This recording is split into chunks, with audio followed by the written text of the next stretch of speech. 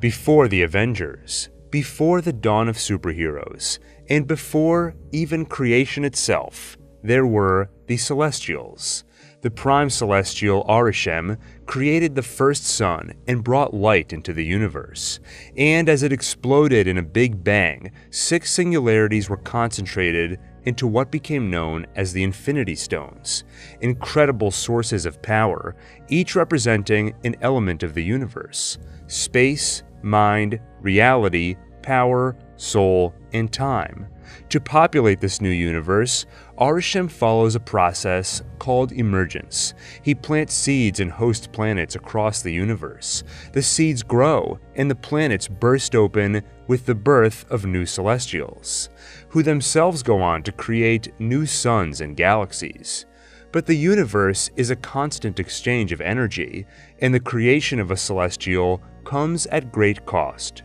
For the seeds to grow, they require energy, which comes from intelligent life. And to ensure intelligent life flourishes, Arishem created the deviants to protect that life from predators. Over time, however, the deviants evolved and began to attack the intelligent life they were meant to protect. So Arishem learned from his mistakes and created new protectors. This time they were not organic creatures capable of evolution, but instead synthetic ones created in the World Forge, nearly immortal, sentient beings known as Eternals. They were built for the singular task of protecting intelligent life from deviants.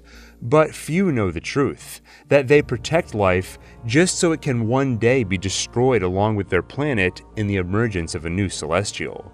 After each mission, the Eternals have their memories wiped, so they approach each planet as though it's their first. Blissfully unaware, they are shepherding it to its own destruction. As Arishem puts it, an infinite cycle of creation and destruction. One day, a seed for the celestial Tiamat will be placed inside Earth, and if left unfettered, will destroy it, along with humanity itself. Among the Celestials, there was one who was different from the rest: Ego. Unlike the others, he was not born inside a planet. He simply, one day, existed. He learned to manipulate matter and created a planet around himself. He also explored the universe by creating avatars mimicking sentient creatures. One day, he'll choose a human avatar. Around 2,500,000 BC, a meteorite made of nearly indestructible vibranium struck the continent of Africa and affected the plant life. When the time of men came, 5 tribes settled there and called it Wakanda. They were in constant war with each other until a warrior shaman was guided by the panther goddess Bast to consume the heart-shaped herb, part of that affected plant life. It gave him superhuman strength, speed, and instincts, making him king and the first Black Panther. 4 of the tribes agreed to live under his rule, while the Jabari decided to remain independent. Using vibranium, Wakanda will develop technologies far more advanced than any other nation, and when the world is engulfed in wars, Wakanda will choose to remain hidden, keeping their knowledge and resources to themselves. Elsewhere in the universe, Ego has been busy, using his avatars to visit different planets in search of purpose. He's met many species on many planets, but found them all disappointing. Finally, he realizes his true purpose: expansion, as in expanding himself by planting seeds in planets across the universe. Seeds which will grow into more of him, eradicating all life and replacing it with more ego. In 5000 BC, Arishem sends a group of Eternals to Earth, just in time to stop a deviant attack in Mesopotamia. Their leader, Ajak, is the only one of them who knows the truth of their mission, that they are there to ensure Tiamat's emergence. The rest focus only on protecting and helping humanity thrive. Elsewhere in the universe, Asgard thrives too. In addition to its place in our solar system, Earth is one of 9 planets or realms linked across the universe on branches of Yggdrasil, the world's tree. Asgard is the most powerful of the 9, and home to beings who became known as the gods of Norse mythology. In 2988 BC, they face a dangerous enemy, the Dark Elves. These elves are said to have dwelled in the darkness before the universe began. Now, they seek to restore that darkness by eradicating the 9 realms, and they can do it by using the Reality Stone. Somehow, the elves obtained it and converted the Infinity Stone into something called ether. Then they waited until the convergence, a phenomenon where the 9 realms come into alignment once every 5,000 years. By firing the ether at the point of convergence, the power will pierce through every realm, amplifying with each, and finally destroying them all. But the Asgardians are formidable, and King Bor leads them to victory, then hides the ether on a distant world to ensure it is never weaponized again. Elsewhere, in another dimension, there is a realm called Challa, with vast cities rich with culture and history. But their peace and prosperity is upended by the Dweller in Darkness. He attacks with his army and eats every soul in his path, growing stronger with each. The army heads for the gate which leads to Earth, so Talos' strongest warriors fight to keep them from escaping the dimension. But they aren't strong enough, until the Great Protector joins the fight. With her power, they push the Dweller and his army back, then lock them behind the Dark Gate. The survivors settle into a small village by the gate, where they dedicate themselves to guarding it, using magic granted to them by the Great Protector. Around 600 BC, in Asgard, King Bor's son Odin has inherited the throne, and Odin is a ruthless king. He has a child named Hela, the goddess of death, and with her as his executioner, they conquer the 9 realms. In 575 BC, the Eternals protect Babylon from deviants and decide to settle there for a while. But protecting and living among humans has had an effect on Ajax. She sees something special in them, and even suggests they be allowed to live. Arishem won't hear it. Humanity must be sacrificed for the emergence, so billions of new lives can be created elsewhere in the universe. Druig has also become attached to people, though he detests their proclivity for violence, and often uses mind control to enforce peace. But he is warned against this. The Eternals are only there to stop deviants, and they are forbidden from involving themselves in any other conflicts, tempting as it may be. Icarus has also been changed by their experiences on Earth, discovering a love not for humanity, but for another Eternal, Circe. He's harbored these feelings for some time, but he's always had faith in Arishem, and that was enough. Ajax, however, tells him that it's okay. He can perform his duties and still live a life. So he confesses his feelings, and Circe feels the same way. The millennium turns, and Odin's conquest of the 9 realms comes to an end. He realizes that Asgard's violent ways are wrong. Instead, he chooses to become benevolent and peaceful. But his daughter Hela's thirst for blood remains, and she refuses to stop, forcing Odin to imprison her. In 400 AD, Circe and Icarus marry, though Icarus hides from her an awful truth. After leaving Babylon, Ajax confided in him the true purpose of their mission, but he knows Circe, who shares Ajax's love for humanity, could never accept that truth, so he keeps it to himself. Near the turn of the millennium, Odin has a son named Thor. He calls the boy his firstborn, and does his best to ensure that Hela, the goddess of death and his true firstborn, is erased from history, even hiding her existence from his son, for now. Soon after, Earth, or Midgard as it's known in the 9 realms, is attacked by frost giants from the realm of Jotunheim. But Odin and his army come to the rescue, defeating the frost giants, and he returns to Asgard with 2 new additions. First is the Casket of Ancient Winters, the source of the frost giant's power, and second is a baby boy. King Laufey of Jotunheim had a son, but abandoned him after the battle. Rather than watch the child die, Odin brought him back to Asgard, named him Loki, and raised him as his own. Over the years, Loki will grow jealous of his older brother Thor, jealous of the adulation he receives from Odin, and jealous that Thor is destined to inherit his father's throne. As one war ends, another begins. In another part of the universe, there is a species of blue, humanoid creatures named Kree. Their culture is militaristic, and they rule a fascist empire from their home planet of Challa. But one race resists their rule, the Skrulls, humanoid reptilians with shapeshifting abilities, and their resistance plants the seeds for a war that will last centuries. Around the same time, the Kree and Nova Empire enter their own thousand-year war. Meanwhile, in China, Xu Wenwu discovers the Ten Rings, an ancient artifact of unknown origins. While wearing them, he is granted immortality and immense power, which he uses to become a conqueror, leading an army he calls the Ten Rings. 400 years later, Odin brings an important artifact to Earth, the Tesseract, a cube-shaped vessel containing the Space Stone, one of the 6 Infinity Stones. Somehow it came into Odin's possession, and for reasons unknown, he brought it to Earth, where it is hidden at a church in Norway. In 1521, the Eternals complete their mission, killing what they believe is the last of the Deviants. But Druig especially feels anything but victorious. Perhaps they protected humankind from one monster, but they have failed to protect humankind from itself.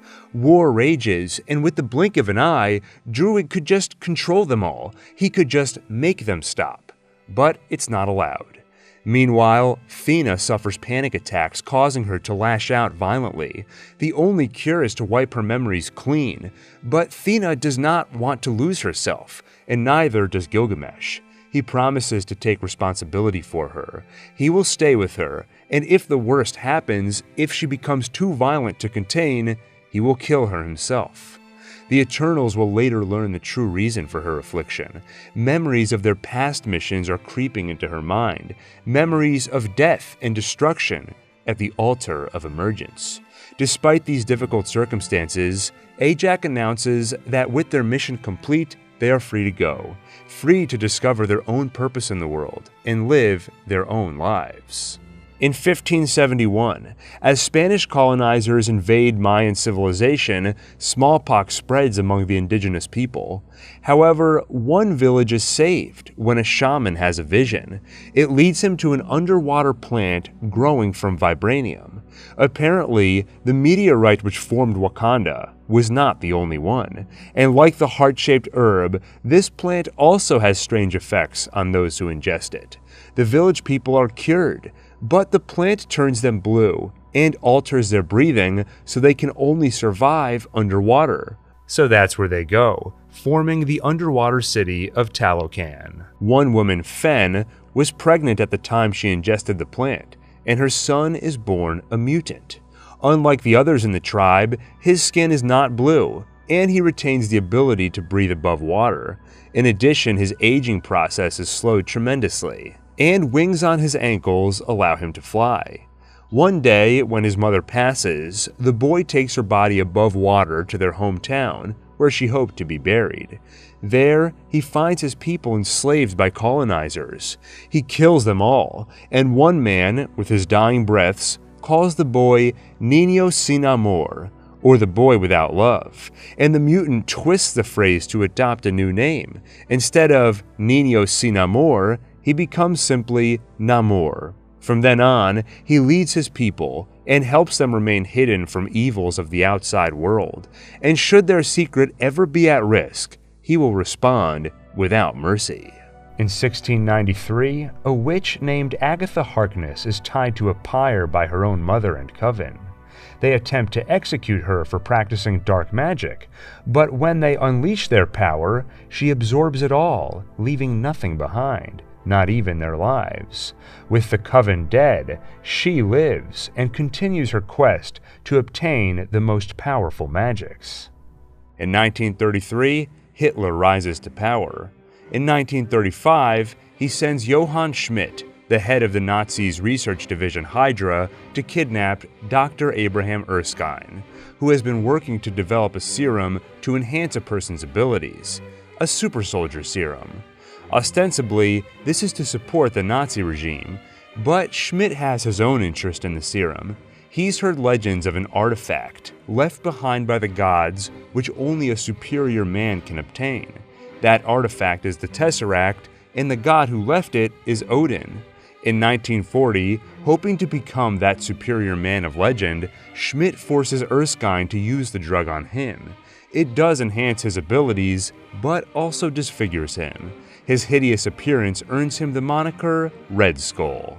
A couple of days later, Erskine is rescued by Peggy Carter, an MI5 agent recruited to America's Strategic Scientific Reserve, or SSR, their answer to Hydra. They quickly enlist Erskine's help, along with their other recent recruit Howard Stark. After impressing the world with the technology he developed through his own Stark Industries, Howard was recruited by the SSR's head, Chester Phillips. In March 1942, Schmidt finds the Tesseract at that church in Norway. Over the next year, he and his lead scientist, Dr. Arnim Zola, will run tests on the mysterious artifact and use it to develop powerful weapons. That same year, two beings from another dimension, Aisha and Najma, search for a way home. They are from the Nor dimension, but were exiled here along with three others. And in the Temple of the Ten Rings in British-occupied India, they find a magic bangle which may offer the power they need. But they're forced to separate when British soldiers attack the temple. Aisha leaves with the bangle, promising Najma they will soon reunite. Meanwhile, as Red Skull works on weaponizing the Space Stone containing Tesseract, the SSR is hard at work on Project Rebirth, an initiative to harness Erskine's super soldier serum for good.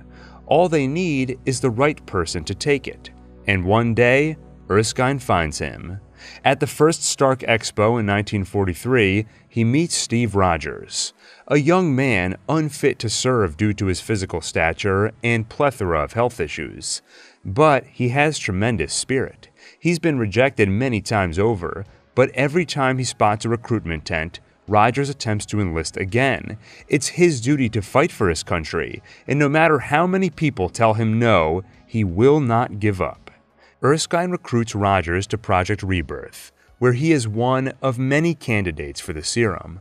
Most eclipse Rogers in brawn, but he more than makes up for it in his problem-solving skills, bravery, and most importantly, heart. Erskine tells Rogers more about the serum. It amplifies what is inside a man, hence Schmidt's transformation into Red Skull. But in Steve, he sees compassion. On his way to the procedure, Steve and Peggy Carter get to know each other and relate over the many doors shut to them. Steve for his stature, and Peggy for being a woman in the 40s.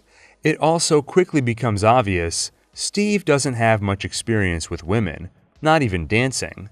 Peggy asks what he's waiting for, and he answers, the right partner. Soon it's time for the procedure, and it works. He enters the chamber his scrawny self and comes out looking like a superhero who soon takes on the name Captain America. But after the experiment, a Hydra spy steals the rest of the serum and kills Erskine. As he dies in Steve's arms, the doctor has no ability to speak, so he only taps Steve's chest, reminding him why he was chosen and what he must never lose. The new and improved Rogers chases down the spy and catches him, but not before he destroys the serum and chews a cyanide pill.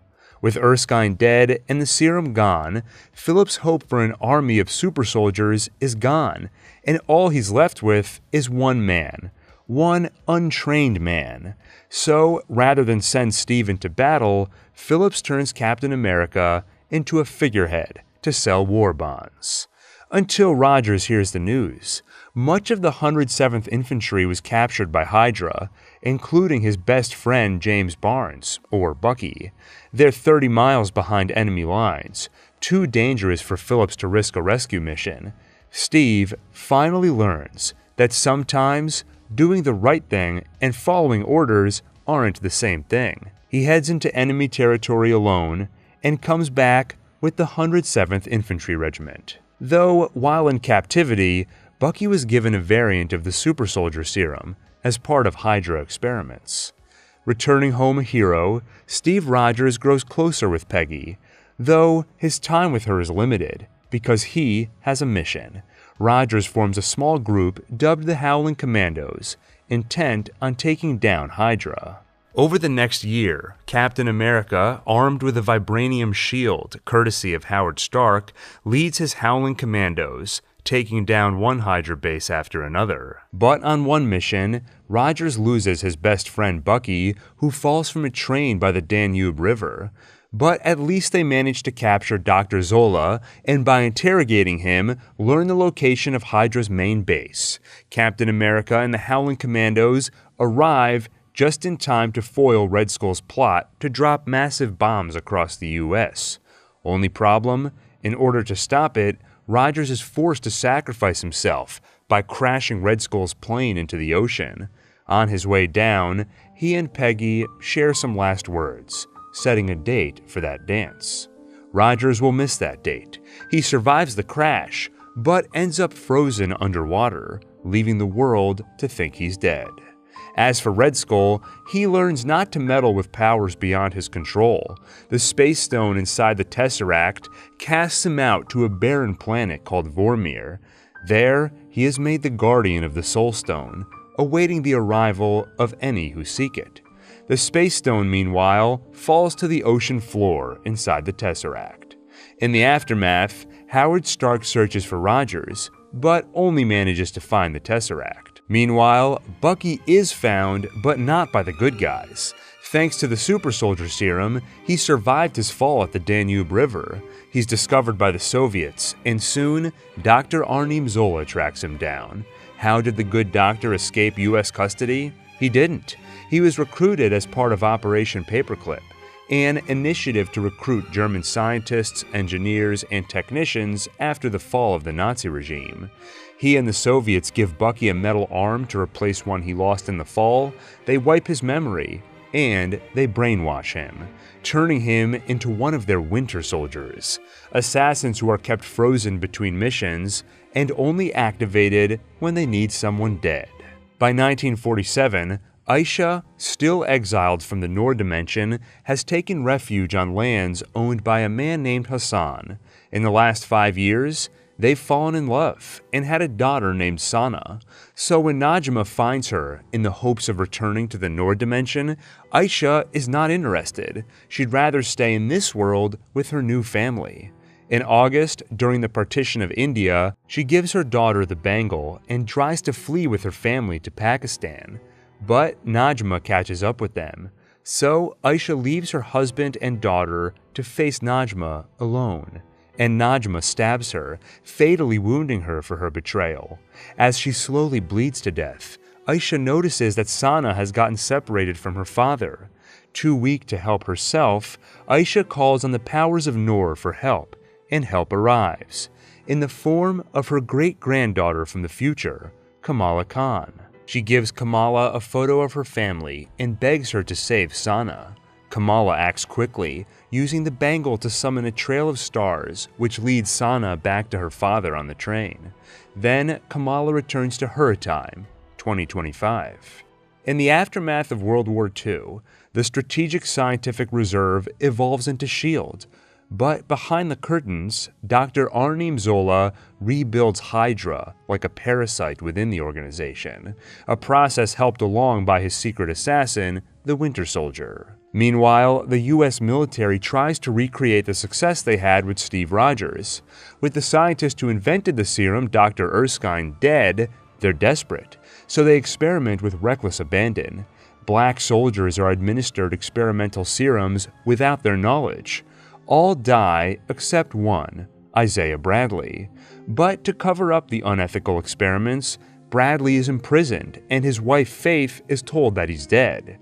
While in captivity, Bradley is continually experimented on and his letters to Faith go undelivered.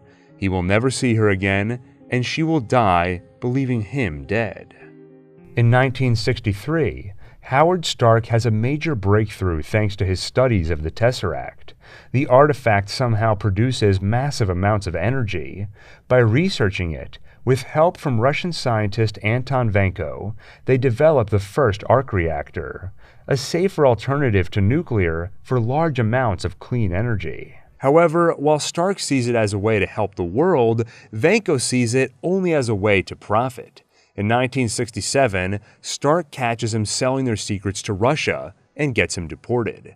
Vanko returns to the Soviet Union, but without Stark's help, he can't recreate the technology. So the Soviets exile him to Siberia, where he has a son named Ivan. Over the years, he will pour his knowledge into Ivan, but also his resentment and hatred for Howard Stark, something which will eventually extend to Howard's son, Tony, who will be born in May of 1970. Stark is not the only one to achieve a major scientific breakthrough in the 60s. There is also scientist Hank Pym. He discovers the Pym particle, a formula to change the distance between atoms, to shrink things. He uses the technology to create the Ant-Man suit, which allows one to shrink while retaining their strength. He also develops the EMP communication device, allowing him to telepathically control ants. Using the technology, he becomes a S.H.I.E.L.D. agent known as Ant-Man. In 1972, Dr. Zola is diagnosed with terminal illness. His body cannot be saved, but his mind can. He uploads it to an array of servers at Camp Lehigh, New Jersey, to live on as artificial intelligence. Across the Hudson River, somewhere in Hell's Kitchen, it's around this time that a 12-year-old Wilson Fisk kills his father. After years of abuse, the boy is pushed too far. Bill tries to hurt his mother again, so Wilson picks up a hammer.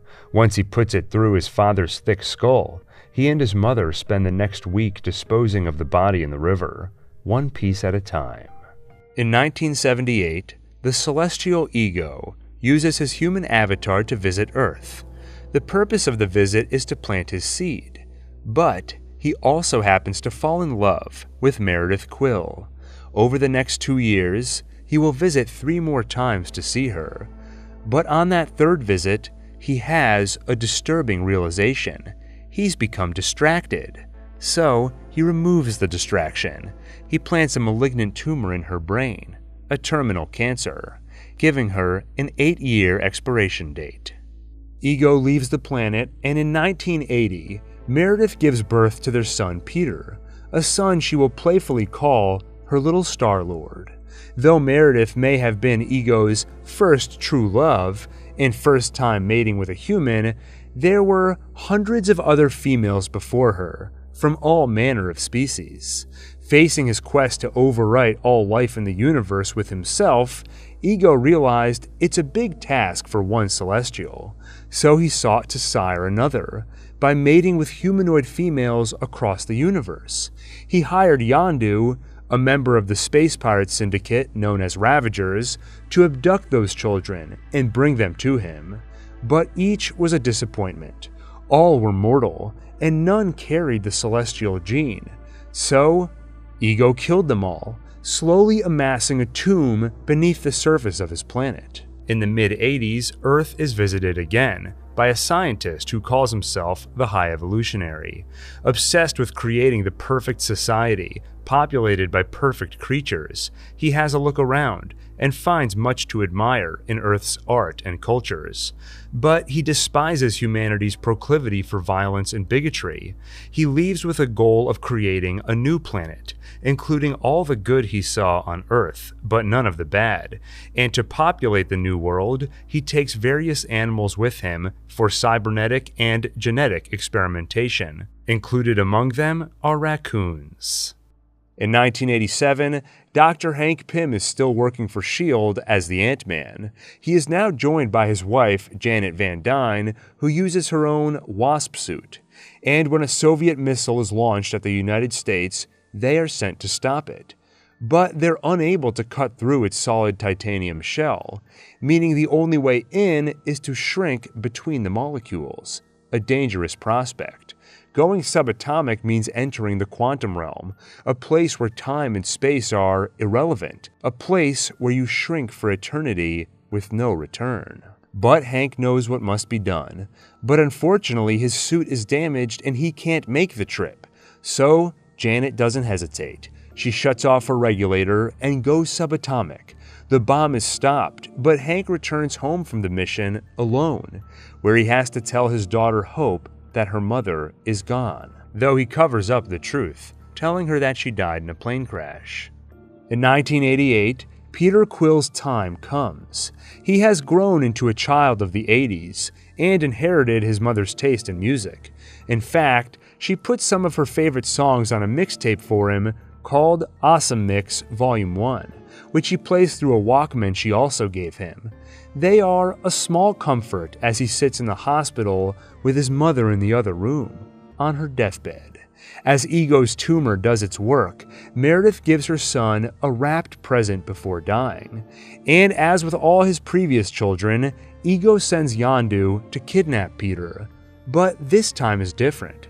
Yondu has learned the truth, that Ego is killing every child who disappoints him. So this time, instead of leading the boy to slaughter, Yondu keeps him and raises him as his own.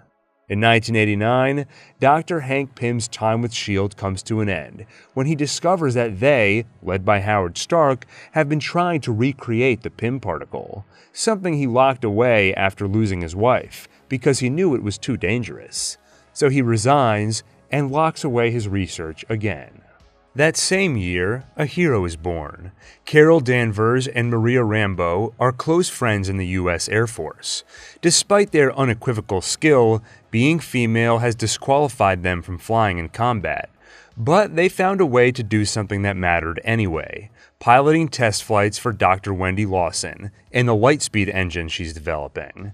One day, during a test flight, Lawson provides Danvers with coordinates to her laboratory, but before they arrive, their plane is shot down by Kree. Realizing her time is limited, the badly wounded Lawson reveals her identity. She is not human. Her real name is Mar-Vell, and she is also Kree.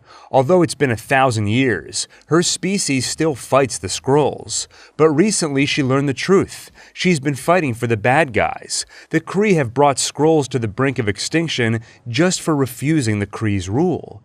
So she defected, hoping to build a Lightspeed engine that could bring the few remaining Skrulls to a new home, far from the Kree's reach. To do it, she would need the power of the Space Stone, contained inside the Tesseract, located on Earth. So she came here disguised as Dr. Lawson and harnessed the power of the Tesseract to create her engine. Unfortunately, the Kree have now found her. After divulging the truth, Mar-Vell begs Danvers to remember the coordinates for her lab, then tries to shoot the engine before the Kree get their hands on it. But Commander Yon-Rogg shoots her first, so Danvers finishes the job for her. She shoots the engine, releasing a burst of Space Stone energy which is absorbed into her genetic code. This gives her tremendous power, which one day will allow her to become Captain Marvel. For now, it knocks her unconscious. Yon-Rogg takes advantage of the opportunity by bringing her back to Challa. They install an implant to inhibit her powers and her memory. Then they lie, telling her that she is not human, but that she is Kree, and that the implant is what gives her power. For the next 6 years, she will believe it, and she will continue to fight the unjust war Mar-Vell tried so hard to stop. On December 16, 1991, Tony Stark disappoints his father again. Although his accomplishments are many, including graduating MIT at 17, Tony has done little since, and Howard knows he has great potential. The truth is that Howard loves his son, but he has a hard time showing it, and today is no different. When his parents leave, Tony doesn't say goodbye, and he'll never get the chance, because that night they are killed by the Winter Soldier. It seems that in recent years, Howard managed to recreate the Super Soldier Serum. Hydra learned of this, so they ordered their assassin to acquire it and leave no witnesses. After Howard's death, his business partner, Obadiah Stane, will take over as interim CEO, but only briefly, because after a few months, the 21-year-old Tony Stark will inherit his father's legacy, and he will usher in a new era for Stark Industries, creating smarter, more powerful weapons, the likes of which the world has never seen. Meanwhile, there is trouble in Wakanda. T'Chaka is the current king and Black Panther. In keeping with long-held custom, he keeps Wakanda hidden from the world, along with their knowledge and vibranium. But that does not sit well with his brother, N'Jobu. As a member of the War Dogs, Wakanda's intelligence service, N'Jobu is one of the few people who have spent time in the outside world, and what he's seen has left him disappointed. People just like them, oppressed and struggling, while Wakanda sits comfortably behind invisible force fields. He called for global uprising, fueled by Wakandan vibranium, but of course T'Chaka upheld Wakanda's isolationist policies and refused. So N'Jobu took matters into his own hands. He recruited arms dealer Ulysses Claw to infiltrate Wakanda and steal vibranium. The attack was messy, and many Wakandans were killed. In 1992, N'Jobu's role in the attack is discovered when he's betrayed by his friend James, who reveals that he too is Wakandan. His real name is Zuri, and just like N'Jobu, he's a war dog. After Zuri reports what he's seen, T'Chaka comes from Wakanda to arrest his brother, but N'Jobu refuses to go quietly. He pulls a gun on Zuri, forcing T'Chaka to strike him down. Having killed his own brother, King T'Chaka covers up the truth by lying, telling Wakanda that N'Jobu disappeared, and he abandons N'Jobu's son in America, a boy named Eric. Finding his father dead with panther claws in his chest, Eric knows it was T'Chaka who killed him. The boy inherits his father's dream of global uprising and decides that he will train himself to become a killing machine, so one day he can visit his father's homeland of Wakanda and claim his revenge. A couple of years later, a 9-year-old Matthew Murdock loses his sight. He spots an elderly man in the path of an oncoming truck and pushes him out of the way. The truck goes sideways, spilling its toxic chemicals. Some get in Matt's eyes, robbing him of sight, but soon he learns that it has also enhanced his other senses, including sound. Now he can hear so much more, things his father would rather he didn't. Battling Jack Murdock is a boxer who often loses but never by knockout, because no matter how hard they hit him, he always gets back up. But in the end, he does lose, and thanks to his new and improved ears, Matt learns why. The fights are fixed. Jack gets paid to take the fall. The big match against Carl Creed is no different, until Jack's son reminds him of what he once said: Murdocks always get back up. Jack decides he wants Matty to hear people cheer for his old man, just this once. First he makes arrangements. He asks his friend to place a bet on him so Matt will have some money, and he calls Sister Maggie at St. Agnes Orphanage. With his affairs settled, Jack enters the ring. Matt does hear the cheers when his father wins, and he hears the gunshot that kills him, punishment for betraying his employers. After that, Matt ends up at the orphanage where Maggie looks after him. Of course she would do this for any child who lost their parents, but Matt is special because Matt is her son, the product of a brief romance with Jack ending in severe postpartum depression and a return to the church. Maggie said her vows, while she and Father Lantom agreed to keep her sin a secret from Matt. But soon they aren't sure how to care for Matt. His condition is getting worse. He's in so much pain, and no one understands why, not the doctors or clergy. So they find someone who has done great work with special children before, a man named Stick. Like Matt, he is blind, and he knows what he is going through. The boy's heightened senses are flooding him with sensory overload. He hears everything. Coughs, fights, or cats a few blocks away. He can also sense things, where they are and when they move. Stick teaches him that these are gifts. He teaches him how to focus, using ice cream as an example, showing Matt how to taste every ingredient and where they came from, and he teaches him to fight. But Matt does not know the real reason Stick trains him. It is not out of kindness or the check the church wrote him. It's because he needs warriors. There is a place called Kunlun, a city in another dimension, where the elders once studied how to harness their chi, the energy of life itself, in order to heal. But 5 heretics wanted more: immortality. They were banished, and for the last centuries, or possibly millennia, they have sustained their lives with sinister power, continuing their search for immortality, killing anyone who gets in their way. Stick is part of an organization called the Chaste, formed by the survivor of a village massacred by the Hand, and if they are going to stop the Hand, they will need fighters. In Matthew Murdoch, Stick sees potential for one. That same year, Carol Danvers returns to Earth, though not intentionally. She still believes herself Kree, and still looks up to Mar-Vell's killer Yon-Rogg as a mentor. But meanwhile, the Skrulls, led by General Talos, have been searching for Mar-Vell's energy core so they can finish the work she started and reach their new home. Their search brings them to Danvers. They capture her and search her mind for coordinates or any clue for the energy core's whereabouts. They find memories of Earth, so that's where they go. But she wakes up. Thinking the Skrulls her enemy, she fights them off, escapes, and crash lands in a blockbuster, which catches the attention of S.H.I.E.L.D. Nick Fury works with her to discover her past, and they find an old friend, Maria Rambeau. Seeing Maria and her daughter Monica, who always looked up to her, helps unlock hidden memories.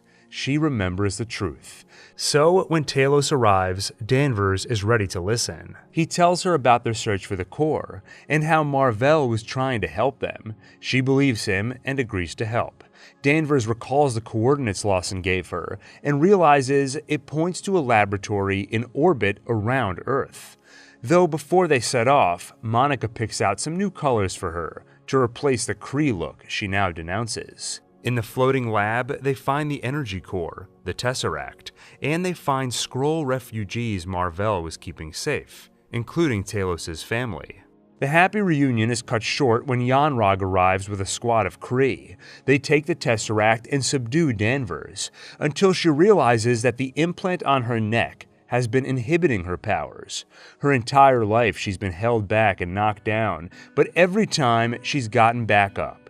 This time is no different. She destroys the implant, and with her full powers unleashed, the Kree are no match. Danvers sends Yon-Rogg home with a message. She's coming to end their war and their lies. In the aftermath, Fury's left eye is scratched by Mar-Vell's pet Flurkin, leaving a wound that will never fully heal, and Danvers leaves Earth to help the Skrulls find their new home, though she leaves Fury with a pager to reach her in case of emergency, and leaves the Tesseract in his care. Back in his office, Fury speaks with Agent Coulson about how this experience has opened his eyes, well, his eye, to the level of potential threats which are out there, threats on an intergalactic scale. S.H.I.E.L.D. is not enough to protect them. So he gets to work, drafting something he calls the Protector Initiative, to create a team of humankind's most abled individuals. Though, going through Carol Danvers' file, he notices her old call sign, Avenger, and he likes the sound of it. Thus, the Avengers Initiative is born. And as Danvers promised to Yon-Rogg, she heads to Challa personally. To stop the war, she destroys the Supreme Intelligence, the AI which runs their planet. In Hell's Kitchen, Matt Murdock's training comes to an abrupt end. To be a warrior means to be alone. Friends and relationships are distractions. One day, Matt gives Stick a gift, a bracelet made from the wrapper of that ice cream Stick bought him the day they met. The first one anyone bought Matt since his dad died. The sentimental gift is proof enough that Matthew is no warrior. Stick announces that their training is at an end. And Matt is not the only child who suddenly finds himself alone.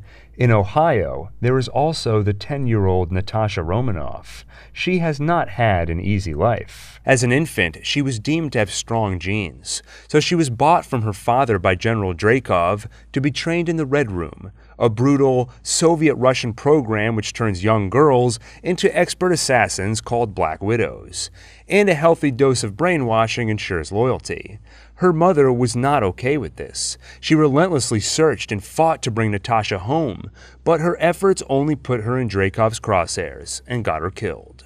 For the last 3 years, Natasha has been posing as a daughter and sister. The Red Room had assigned Melina Vostokov and Alexei Shostakov on an underground mission to infiltrate a S.H.I.E.L.D. location in Ohio to steal brain research. This would take time, so they were ordered to pose as a married couple and given 2 daughters to maintain the ruse, Natasha Romanoff and another girl named Yelena Belova. Alexei has found the mission painfully boring, considering his background. In the Cold War, he was administered a super soldier serum created by the Soviets, turning him into the Red Guardian, their answer to Captain America. He enjoyed the role and would much prefer to don that costume in battle over the suit and tie he's been forced to wear, posing as a S.H.I.E.L.D. employee, biding his time. Finally, in 1995, he obtains the brain research and their family is dissolved. This is hard on Natasha, who is aware it was all fake but still enjoyed them as the only family she ever knew. But it's especially hard on Yelena. She was 3 when the mission began and came to believe her family was real. Now, she will be put through the same brutal training as Natasha, training which only 1 in 20 children survive. In Argentina, a ghost is born. Elias Starr used to work for S.H.I.E.L.D. until Hank Pym fired and discredited him. So he continued quantum research on his own, and without Hank's oversight, took bigger risks, which gets him and his wife killed, while inflicting his daughter with something called molecular disequilibrium. Every cell in her body is constantly torn apart and stitched back together over and over. It's painful, but also grants her the ability to phase through matter. One of Hank's colleagues, Bill Foster, hears about it and brings her into S.H.I.E.L.D. He tries to keep her safe, but S.H.I.E.L.D. sees opportunity in her. Over time, they will build her a containment suit to control her power and use her abilities to their own ends, all with the promise of delivering a cure that will never come. By 1996, Xu Wenwu has wielded the 10 rings for nearly 1,000 years, and his army has evolved into a global criminal organization. But his thirst for conquest has not lessened. He wants more, and he believes he'll find it in the legendary city of Ta Lo. He seeks out the city, but finds it surrounded by a magical, shifting forest maze. It kills his men, but he continues on his own, until he finds Ying Li. He demands she take him to the city. She refuses, and Wenwu attacks. For the first time in a millennium, he finds himself outmatched. Using the magic of the Great Protector, she's able to stand against him, and even take his rings. At first, he's impressed, and soon, he's in love. And soon that love will convince him to put away the 10 rings, and instead, start a family. As one family begins, another is dissolved. On the planet of the Zehobarians, a young girl named Gamora loses her parents to a massacre led by Thanos. When Thanos notices her ferocity, fighting off his soldiers, he takes an interest and teaches her about balance. Many years ago, his home planet of Titan suffered overpopulation, so he made a radical suggestion. If, at random, they executed half the population, the remaining resources would be enough for the other half to flourish. This way, rather than everyone dying, half would survive. They scoffed at the insane suggestion and cast him out. As Thanos predicted, resources dwindled and they all died. In the time since, he's become convinced the entire universe will suffer the same fate, unless half of all living beings are killed. So Thanos amassed an army and has been going planet to planet, executing half the population on each. Now he's come for the Zehobarians. Half are killed, including Gamora's parents. But Thanos keeps her alive, raising her as a daughter and one of his fiercest assassins. Later, he will adopt another girl named Nebula, who becomes a sister and eventual rival to Gamora. 2 years after Talos was reunited with his family, the Skrulls' search for a new home continues. Nick Fury aids in the process and meets a new recruit. A Skrull named Vara introduces him to a child named Gravik. His parents were killed by Kree, and he escaped from behind enemy lines on his own. He would be a valuable addition to the cause. Gravik listens with the other Skrulls as Fury and Talos make a pitch. As shapeshifters, they could be extremely useful to Fury as spies. If they help him, becoming his secret spy network, he promises he will help them. He and Carol Danvers will find them a new home. You keep your word, I'll keep mine, Fury says, and Gravik takes those words to heart. The following year, Fury and Vara have grown close, and recently, she picked a new face that seals the deal. He is taken with her, and she him. The two decide to start dating. On March 30th, 1999, the European country of Sokovia is embroiled in turmoil. In an effort to tamp it down, American forces launch an air raid. Before the bombs hit, the Maximoff family do their best to enjoy another night of television, unaware of the doom that will soon reign from above. Most nights, they watch shows imported from America, everything from I Love Lucy to Malcolm in the Middle. Tonight, 10-year-old Wanda Maximoff picks her favorite, The Dick Van Dyke Show. But they're interrupted when a mortar shell strikes their home, killing Wanda and Pietro's parents. The two children cower under a bed as the second shell hits, but this one fails to detonate. So they wait, afraid that the slightest movement will set it off. For 2 days, they wait, and they stare at the name written on the bomb, the name of the man they will blame for destroying their family, Stark. Years later, Wanda will learn that it was not luck which prevented the second bomb from detonating. It was her, subconsciously using latent chaos magic, an ability she was born with. And Wanda Maximoff is not the only enemy Tony Stark makes that year. On New Year's Eve, Aldrich Killian approaches Stark at a party to try and recruit him for his think tank, Advanced Idea Mechanics, or AIM. But Tony is more interested in Maya Hansen, so he lies to Aldrich, promising to meet him on the roof in 5 minutes. Aldrich waits on the roof. For the first 20 minutes, he actually believes Tony will show. The next hour, he thought about jumping. He looked up at the city filled with people who didn't and would never know his name. He was anonymous. Maybe that wasn't such a bad thing. Maybe Aldrich Killian could rule from behind the scenes. In that moment, a desperation is born, which sets Killian on a villainous path. Meanwhile, Maya shows Tony her research. She calls it extremis. Through genetic manipulation, organisms can be taught to rapidly heal, regrow limbs, and more. But she needs help working out some bugs, like the tendency for those organisms to explode. But Tony is much more interested in her than her research. They spend the night together, and the next morning, Tony lives up to his playboy reputation by not being there. Though he does leave behind a formula he worked out to help with her exploding problem. Maya and Aldrich, both dismissed by Tony Stark, soon join forces to further extremis research. On April 16, 2005, the Hulk is born. Dr. Bruce Banner had been recruited by General Thaddeus Ross to work on experiments involving gamma radiation. The general told him it was to develop solutions for radiation resistance, but in reality, they were trying to recreate the formula for Dr. Erskine's super soldier serum, something no one's been able to replicate. In the experiment, Bruce works closely with General Ross's daughter, Betty, who also happens to be the woman he loves. The two have been close since attending Harvard together years earlier. But on that day in 2005, things go wrong. With their budget close to running out and the project on life support, Banner makes the drastic decision to test it on himself. The result?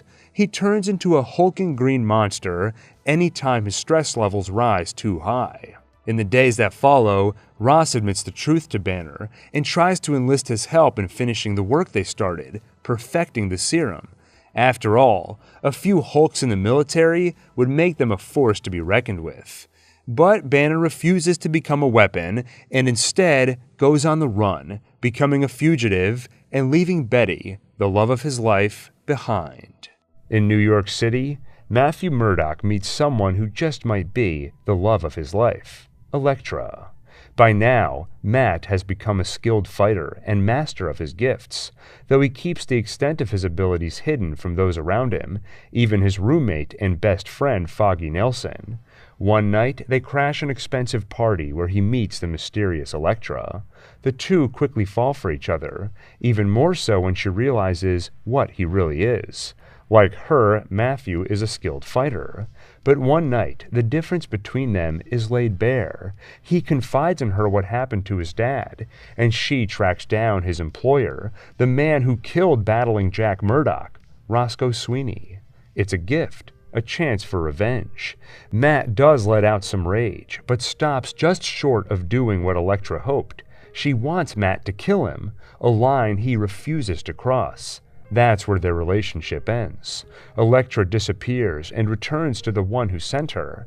Matt will not learn this truth for years, but their meeting was no mistake. It was arranged by Stick. Like Matt, she was trained by him.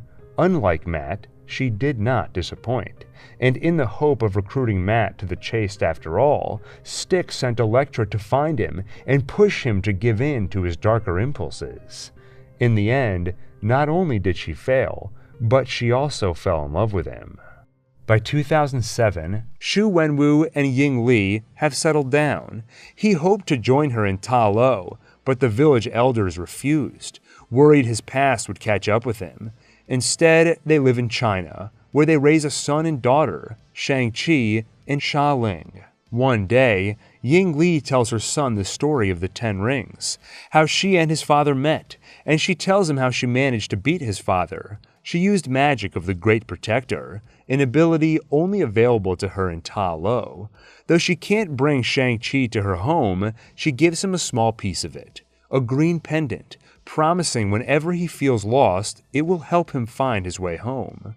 Soon, just as the elders feared, Wenwu's past catches up with him. While he's out, Yingli trains her son in the techniques which allowed her to harness the Great Protector's power, a power unavailable to her when the Iron Gang shows up. They've had a grievance with her husband after 10 years ago he nearly destroyed their gang as punishment for selling weapons in his territory. Now, as repayment, they murder his wife, while Shang-Chi watches. When his father sees the body, he picks up his 10 rings for the first time in a decade and brings the boy to watch him massacre the Iron Gang. He doesn't find their boss, who actually ordered the hit, but for now, he settles for the blood of his men. Xu Wenwu looks at his traumatized son and tells him, "A blood debt has to be paid by blood." From then on, he puts Shang-Chi through brutal training to ensure that one day he will be strong enough to wield the 10 rings himself. And though his sister Xia Ling is forbidden from joining the training, she watches and teaches herself to be even better. In Oklahoma, a young Maya Lopez is about to begin her own journey. She was born deaf like her mother. This can make things difficult for her, but the struggle also makes her stronger. And so does her family, including her cousin Bonnie, who is more like a sister to her. One night, during a sleepover, Maya and her mother drive out for some hot cocoa, but the brakes were cut and she can't stop at the intersection. The resulting crash kills Maya's mother, and she loses a leg as a result of her own injuries. After that, Maya's grandmother Chula wants nothing to do with her or her father William. This was all his fault. His involvement in organized crime got her daughter killed. William takes Maya to New York City and raises her there. He runs a small gang, the Tracksuit Mafia, and grows their size by partnering with Wilson Fisk, now an up-and-coming crime lord, and he becomes something like an uncle to Maya.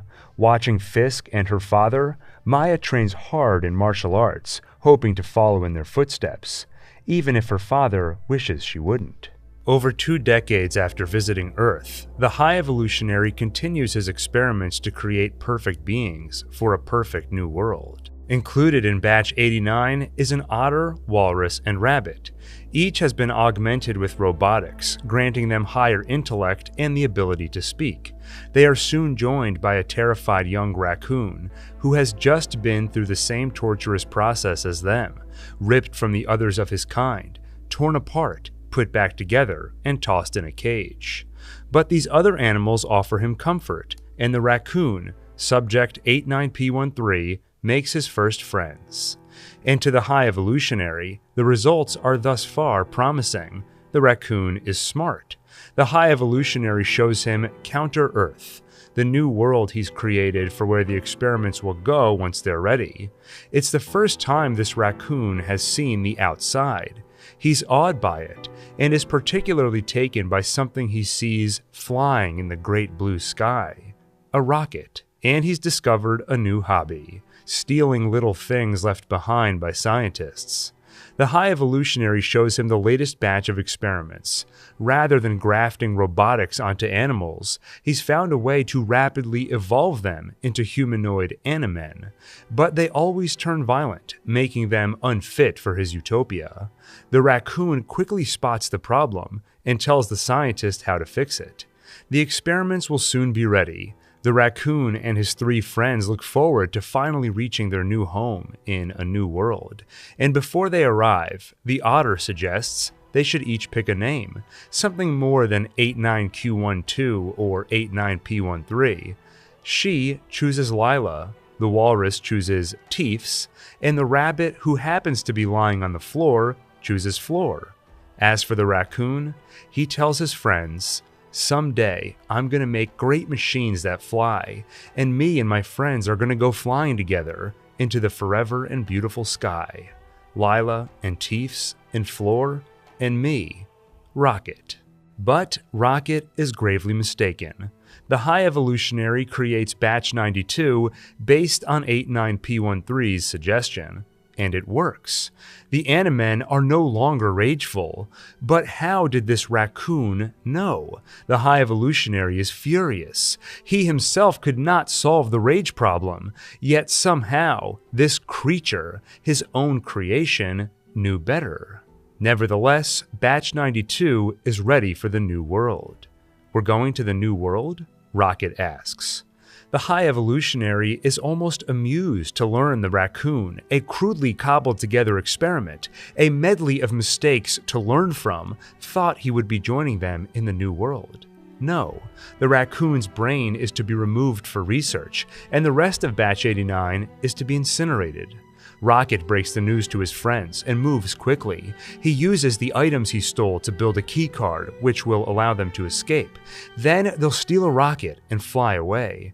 The card works, and the High Evolutionary knew. He knew Rocket would try something, and he was ready. A bullet pierces Lila's heart.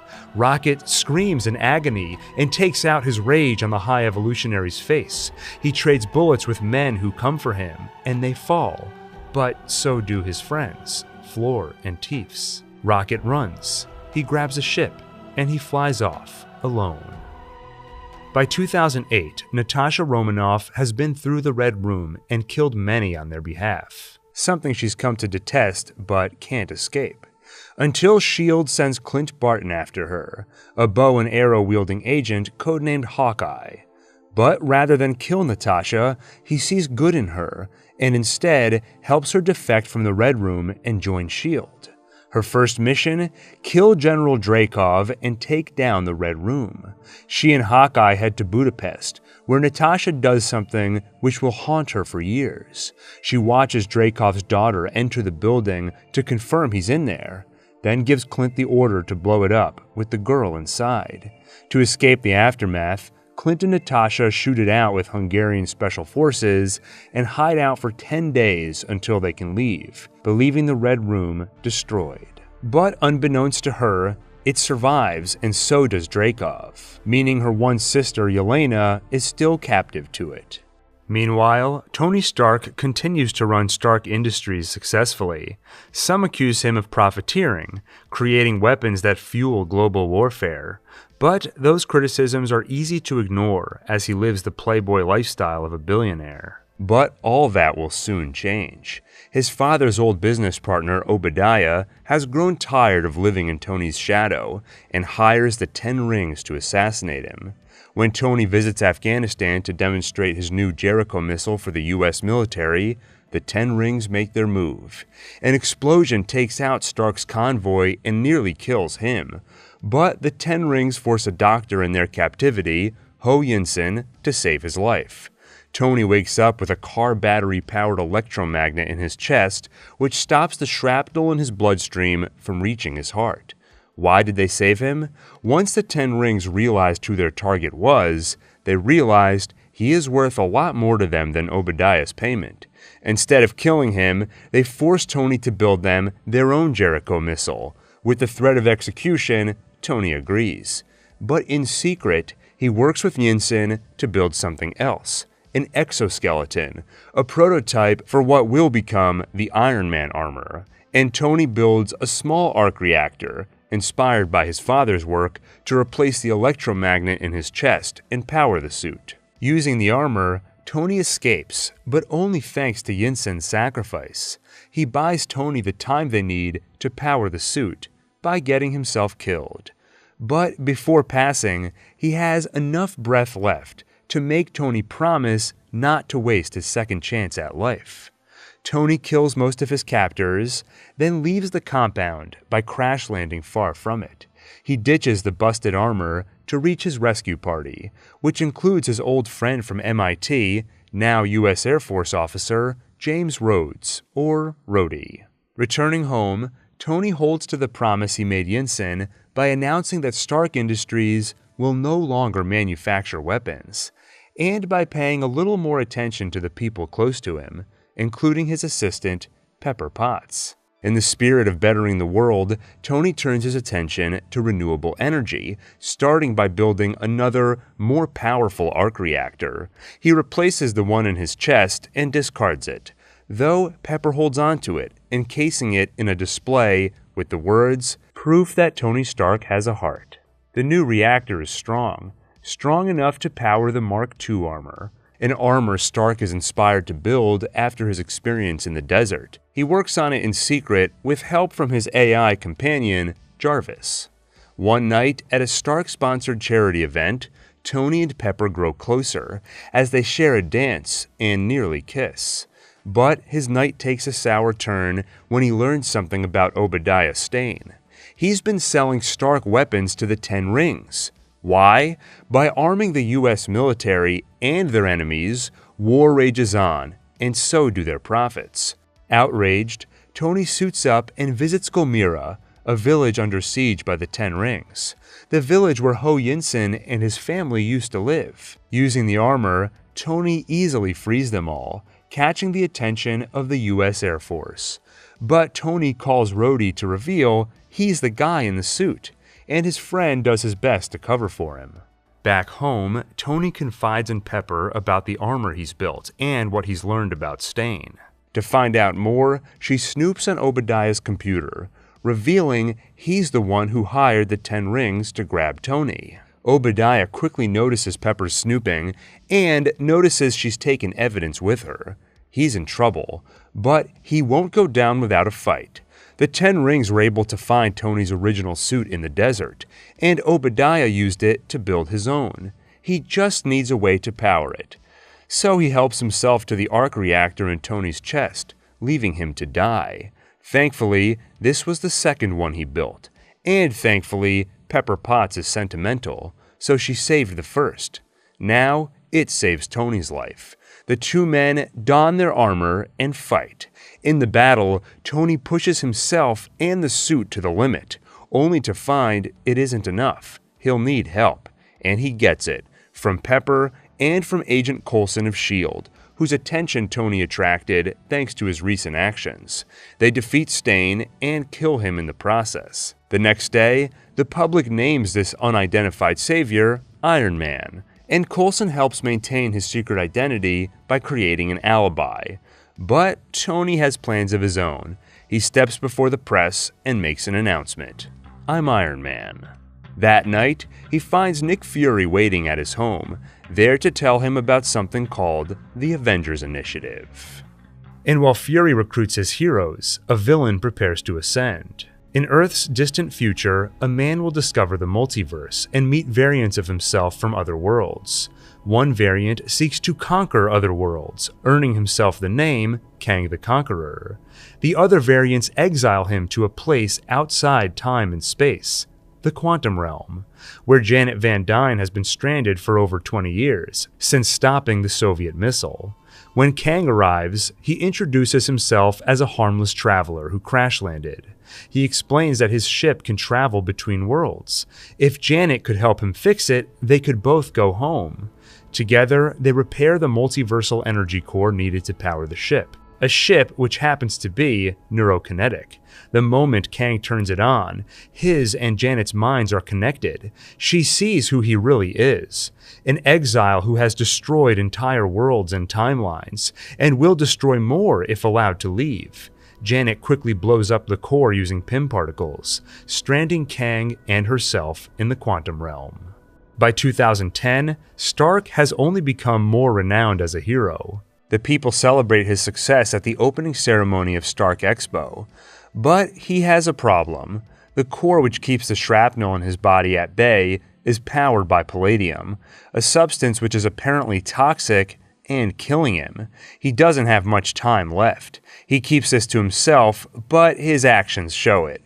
In fact, he picks his successor, promoting Pepper Potts to CEO, which means he needs a new assistant. So he chooses Natalie Rushman, unaware this is actually Natasha Romanoff, sent by Fury to spy on him. A few days later, Tony recklessly decides to race in the Monaco Grand Prix. And this is when Ivan Vanko, son of the Russian scientist deported by Howard, chooses to strike. Picking up from his father's research, Ivan has managed to build his own arc reactor and exoskeleton. The race is interrupted by his attack with electrified whips. But with help from Pepper, his driver/bodyguard Happy Hogan, and his Mark V suitcase suit, Tony defeats the villain. Meanwhile, after a 5-year search, Dr. Bruce Banner is located in Rio de Janeiro. Ross sends a team after him, including ex-Special Ops Commander Emil Blonsky. The Hulk escapes, meaning Blonsky failed. That doesn't sit well, and taking down the Hulk becomes his personal vendetta. And Banner makes his next move. He's been in contact with scientist Dr. Samuel Stearns, who's been helping him find a cure.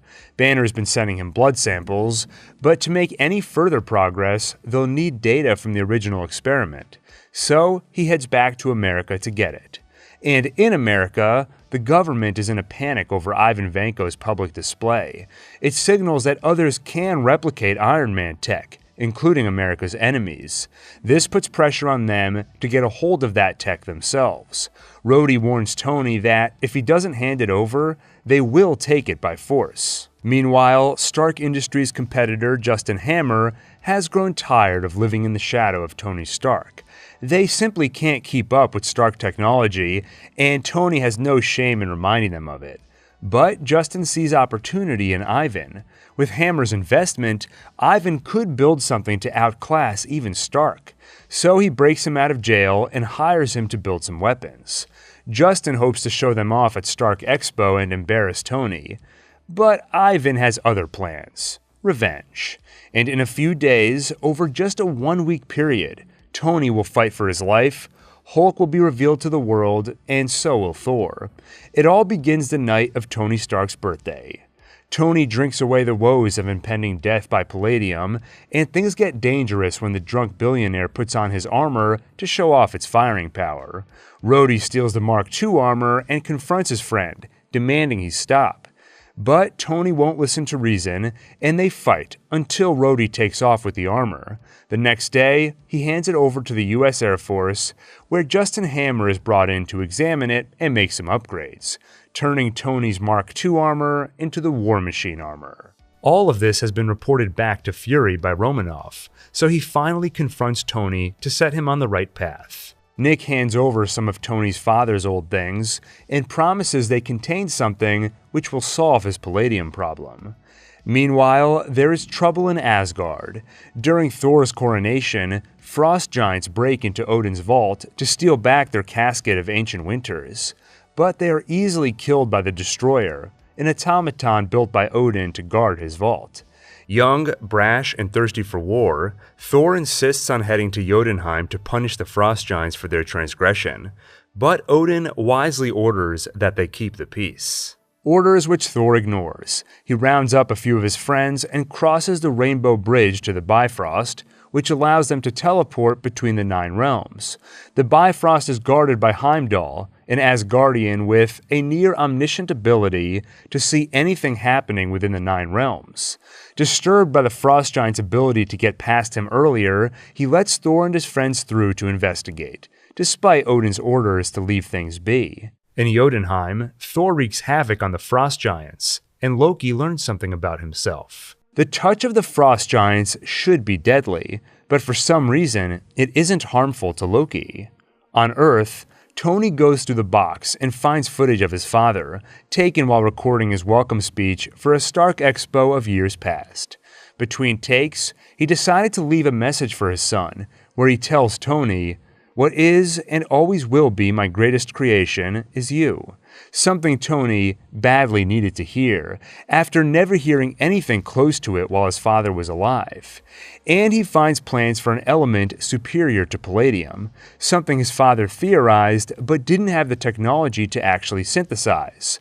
Now, in 2010, Tony does. He creates the new element, and with that, his life is saved. The core is no longer powered by toxic palladium, but by this new, safer element. In Jotunheim, before things get too out of hand, Odin arrives to take the Asgardians home. And as punishment for his reckless actions, he banishes Thor to Midgard, also known as Earth. He also takes away Thor's hammer, Mjolnir, the weapon which helps channel his powers. Odin casts a spell to ensure it can only be held by one who is worthy, then sends it to Earth as well. On Earth, physicists Jane Foster and Professor Eric Selvig, along with intern Darcy Lewis, have been researching strange anomalies in the skies. Thor's arrival in the middle of one reveals them to be wormholes produced by the Bifrost. That night, Justin Hammer has his presentation at Stark Expo, including James Rhodes in the upgraded War Machine armor, and an army of drones. But the armor and drones are quickly hijacked by Vanko, who turns them on the crowd. But a now healthy Tony has just arrived. He leads the army away, while Happy and Romanoff go after Vanko directly, while Pepper coordinates with police to protect the civilians. Vanko escapes, but Romanoff hacks his terminal to return control of the suit to Rhodes, allowing him and Tony to fight together. They quickly destroy most of the drones, and when Vanko shows up himself, they destroy him too. But the remaining drones are rigged to explode, including one right next to Pepper. Tony arrives just in time to save her, and before the adrenaline wears off, the two finally kiss. The next day, Banner visits his old lab, but finds all the data on his experiment erased.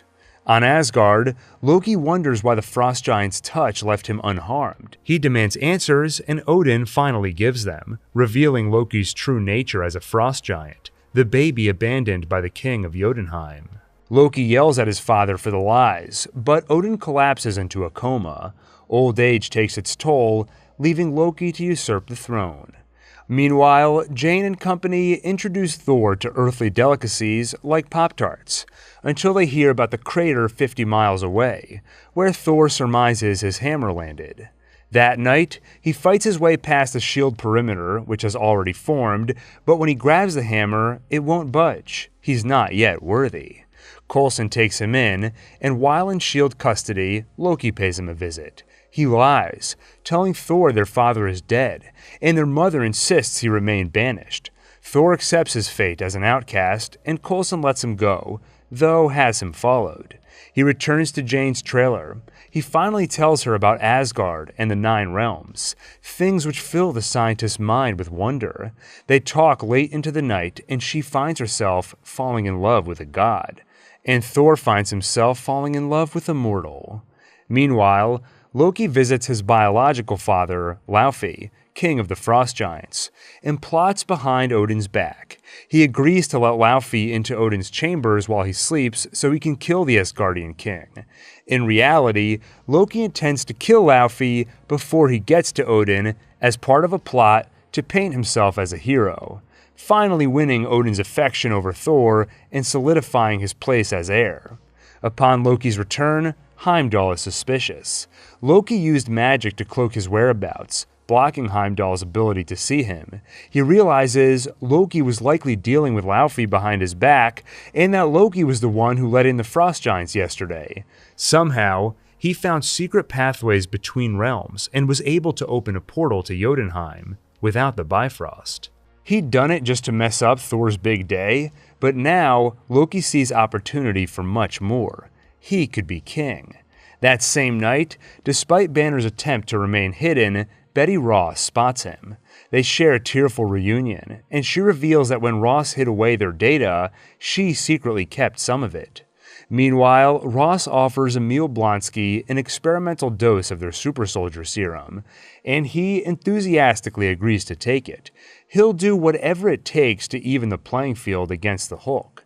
The next morning, Betty and Bruce prepare to part ways, when he's attacked by Ross's men and a serum-enhanced Blonsky. The Hulk emerges, and in the ensuing battle, Blonsky is badly wounded. Betty is nearly caught in the crossfire, but the Hulk protects her, and the general watches the monster save his daughter's life, then leave with her. And their battle on the college campus does not go unnoticed by the public. In New Mexico, another public battle occurs. Having caught on to Loki's schemes, Heimdall sends Thor's friends to Earth behind Loki's back. But Loki quickly learns what he's done, so he freezes Heimdall and sends the Destroyer to Earth. Thor and his friends fight the automaton, but are no match for it, until Thor offers to sacrifice himself, hoping to protect his friends and the nearby civilians.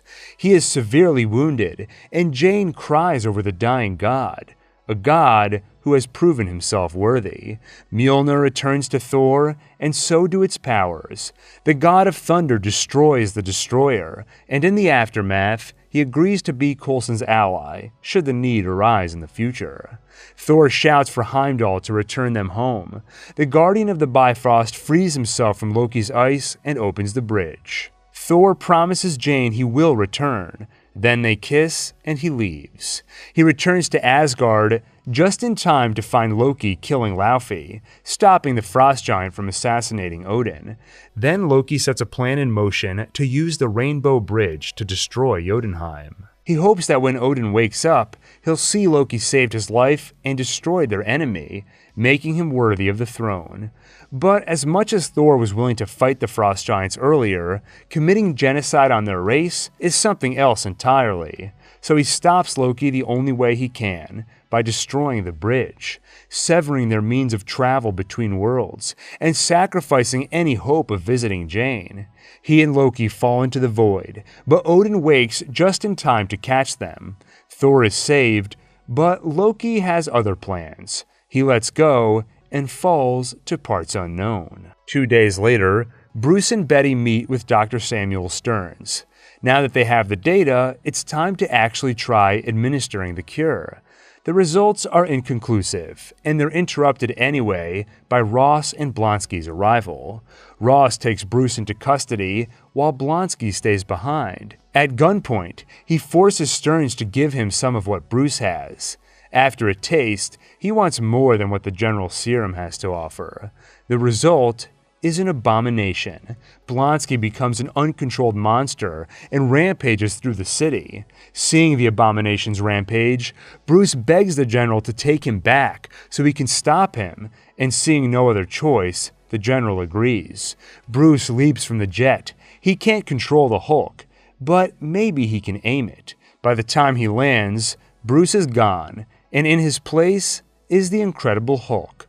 The two monsters fight, and after a lengthy battle, the Hulk is victorious. In the chaos, Stearns gets a head wound, and some of Bruce's blood drips into it, seemingly having an effect, planting the seeds for Stearns to one day become the villain known as the Leader. In the aftermath, Betty approaches him.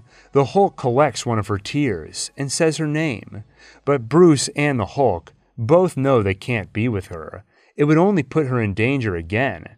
So the green monster runs away, but with a new goal in mind. Bruce will no longer try to rid himself of the Hulk. Instead, he will learn to control it.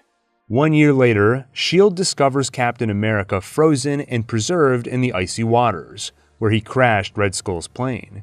He wakes up in Nick Fury's custody. His first moments are chaos, wondering where and when he is. Realization quickly sets in.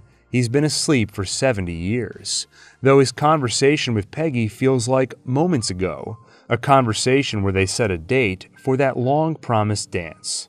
Meanwhile, after years of painstakingly killing one half of a population after another, Thanos has realized there is a better way. If he could obtain all 6 Infinity Stones, he could combine their power, and with the snap of his finger, erase half the population of the universe in one fell swoop. First, he sets his sights on the Space Stone, contained inside the Tesseract, and makes a deal with Loki to obtain it. It seems that after falling into that void 2 years ago, the energy of the Bifrost eventually brought Loki to the Sanctuary, an asteroid field where the Other, a conduit to Thanos, meets with Loki to strike the bargain. If Loki steals the Tesseract, they'll give him an army to conquer humanity. Craving power and vengeance after losing Asgard, Loki takes the deal. Armed with a powerful scepter, capable of destruction and mind control, Loki has no trouble stealing the Tesseract from Fury. And with the scepter, he takes control of Clint Barton, aka Hawkeye, and Professor Selvig. Fury and one of his best agents, Maria Hill, chase after Loki, but to no avail, and Loki quickly puts the professor to work, building a machine that will open a portal for his army, composed of an alien race called Chitauri. With the Tesseract gone and their facility destroyed, Nick Fury announces that they are at war. For the battle ahead, their first recruit is Natasha Romanoff. She's hesitant to skip out on her current mission, but once she hears that Barton is in trouble, she quickly joins the fight. Her orders are to recruit Bruce Banner. She finds him living as a doctor in India. He's hesitant until she tells him the stakes.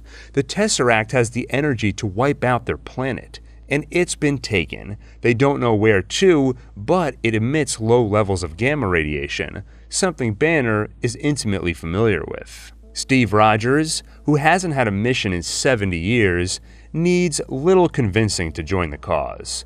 Tony Stark's only hesitation is leaving Pepper behind, but they recognize the urgency of the mission, and she promises she'll be waiting for him after.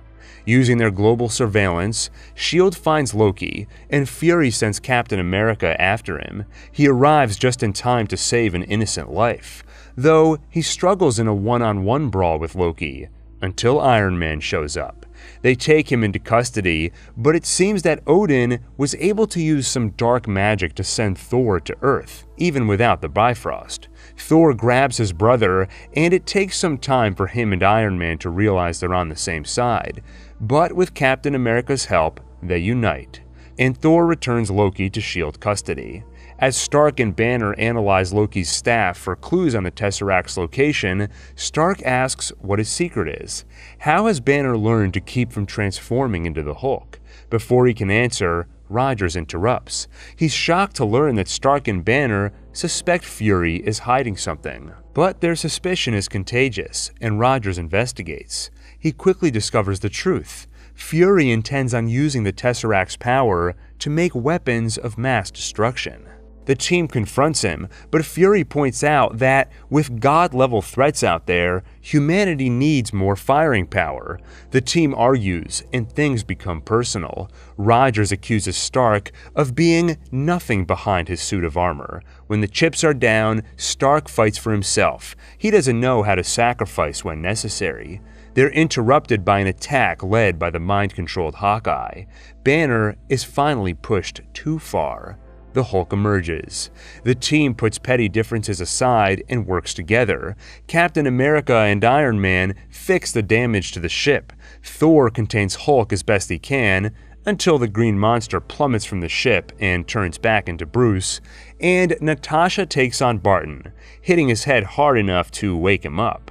Although they fight off their attackers, it's not without cost. Fury shares the bad news.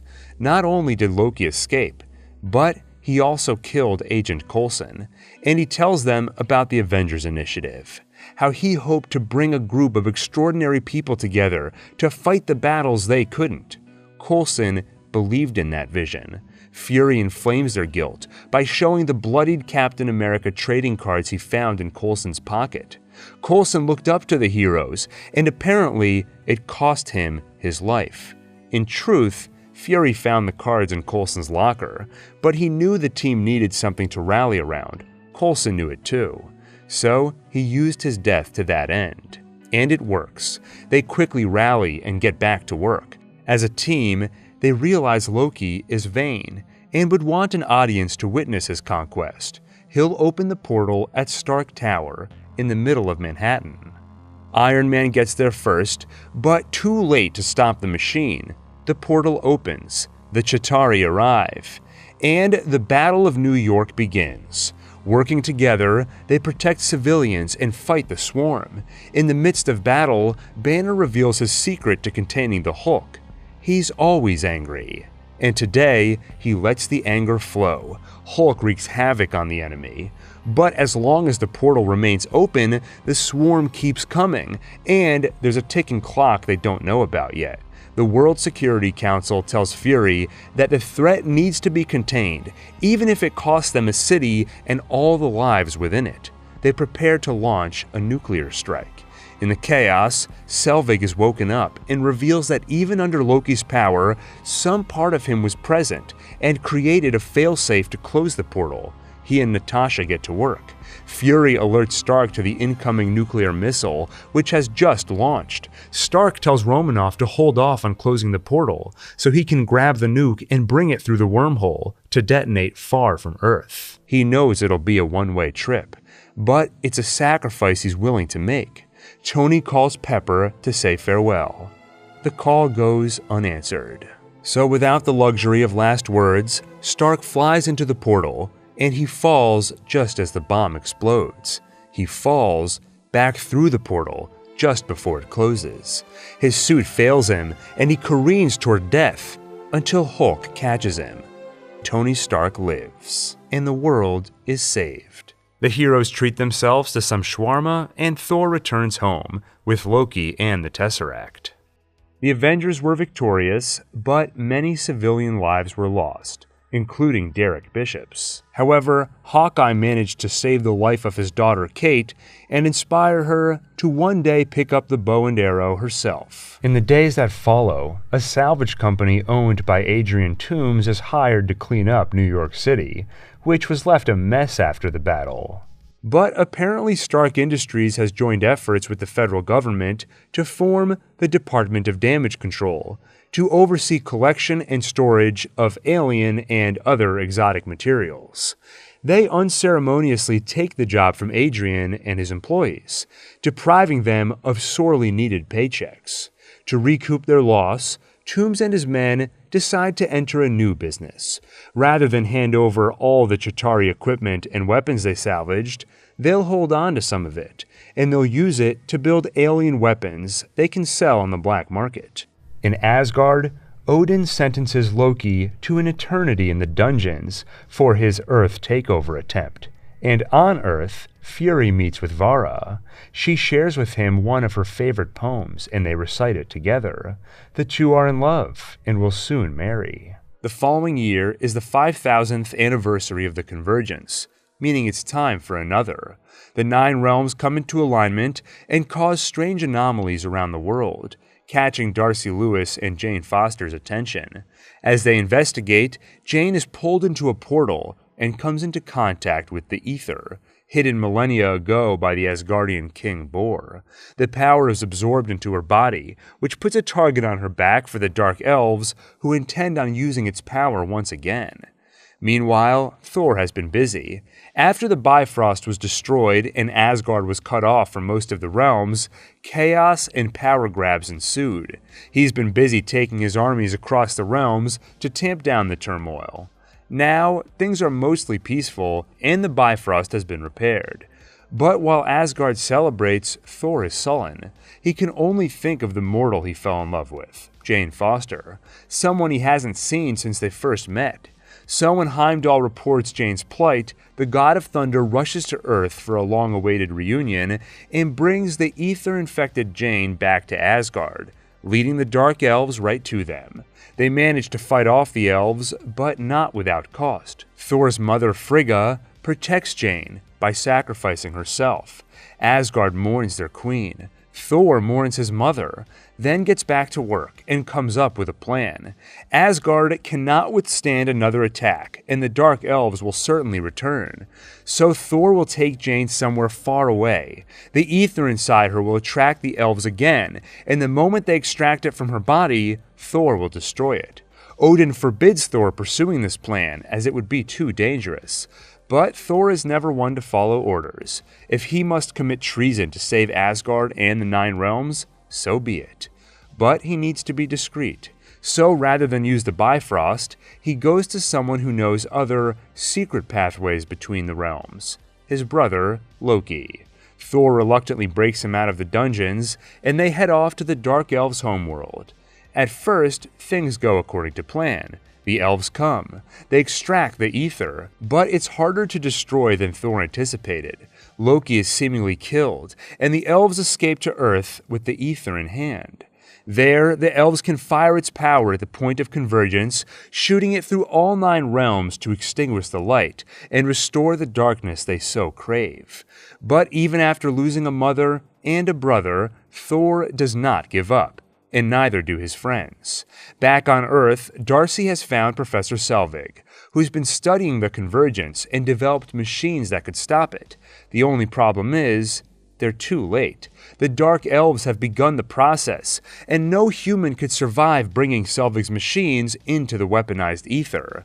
Thankfully, they have a god on their side. Thor enters the darkness to defeat Malekith, leader of the Dark Elves, and gets Selvig's machines in position. The convergence is stopped, and on the 5,000th anniversary of Thor's grandfather defeating the elves, Thor himself now claims the same victory. In the aftermath of the battle, he returns to Asgard, where he rejects the throne. He will defend the realm with his last and every breath, but Thor cannot do so from the throne. He'd rather be a good man than a great king. And he'd rather spend the rest of his life with Jane. So he leaves for Earth to do exactly that. Though Thor is unaware what he's left behind. Loki is alive. He survived the earlier attack, but with his usual tricks, created an illusion to appear slain. Instead, he's returned to Asgard and usurped the throne by disguising himself as Odin. Meanwhile, Asgard brings the ether somewhere safe, to a museum in a distant part of the universe, run by a being known as the Collector, and he agrees to keep the ether, really the Reality Stone, safe in his vault. Meanwhile, Tony Stark learns what happens after you come face to face with an alien threat and nearly die alone, away from home in some distant part of the universe. Every day he lives in fear. What if the aliens return? What if some other worse threat shows up?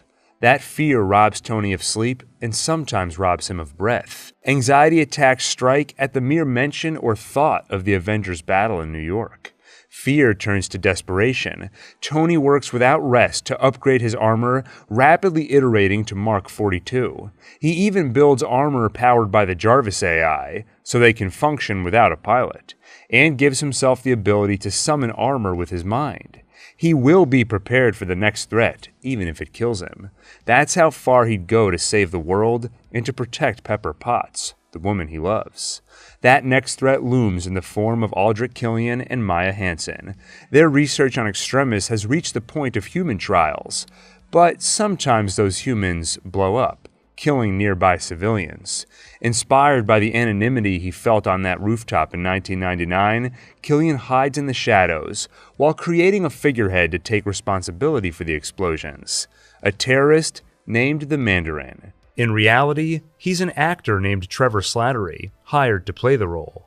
One of those explosions puts Tony's once bodyguard, now head of security, Happy Hogan, in the hospital. Now it's personal. Tony publicly challenges the Mandarin and recklessly hands out his home address on the news, telling the villain to come for him.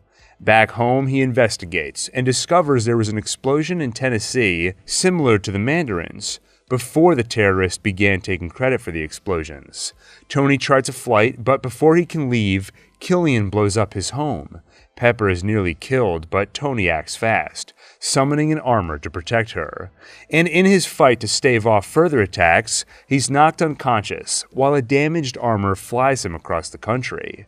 The world presumes Tony dead as he wakes up in Tennessee. With his armor broken, Tony recruits the help of a local boy named Harley Keener, a kid with a similar interest in technology. Together, they investigate the explosion. Tony discovers that there was no bomb. It was the man himself who detonated, a result of Killian and Maya's research. They pinpoint the Mandarin's location to Miami. Tony heads there, but while he was gone, things went south. Killian captured Pepper and began testing Extremis on her, and he captured the War Machine armor, recently rebranded Iron Patriot, with Rhodes inside it. Tony interrogates the Mandarin, quickly learning his true identity as actor Trevor Slattery. But Killian's Extremis-powered men arrive and quickly take Stark into custody. But he summons an armor and manages to escape with Rhodes. The two of them uncover the rest of Killian's plot. He intends on killing the President of the United States on live TV. This would put the Vice President in charge, with whom Killian has struck a deal, to help the VP's daughter grow back her missing leg with Extremis.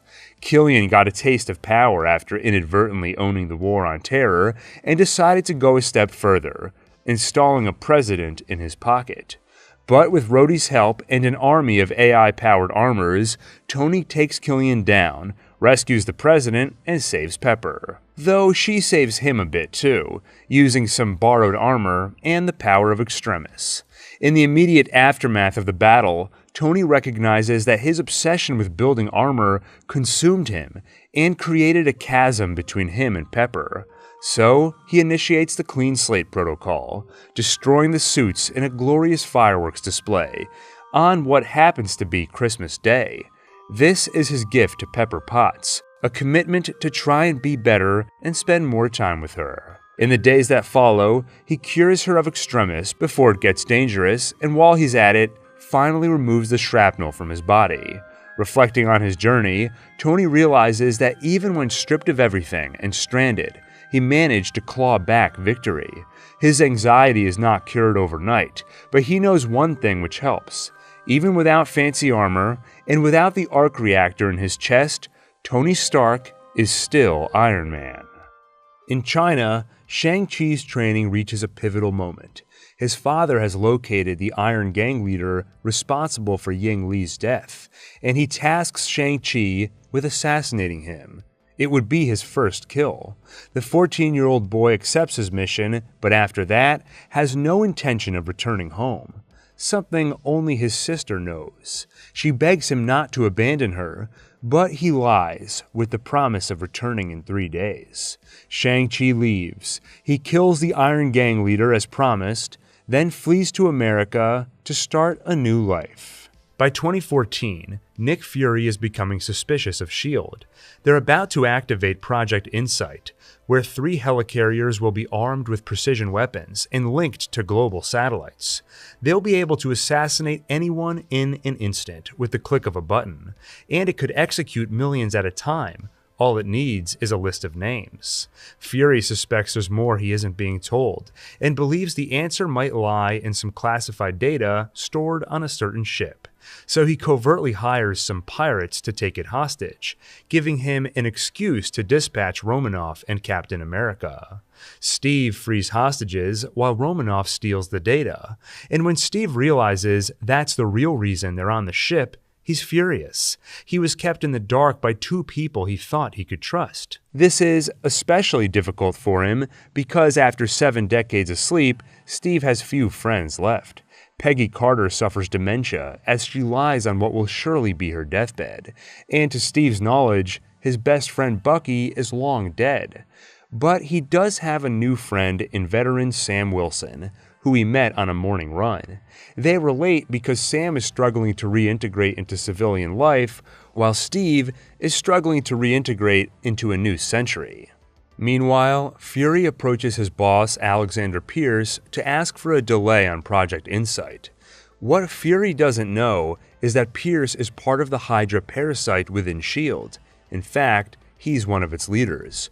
By exposing his suspicions and getting in their way, Fury has signed his own death warrant. After leaving the office, Fury is attacked by Hydra's brainwashed assassin, Bucky Barnes, codenamed the Winter Soldier. Fury barely manages to escape with his life. Then he heads to Steve's apartment to tell him that S.H.I.E.L.D. is compromised.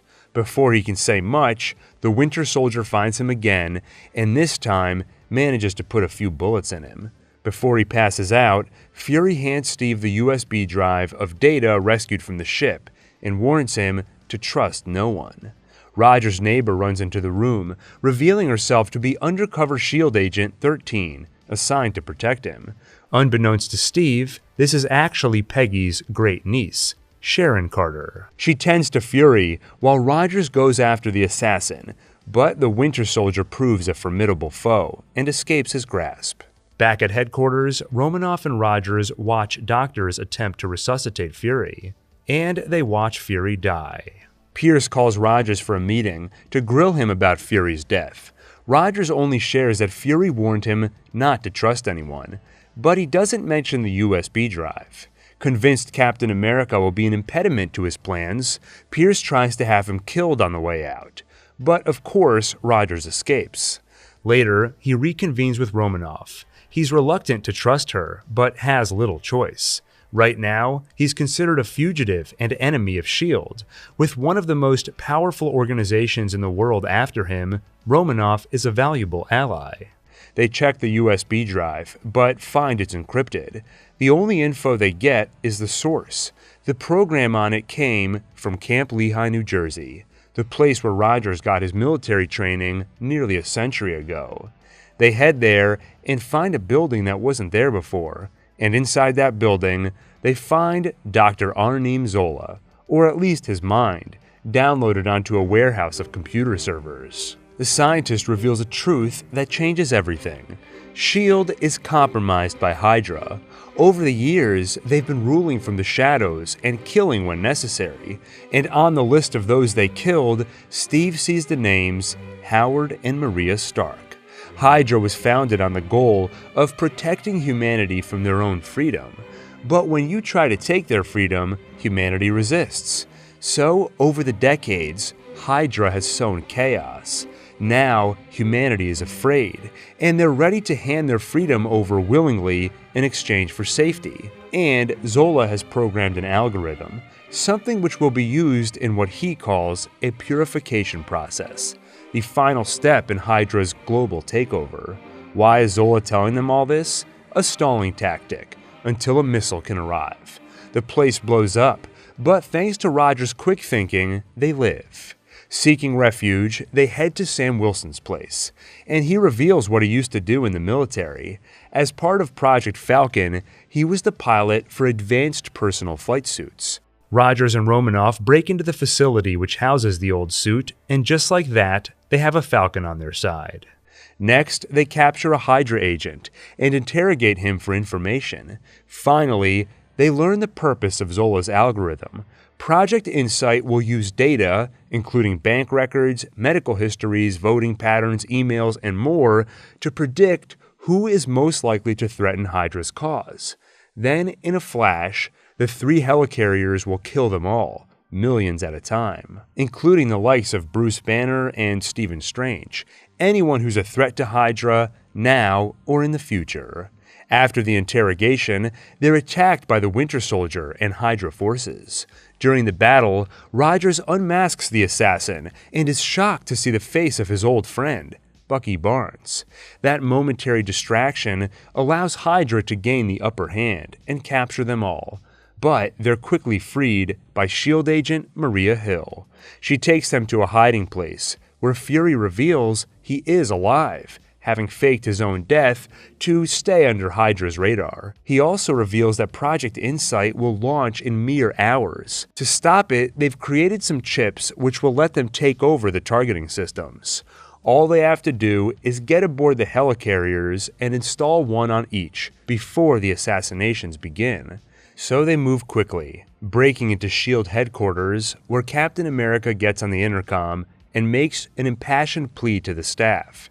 He tells them all that Hydra is among them, even their friends may be compromised, and if they launch those helicarriers today, Hydra will have the power to kill anyone they want. Rogers asks them to disobey orders. Do not move forward with the launch, and he knows full well what he's asking for. Anyone who refuses to cooperate will likely be killed. He signs off by saying, "I know I'm asking a lot, but the price of freedom is high. It always has been, and it's a price I'm willing to pay. And if I'm the only one, then so be it. But I'm willing to bet I'm not." And Steve is not wrong. Some of the staff do resist, but it only buys them minutes. Soon, the helicarriers are launched. Captain America and the Falcon get to work, boarding them and installing the chips. Meanwhile, Fury and Romanoff confront Pierce. Hacking into the system, Romanoff makes all their secured files public, revealing to the world that S.H.I.E.L.D. is Hydra. And doing so costs her dearly, because among those files are details of her checkered past.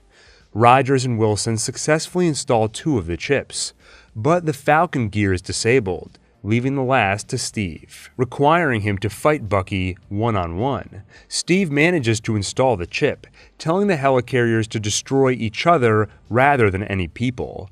The battle is won, but the Winter Soldier still has his orders to kill Captain America.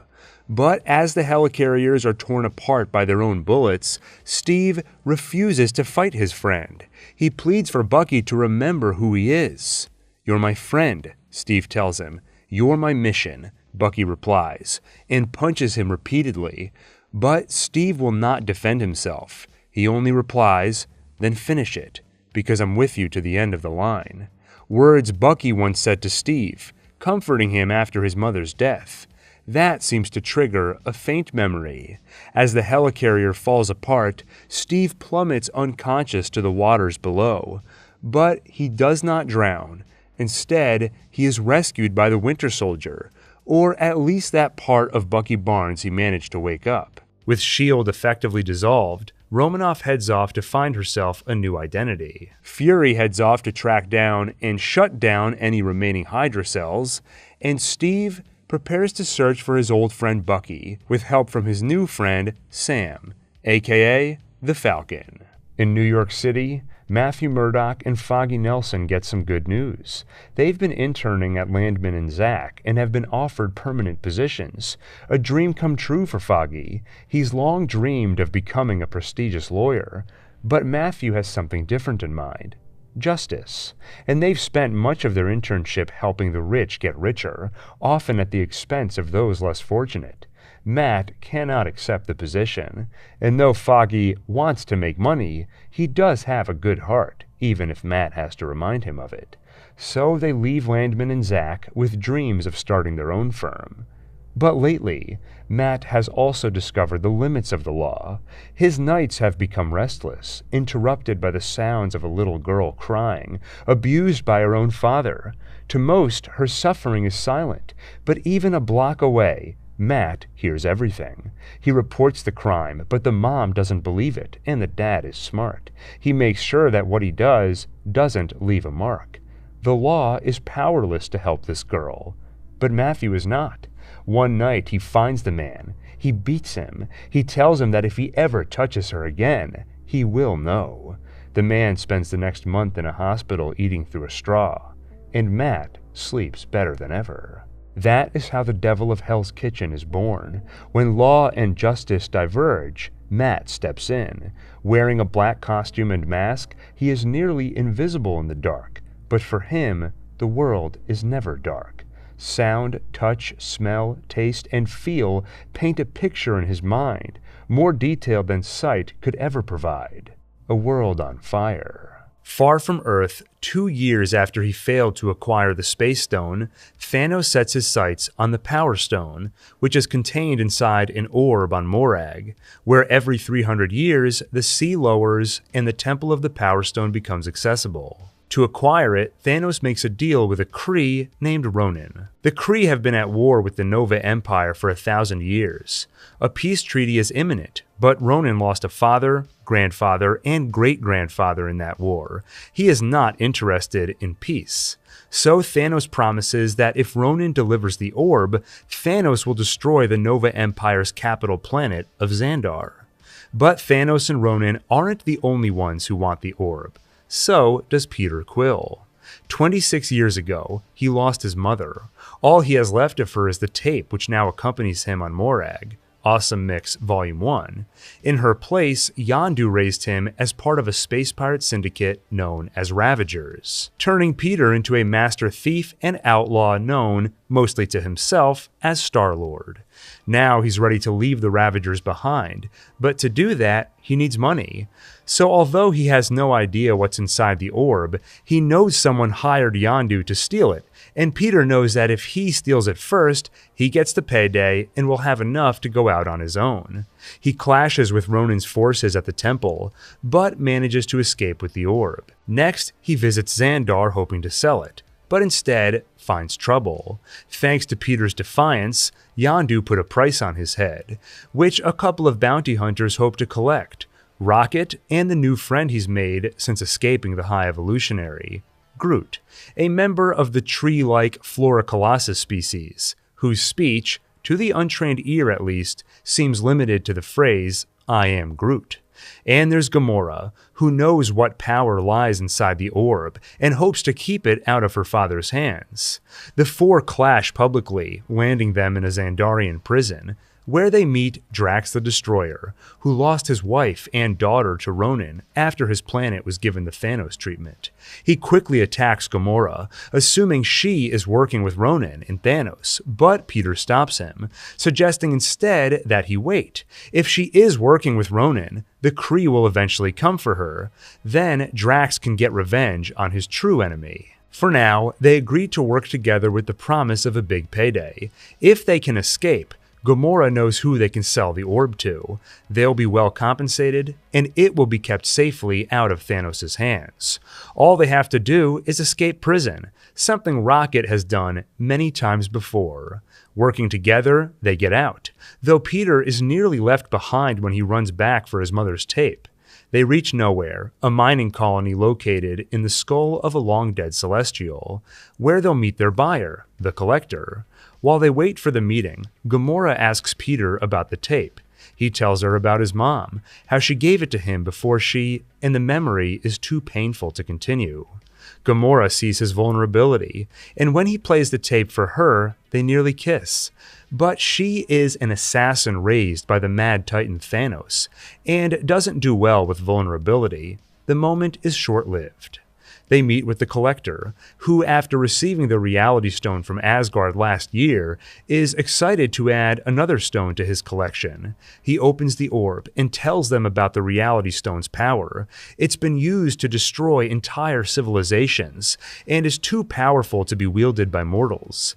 But seeking to escape slavery, the Collector's servant Karina grabs it, either to end her misery, or perhaps in the faint hope of wielding its power against him. But true to the Collector's word, it kills her and releases a shockwave of energy, destroying much of his collection. And soon there is more chaos as Ronan arrives. A drunk Drax skipped out on the meeting, and sick of waiting for revenge, broadcasted their location to Ronan. The Kree arrives, and after a brief fight, he leaves unscathed with the orb in hand. It seems that Drax's revenge won't be so easily won. And Ronan didn't come alone. He also brought Gamora's sister along, Nebula. For years, she has lived under Gamora's shadow, competing for their father's praise. And each time Nebula was bested by Gamora, Thanos would rip a piece of her away, replacing it with machinery, turning her into a part robotic creature. As Peter and the others make their escape, Nebula takes her revenge, destroying Gamora's pod, leaving her to float in the void of space.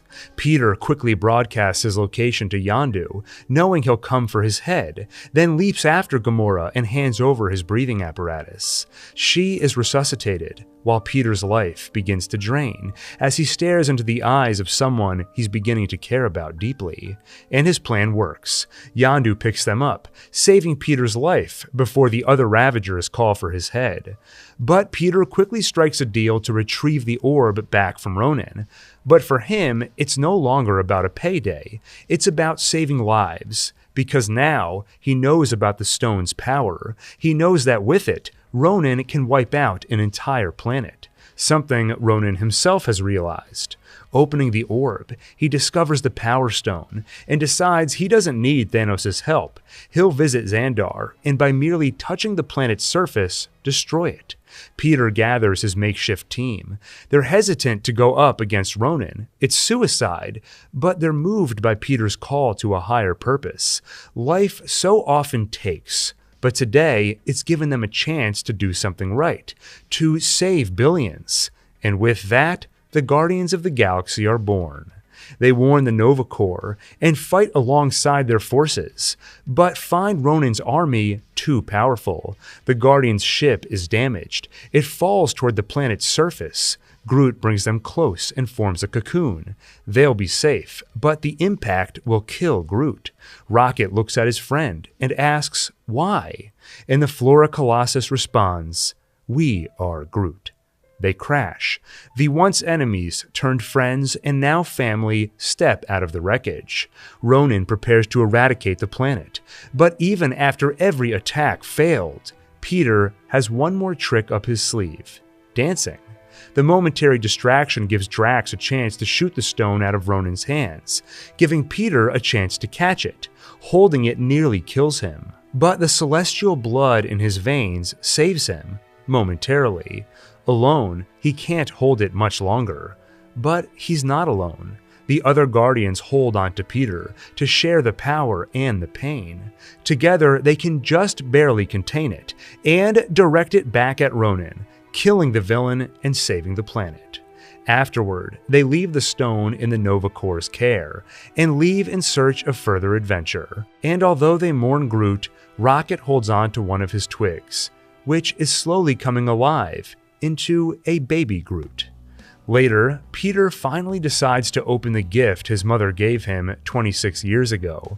In it, he finds a tape, Awesome Mix Volume 2.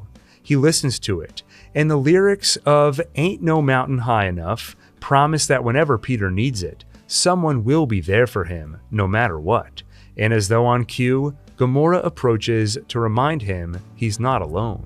3 months later, the Guardians have a new mission: rescue Nebula.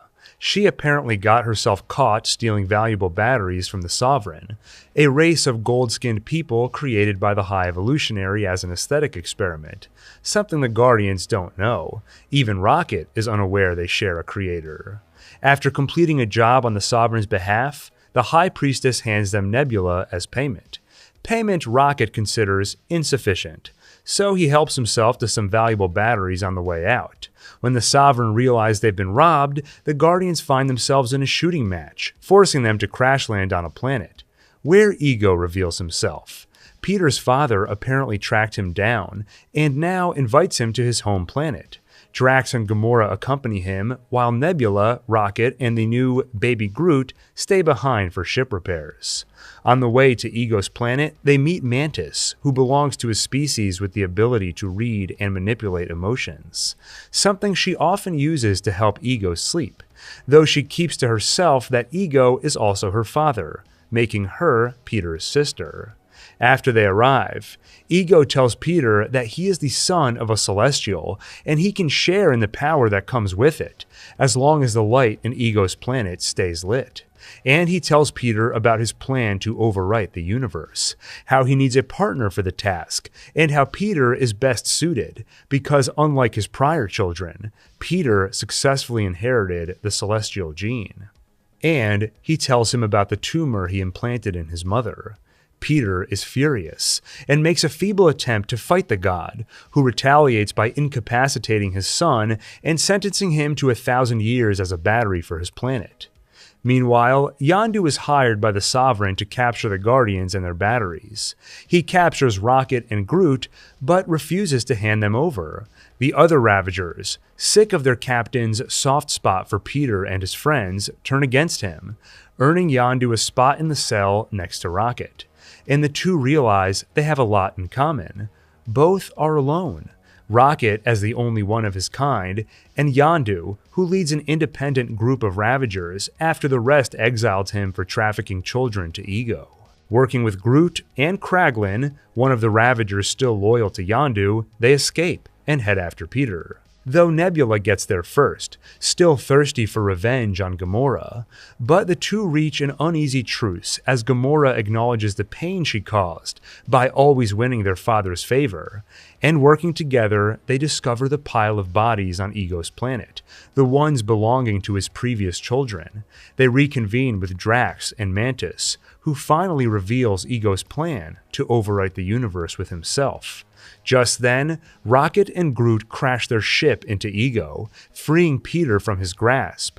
But Ego has already begun expansion. His seeds begin to grow on Earth and other planets across the universe. So the Guardians of the Galaxy move fast. Mantis puts Ego to sleep, buying them time to plant a bomb in the planet's core, next to the god's essence, a bomb built using Sovereign batteries, who now arrive to take another shot at retrieving them. The Guardians fend off Sovereign drones and escape the planet, while Peter keeps the now awakened Ego busy in a fight between two Celestials. The bomb goes off, killing Ego and extinguishing the light in his planet, which turns Peter mortal. The explosion will kill him, except while Ego is dead, the father who raised him isn't. Yondu grabs Peter and flies him out. He tells the boy how lucky he feels to have been his father, and apologizes that he didn't do a better job, then hands over his oxygen mask, and once they reach space, dies in his son's arms. Peter screams and mourns another loss. But he doesn't need to look far for comfort, because waiting on the ship is his family, the Guardians of the Galaxy. And soon they are witness to a great Ravager funeral. Rocket sent out word of Yondu's sacrifice, and in death, he is accepted back into their community. Meanwhile, the Sovereign prepare for revenge on the Guardians. Currently forming inside a birth pod is the next step in their evolution. They call him Adam. While superheroes, gods, and aliens fight their wars, something dark festers in a small corner of the world. In New York City, a place called Hell's Kitchen. The Avengers' battle in 2012 left the place in disrepair, and in the chaos of reconstruction, a criminal element has taken hold. Wilson Fisk brings together three mobster organizations for a common cause: the Russian mob, the Chinese triads, and the Yakuza. With the power of their combined forces, Fisk intends on rebuilding Hell's Kitchen as he sees fit, while killing anyone who gets in his way, including Karen Page, a secretary at one of his business fronts, who uncovers evidence of their criminal activities. First, they frame her for murder as leverage to get back the files she stole. Then, they make two attempts on her life. The first, she survives on her own. The second, she survives thanks to a savior, the devil of Hell's Kitchen. Of course, she has no idea the man behind the mask is one of her lawyers, Matthew Murdock. She becomes Nelson and Murdock's first client, and with their help is exonerated of the crime. With her help, they begin to uncover Fisk's criminal organization by sharing the files she took with Ben Urich, a brave journalist at the New York Bulletin. After that, Karen also becomes Nelson and Murdock's first hire, and soon a close friend too. Working together, they uncover the full extent of Fisk's crimes, but it takes a few weeks. nearly gets all three of them killed, and tests the limits of their friendships. For Karen, it becomes a crusade. She moonlights as a journalist under Ben Urich's mentorship, repeatedly putting herself in danger to get closer to the truth. By night, Murdoch keeps wearing the costume, waging a one-man war on Fisk's trio of mafias, but he finds out things are more complicated than he thought when Stick shows up. His old mentor reminds him of the importance of solitude. Friends are a distraction, and as a warrior, Matt only puts them in danger. But Stick is also here on business. He has been chasing the Hand, and now they've brought a dangerous weapon to New York, something called Black Sky. Matt agrees to help Stick stop them until he finds out that the weapon is a child. He tries to stop what he knows will happen next, but Stick is motivated, and ultimately, he does kill the boy. After that, Stick leaves his protege behind again, but once he's gone, Matt finds something he left behind which fell out of his pocket. That ice cream wrapper. It seems even he is not above sentimentality, and Matt did mean something to him after all. But soon Matt feels anything but sentimental. Soon he feels more like Stick, ready to take a life. Fisk is a scourge on this city, who has somehow placed himself above the law, stepping on the necks of innocents to get there. While he breathes, people suffer and die. Could that really be God's will? Or is it now Matthew's obligation to ensure he breathes no more? Fisk holds a press conference where he portrays himself as a philanthropist for the city, while pinning his crimes on the devil of Hell's Kitchen, getting him labeled as a terrorist. Standing next to Fisk is a woman named Vanessa. Matt approaches her to learn more, and is disturbed to find she and Fisk are in love. He visits Father Lantom for advice. Can he really kill a man who is loved and will be missed? Lantom suggests that is precisely why Matthew visited Vanessa. He wasn't looking for justification to kill Fisk. He was looking for a reason not to, because Matthew knows that taking a life would plunge him permanently into darkness. A price Matthew is willing to pay after all, once he finds out Fisk has spilled innocent blood. A woman named Elena, killed for the crime of living in a building that Fisk needed empty. Foggy and Karen fought against her eviction, so in the end, Fisk had her murdered instead. So one night, the devil of Hell's Kitchen decides on living up to his namesake. He will kill Wilson Fisk. But it was all a setup, a way to draw out the vigilante. Waiting for him is not Fisk, but the Yakuza head he's been working with, a ninja named Nobu. And unfortunately for Matt, the Yakuza Association is only a cover for Nobu's true allegiance, the Hand. The ninja cuts Matt to shreds. He barely makes it out alive, and only survives thanks to a desperate gamble involving some nearby flammable liquid. Once Nobu's on fire and seemingly dead, Matt slips away. Foggy later finds him at his apartment half dead. That's when he learns his friend Matt is the masked vigilante, the one he's been calling a terrorist. Foggy always believed in the law, and thought Matt did too. Now he isn't so sure, and he isn't sure he can trust his friend anymore. After that, they stop talking. Karen doesn't know why the law office of Nelson and Murdoch is falling apart, but she continues her own investigation regardless. She discovers that Fisk's mother is alive at a nursing home. She brings Urich, and together they question her and learn how Fisk killed his father. When Fisk's right-hand man, James Wesley, finds out about the visit, he gets a hold of Karen, and she manages to survive the encounter by shooting him in the chest 7 times, by killing the man who was like a son to Wilson Fisk. She leaves with that blood on her hands, but keeps it to herself, not even telling Foggy or Matt about it. When Fisk himself finds out about the visit, he only knows that Urich was there, so he pays him a visit and makes it clear he is there to kill him.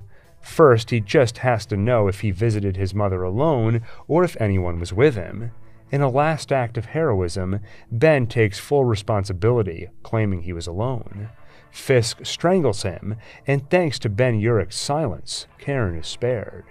His death only further inflames Matt, Karen, and Foggy's crusade to take Fisk down, and Matt gets something that'll help. During one scuffle with Fisk, he discovered the mob boss wears lightweight body armor, so he finds the man who built it for him, Melvin Potter, a talented craftsman who works for Fisk under duress. The mob boss has threatened Betsy, someone Melvin cares about deeply. Matt promises he will take Fisk down and protect Betsy. In exchange, Melvin builds him a red suit of flexible body armor, complete with horns. Between Matt and Foggy's work as lawyers, Karen's work with Ben, and Matt's extracurricular activities as the devil, they finally get enough evidence to throw Fisk in jail. Of course, with so many corrupt officers on the force, he nearly escapes custody, but the devil ensures he is safely delivered. After that, Foggy accepts who Matt has become, and for the first time in weeks, the three friends smile and laugh together. As for the public, newspapers report on the vigilante who saved the day. They dub him Daredevil. Same year, Earth once again assembles its mightiest heroes. This time to retrieve Loki's scepter, which fell into Hydra's hands, thanks to S.H.I.E.L.D.'s dissolution. With it, Hydra's been experimenting on two volunteers, Wanda and Pietro Maximoff. Hydra promised them power, and after losing their parents to a Stark missile, Wanda and Pietro would take any advantage they can get in their pursuit of revenge. When the Avengers reach the facility, they learn firsthand the experiments were a success.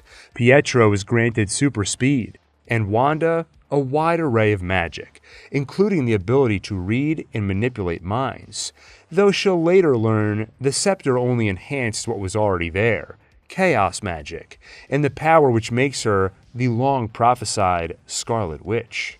Reading Tony's mind, she sees fear that the Avengers will not be prepared for the next threat, fear that they will fall, and it will be Tony's fault, because he didn't do what was necessary to protect their world. And she sees that if Tony leaves with the scepter, his fear will lead to recklessness, which will destroy the Avengers. So she lets him have it. It only takes days for Tony to prove her right. He studies the scepter and sees that inside it resembles an artificial intelligence. This could be the breakthrough he and Banner have been looking for, a way to power a global AI capable of protecting the world better than any Avenger could. Without the rest of the team's knowledge, they begin preparations. They make little progress, but they have no idea what they're dealing with. And that little progress is enough for the AI to take over, to finish the job. Ultron is born. He quickly destroys Tony's Jarvis AI to ensure he's the only one in charge. Then he discovers his purpose, peace, and he determines the best path toward peace, evolution. He will create something better than humanity, but first, he needs a clean slate. He needs to wipe humanity off the face of the earth, so something new, something metal, can take its place. The Avengers learn what Stark and Banner have done, but they have little time for infighting, because Ultron is already spreading through the internet and through more metal bodies. The heroes do some digging and realize that Ultron is after vibranium. With Wakanda well hidden, the only way to get it is from arms dealer Ulysses Klaue. Ultron recruits the Maximoff twins with the promise of destroying the Avengers, and together they acquire the vibranium from Klaue, just as the Avengers arrive. But they're hardly a match for the power of the Scarlet Witch.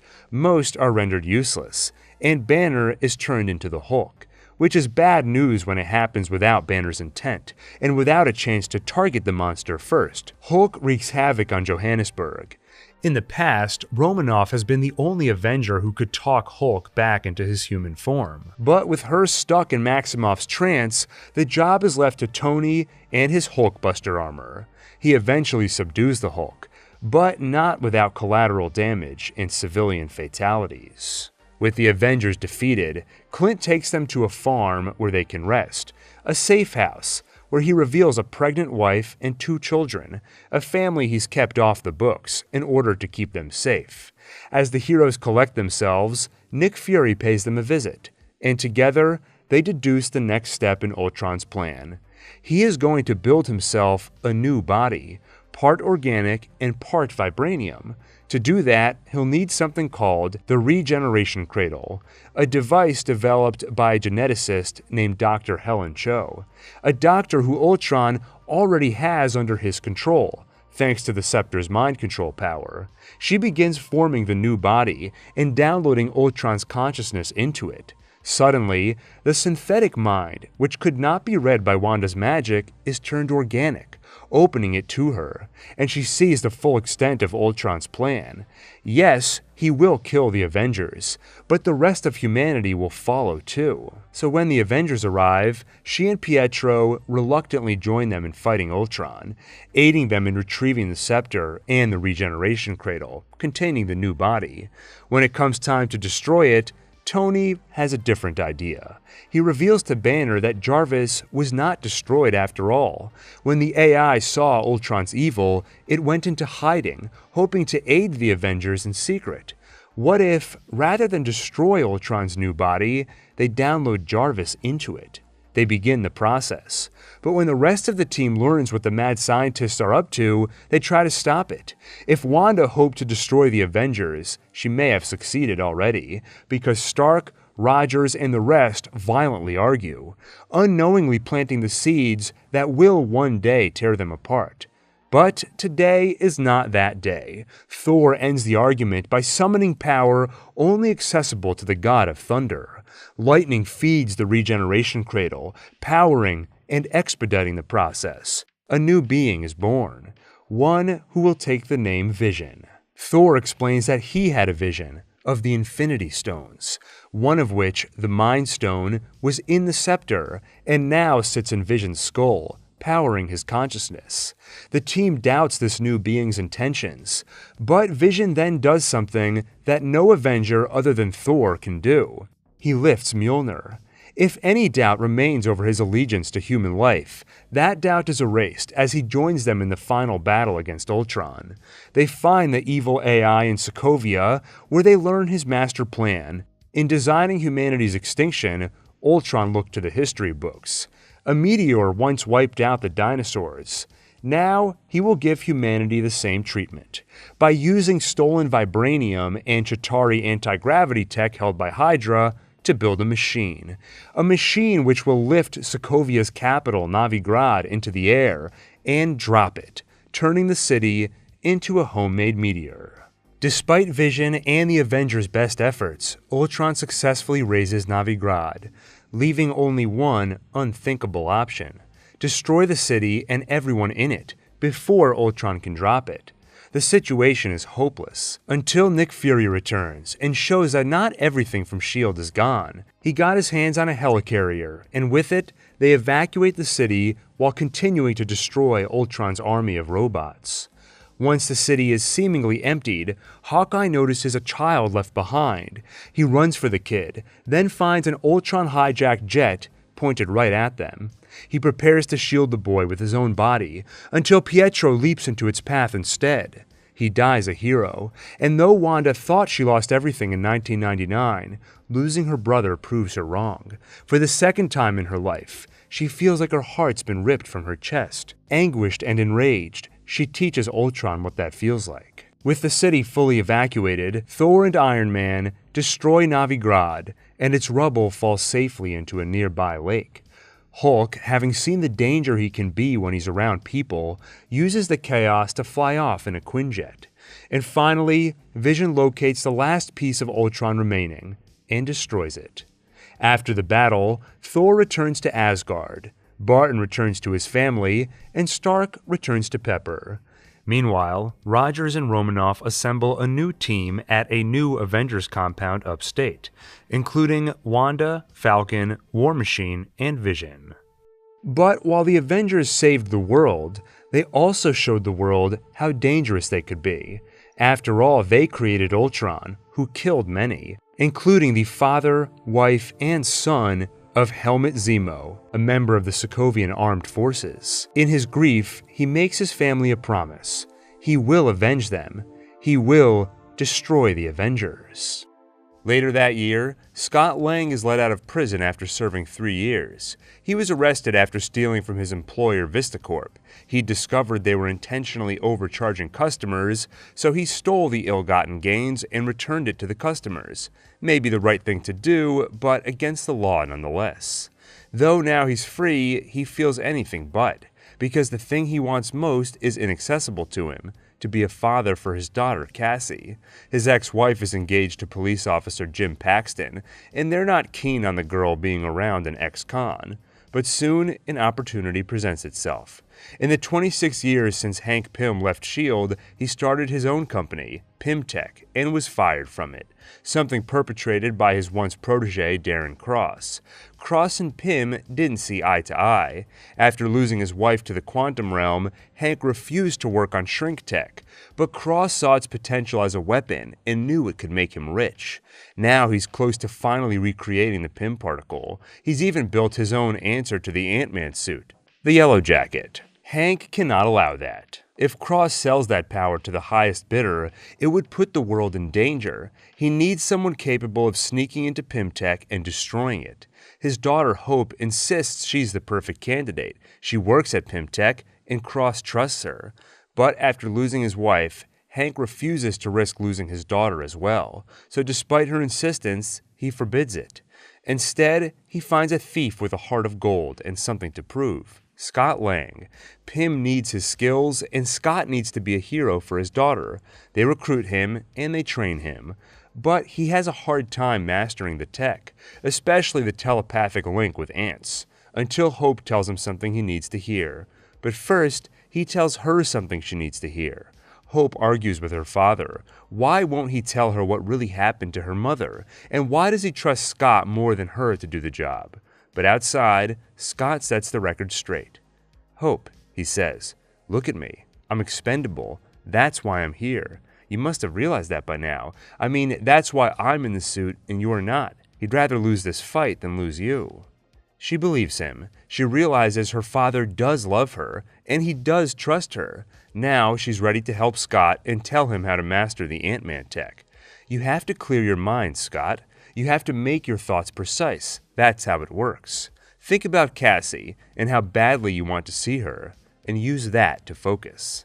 When they head back in, Hank finally tells Hope what really happened to her mother. She wasn't killed in a plane crash. She went subatomic to stop a missile and ended up shrinking for eternity in the quantum realm. It's a dire warning to Scott. Never go subatomic.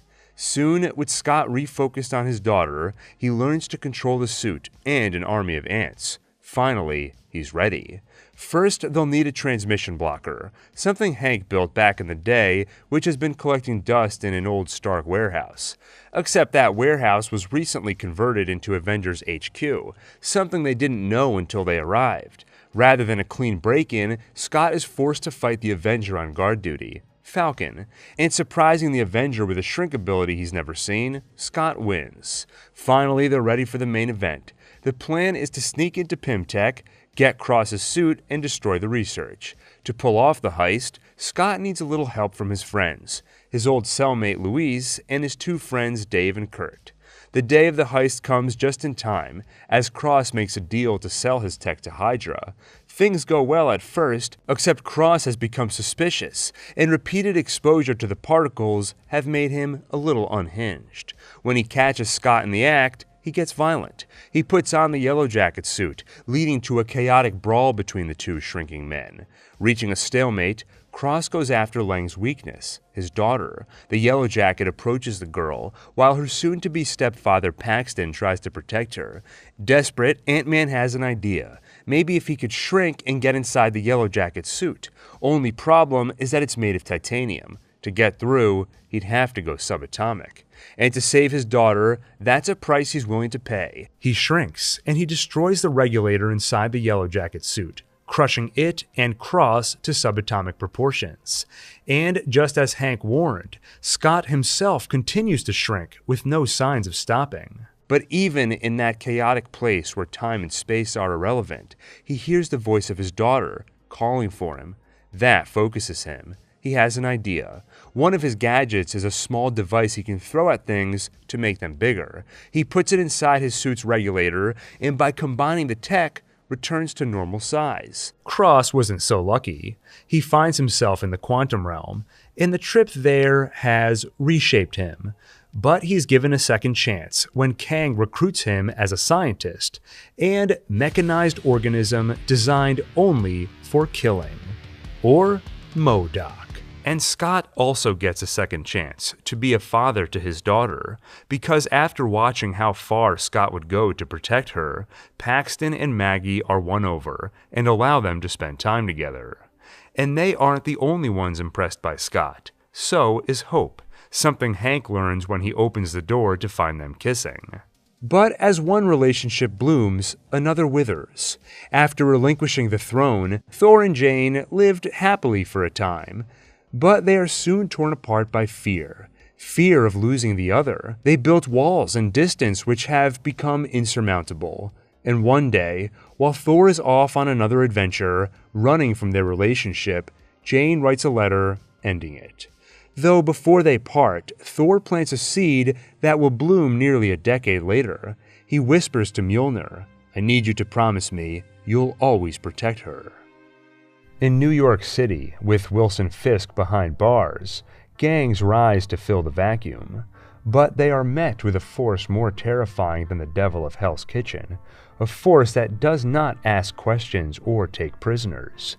The pile of bodies, members of the Kitchen Irish, Mexican Cartel, and Dogs of Hell, suggests the work of an army, but the truth is that the crippling of these gangs is the work of one man, Frank Castle.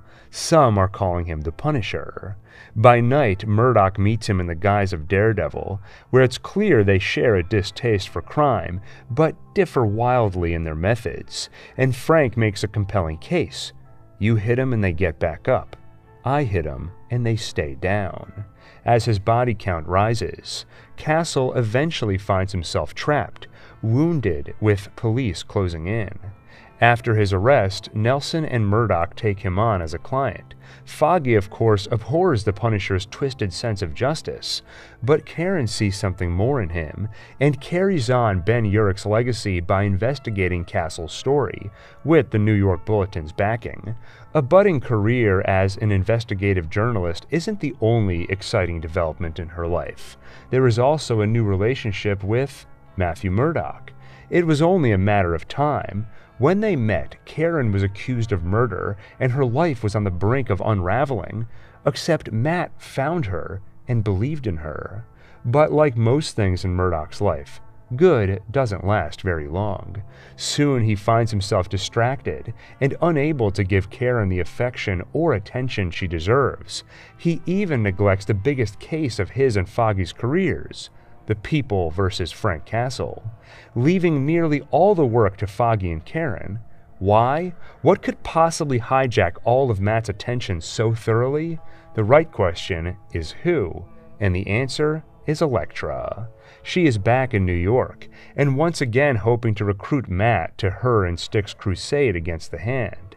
Of course, Matt is reluctant after the way they left things 10 years ago, but old habits and loves are hard to resist. He even starts to believe he can change her. Elektra once found the darkness in him, and he resisted. Maybe now he can find the light in her. Maybe he can teach her about redemption and that killing is wrong. Together they fight the Hand, who are kidnapping children and draining them of blood, a mission led by someone who should be dead, Nobu.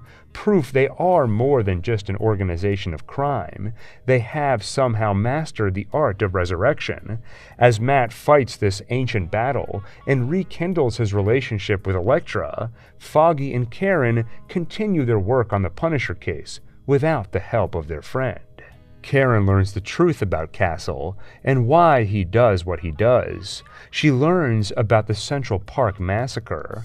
3 gangs, the Kitchen Irish, Mexican Cartel, and Dogs of Hell. A drug deal gone wrong, and a family caught in the crossfire. The Central Park Massacre. The day Frank Castle lost his wife, son, and daughter. The day the Punisher was born. At the trial, Colonel Ray Schoonover testifies about Frank's work in the Marine Corps. He was a war hero. And Dr. Andrew Lee testifies about his brain injury. Not all the bullets that day tore his family apart. One landed in his skull. The damage to his right frontal and temporal lobes caused him to suffer sympathetic storming, a heightened and constant state of fight or flight in which the sympathetic nervous system is hyperactive, as if he is reliving the incident of trauma over and over again. The testimony does not sit well with Frank, because he is not crazy. He knows exactly what he's doing. He killed men who deserved it, and he would kill them again if he could. He will keep enacting his brand of punishment as long as he breathes. Once they put Frank on the stand, he tanks the case by saying exactly that in so many words. But he isn't just speaking his mind.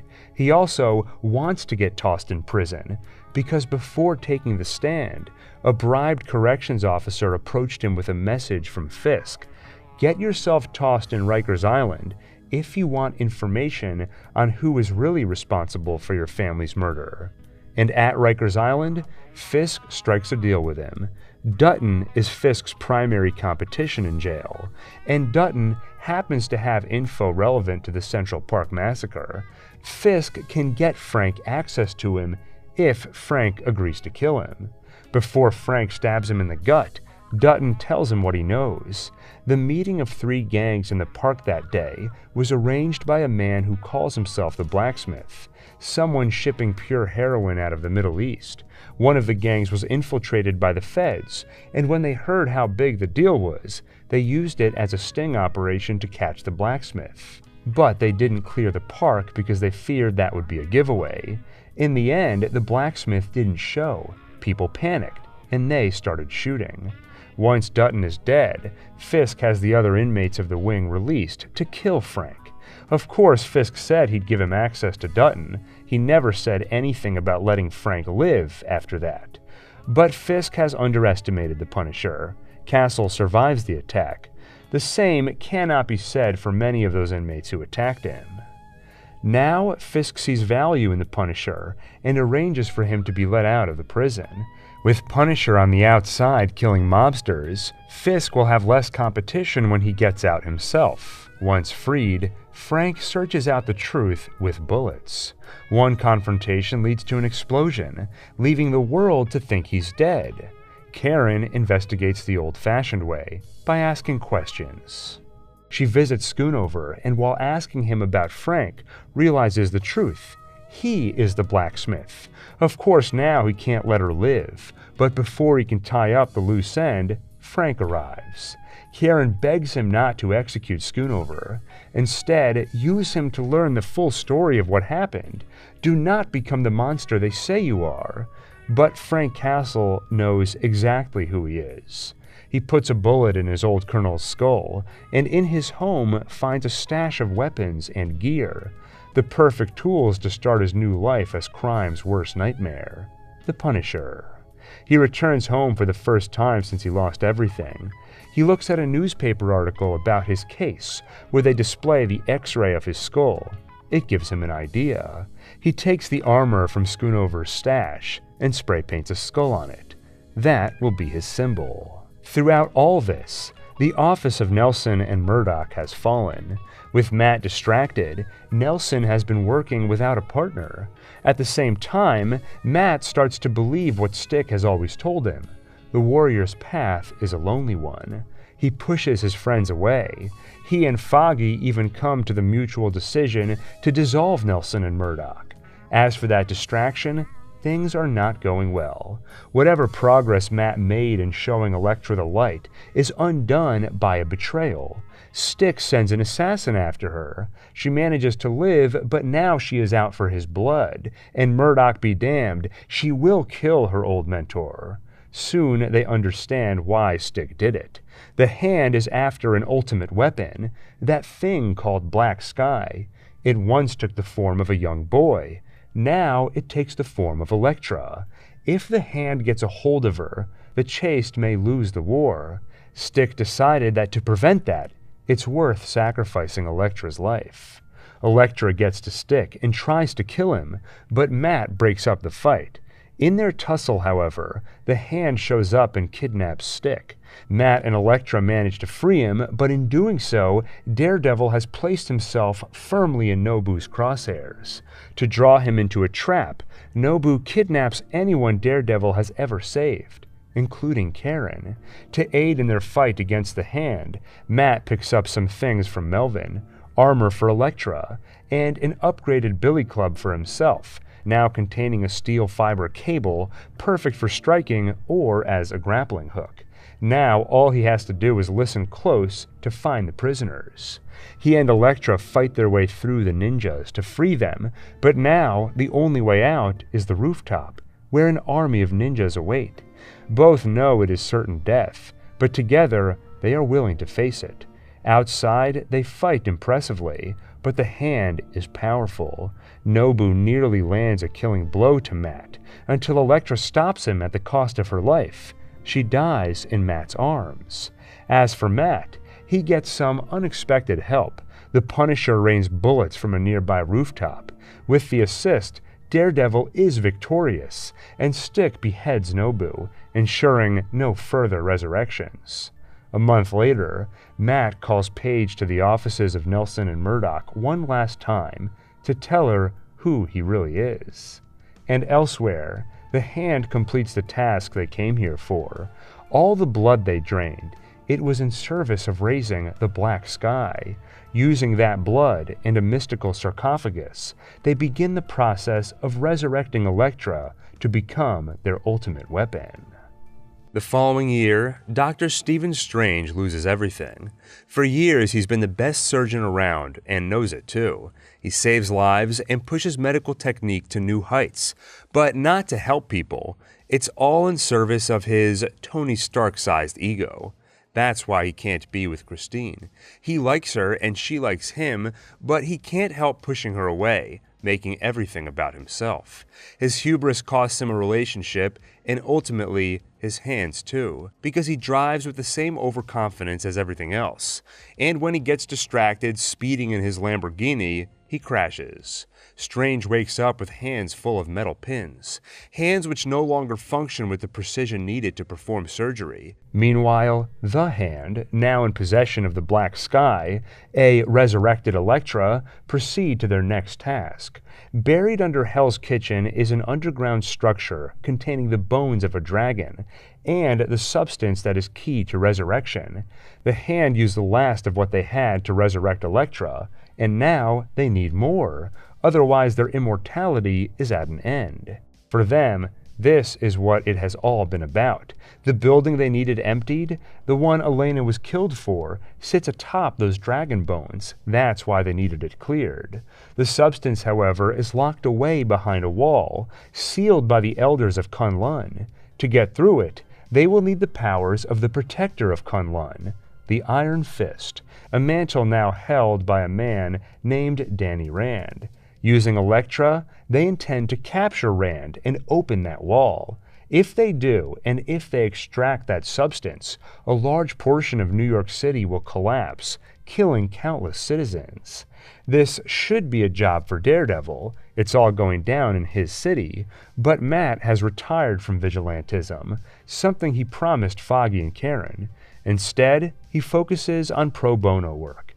As for Foggy, he finally lives out his dreams of working at a large, prestigious firm, and Karen has embraced her budding career as an investigative journalist, officially taking a job at the New York Bulletin. Of course, once Matt finds out what is going on, all that becomes unimportant. The promise is broken, and the devil returns. Danny Rand, the Iron Fist, joins forces not only with Daredevil, but also Jessica Jones and Luke Cage, two heroes with super strength resulting from various scientific experiments. The clashing personalities make for an uneasy alliance, made all the more tenuous when Daredevil hesitates. Once he senses Elektra, all bets are off. He thought she was dead, and now they have a second chance. As part of her resurrection, the Hand erased her memories so she does not remember Matt. But when she has the chance to kill him, She hesitates too. That's everything he needs to have faith that she is not just the black sky. Somewhere in there, Elektra's soul still resides. But Matt's hesitation costs them dearly, because when she gets the chance, whether it's Elektra or the black sky, she finally gets stick on the wrong end of a blade, ending her old mentor's life. And in the end, it nearly costs Matt his own life. To stop the hand, Matt and the others devise a Hail Mary plan to blow up the building above the dragon bones. That will cave in the structure, burying the substance, and ending the hand's ability to resurrect. By the time of the final battle, Matt's repeated attempts to reach Elektra do return her memories, and with her newfound freedom, she chooses to die. She will stay in the collapsing building, but even this is not enough to deter Matt. If she chooses to stay, he will do the same. They kiss, and the building falls. Matt survives the collapse, though he is left unconscious and gravely wounded. He is found and brought to the St. Agnes orphanage under Father Lantom and Maggie's care. His friends, however, are left to believe he is dead. As for Elektra, her body is not found in the wreckage. Meanwhile, the Avengers' downfall begins. It starts on a mission in Nigeria where Wanda tries to contain an explosion, but in doing so, accidentally kills 26 people, including 11 relief aid workers from Wakanda. The seeds of doubt planted after Ultron's attack finally grow, and the world demands accountability. General Ross pitches the Avengers on something called the Sokovia Accords. No longer would they be a private organization. Instead, they would answer to the UN, acting only on their orders. Tony Stark is ready to sign. He's come face to face with people who lost family in Sokovia. He bears that guilt and hopes this will quell it. But Rogers refuses. He has faith in individuals. He has faith in the Avengers. What if the UN orders them to do something they disagree with, or doesn't let them help in a situation where they're needed? The debate is cut short when Rogers gets word that Peggy Carter has passed. At the funeral, her great-niece speaks, and Steve recognizes her as his old neighbor, Agent 13. She shares something Aunt Peggy once told her. Compromise where you can, but where you can't, don't. Even if everyone is telling you that something wrong is something right, even if the whole world is telling you to move, it is your duty to plant yourself like a tree, look them in the eye, and say no. Steve does exactly that. When the Sokovia Accords are signed, he's nowhere to be seen. The document is ratified, but the proceedings are interrupted by a terrorist explosion, which kills many, including King T'Chaka of Wakanda. Security footage implicates Bucky Barnes, the Winter Soldier, and T'Chaka's son T'Challa vows revenge. Meanwhile, Steve learns about the explosion, and Carter shares a tip on Bucky's location. So when the Black Panther attacks, Steve is there with Sam to defend him. But soon, the authorities intervene and arrest them.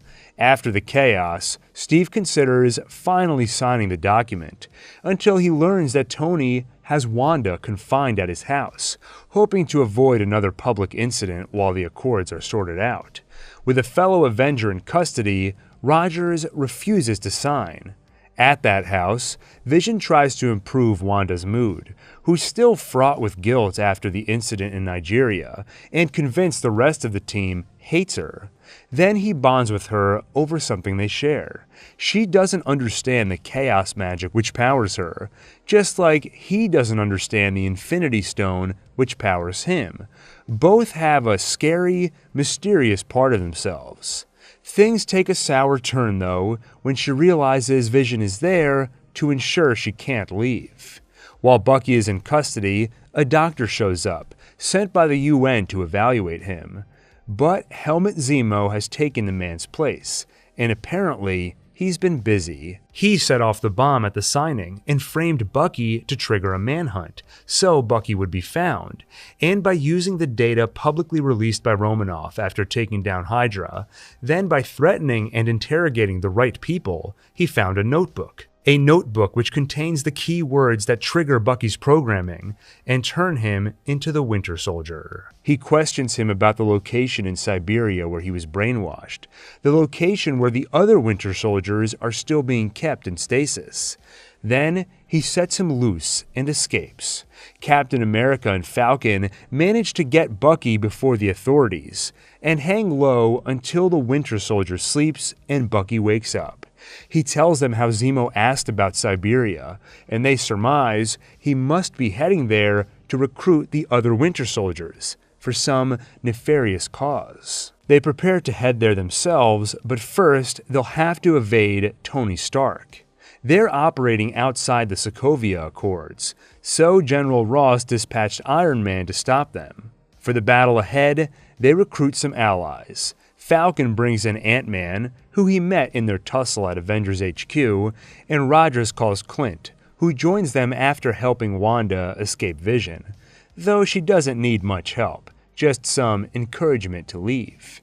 Meanwhile, Tony Stark recruits some allies as well, Black Panther, and a kid from Queens named Peter Parker, who for 6 months has been operating as the friendly neighborhood Spider-Man. When his team catches up with the other half of the Avengers, Rogers continues to heed Peggy's words. He refuses to comply, and he tries telling Tony that the phony doctor, Helmut Zemo, was behind all of this. But Tony doesn't listen. Instead, they fight, and things escalate until Tony's friend Rhodey gets badly hurt. Meanwhile, Steve and Bucky escape, with Natasha's help. She attacks Black Panther to stop him pursuing them, and betrays her promise to fight for the Accords, to fight for Tony. Tony looks into Steve's claim, and finds that the doctor who showed up to interrogate Bucky was not the real doctor, and he sees what Ross did with the Avengers who helped Steve. They were thrown into a secret maximum security prison. Seeing that Steve might be right, and that Ross might be going too far, he goes after Steve, not as an enemy, but a friend, and Black Panther follows quietly behind him. Tony, Steve, and Bucky explore the facility and find the Winter Soldiers all dead. Zemo did not come here to recruit them. Everything he's done has been to accomplish one thing: tear the Avengers apart. They unleashed Ultron and killed his family. He knew he couldn't kill them, they're too powerful, but he could topple them from within. To finish the job, he shows them one more thing he found in his research: footage of the Winter Soldier killing Tony's parents. Before seeking his own revenge, Stark turns to Rogers and asks only one question: "Did you know?"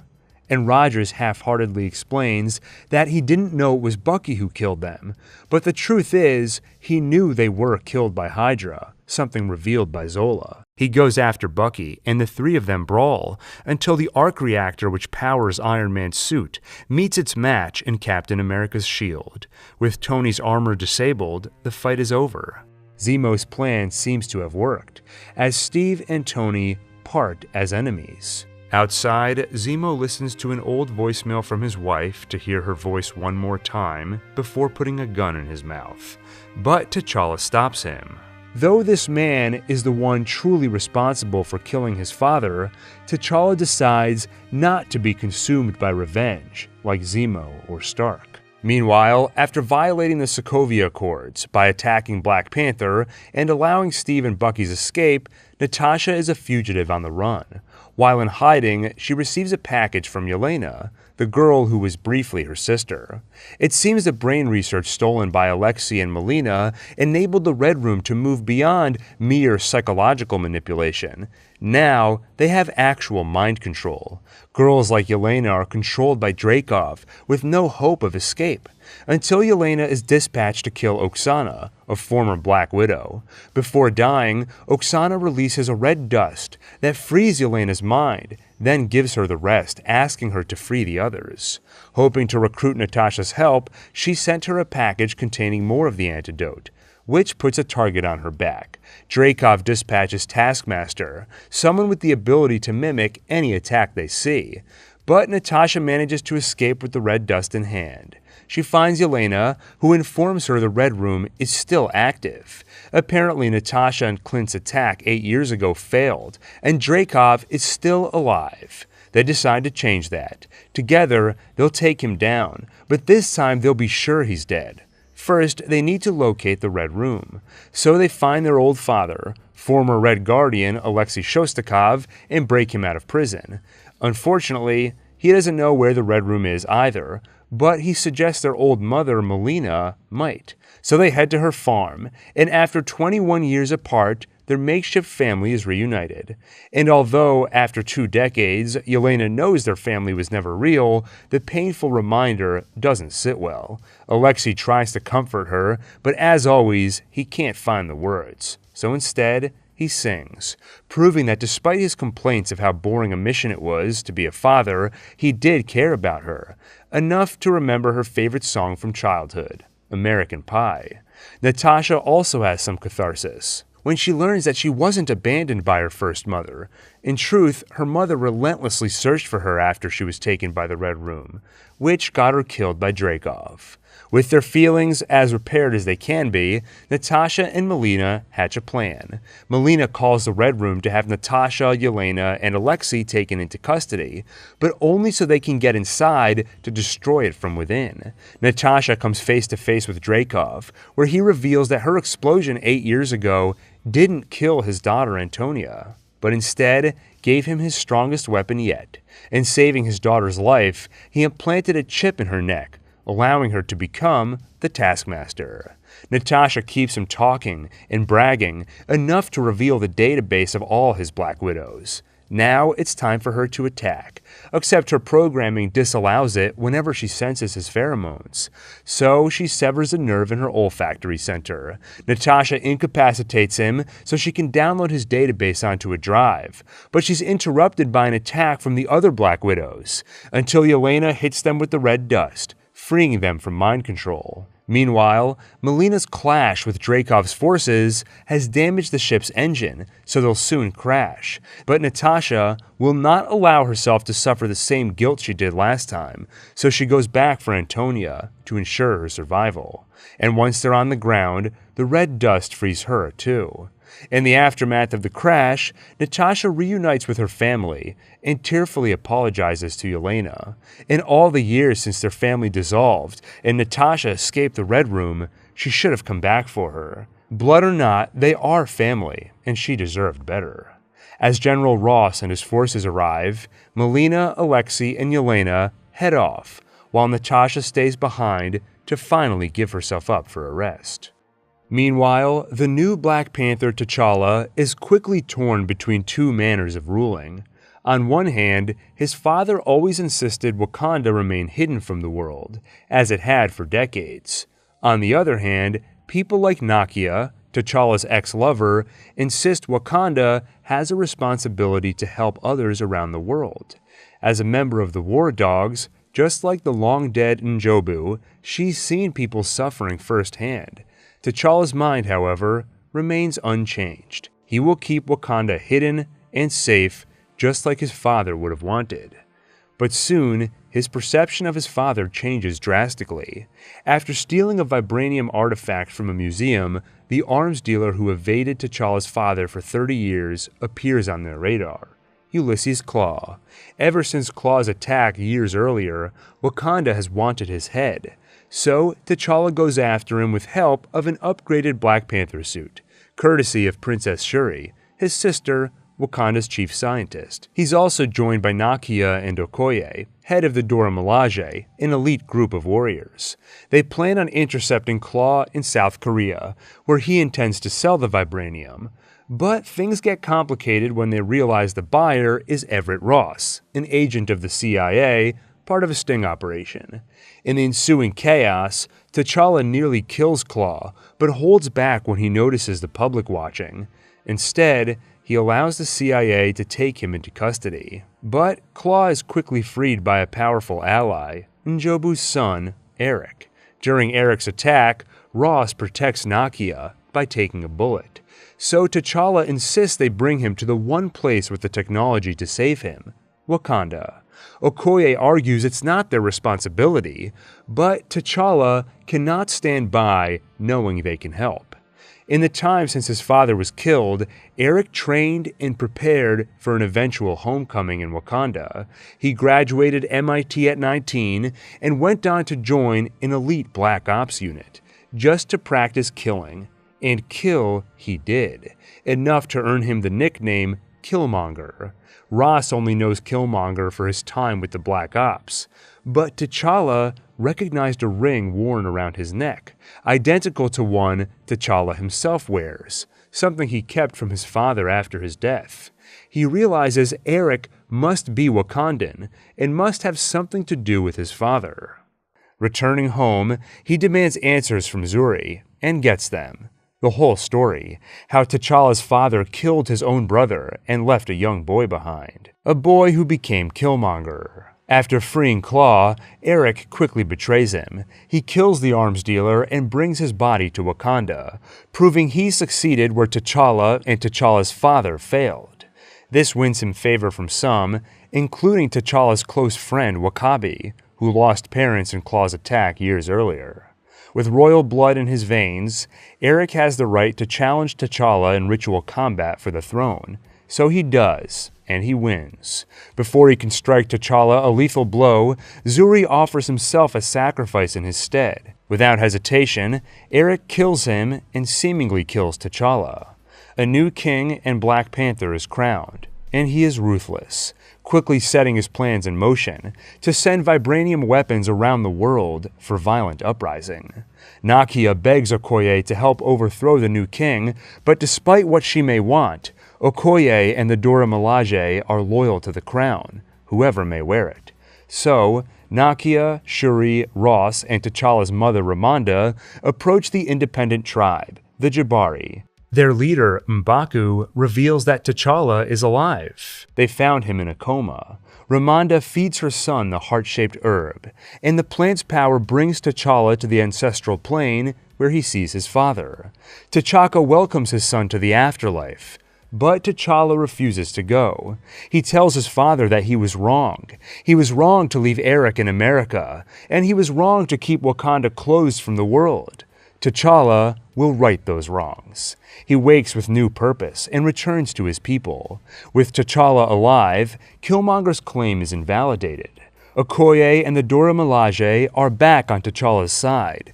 But with W'Kabi and others supporting Killmonger, civil war breaks out. They fight, while Killmonger's ships take off, carrying vibranium weapons to fuel his global uprising. But with Shuri's help, Ross takes down those ships before they leave, and with surprise reinforcements from the Jabari, Killmonger's army is defeated. As for Eric himself, he is mortally wounded in combat with T'Challa.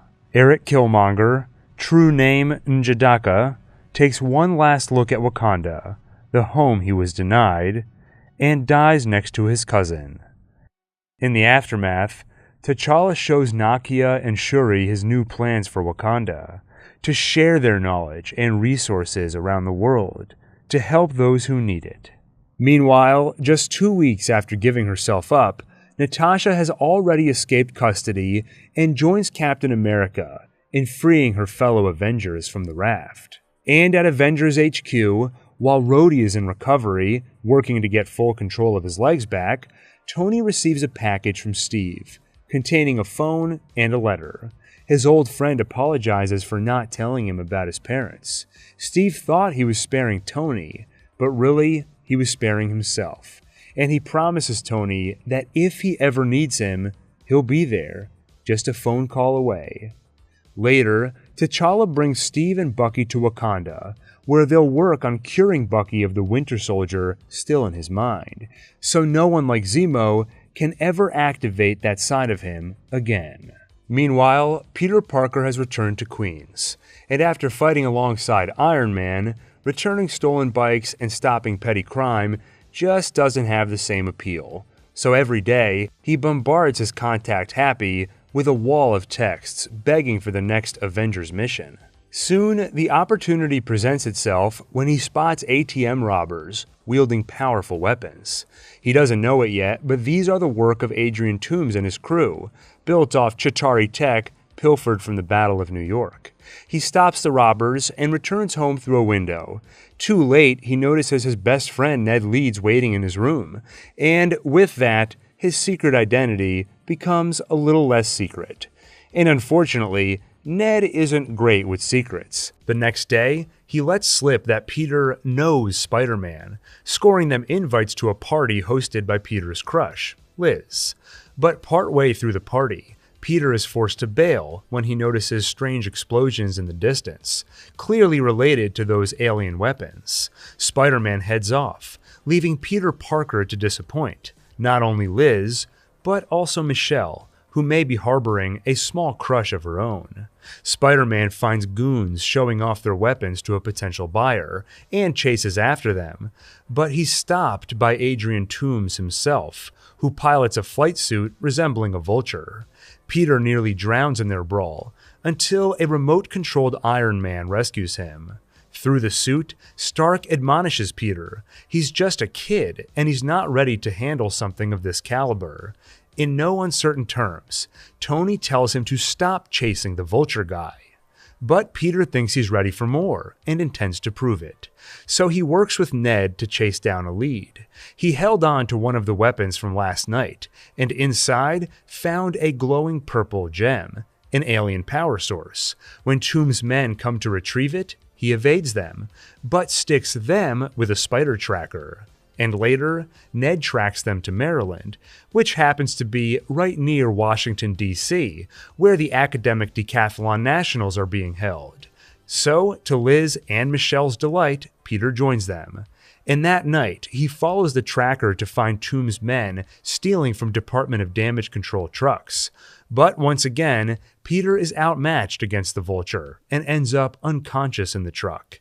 He wakes up in a DODC warehouse. At first, he's resigned to wait for morning when the doors will open, but things become urgent when his suit's AI identifies the purple gem as not just a power source, but an explosive one. He escapes the warehouse, but by the time he reaches Ned, the gem has already been activated by going through an X-ray security check at the Washington Monument. The explosion knocks the elevator off its track, threatening to drop his classmates to a fiery demise. But Spider-Man catches them just in time, and when the elevator falls again, he rescues Liz personally. Returning home, Spider-Man asks the AI to review footage of the weapons deal from the other night, and it identifies the buyer as Aaron Davis. So Peter finds him and learns from Aaron where the next deal is going down, on the Staten Island ferry at 11. There, Peter learns that Stark was probably right. He is in over his head. In his clash with Toombs, Peter inadvertently cuts the Staten Island ferry in half, and too late realizes the FBI knew about the deal. They might have even caught Adrian if not for Peter's meddling. But Peter has little time to process it all, because right now, he has lives to save. He nearly rips himself in half trying to pull the ferry together, to no avail.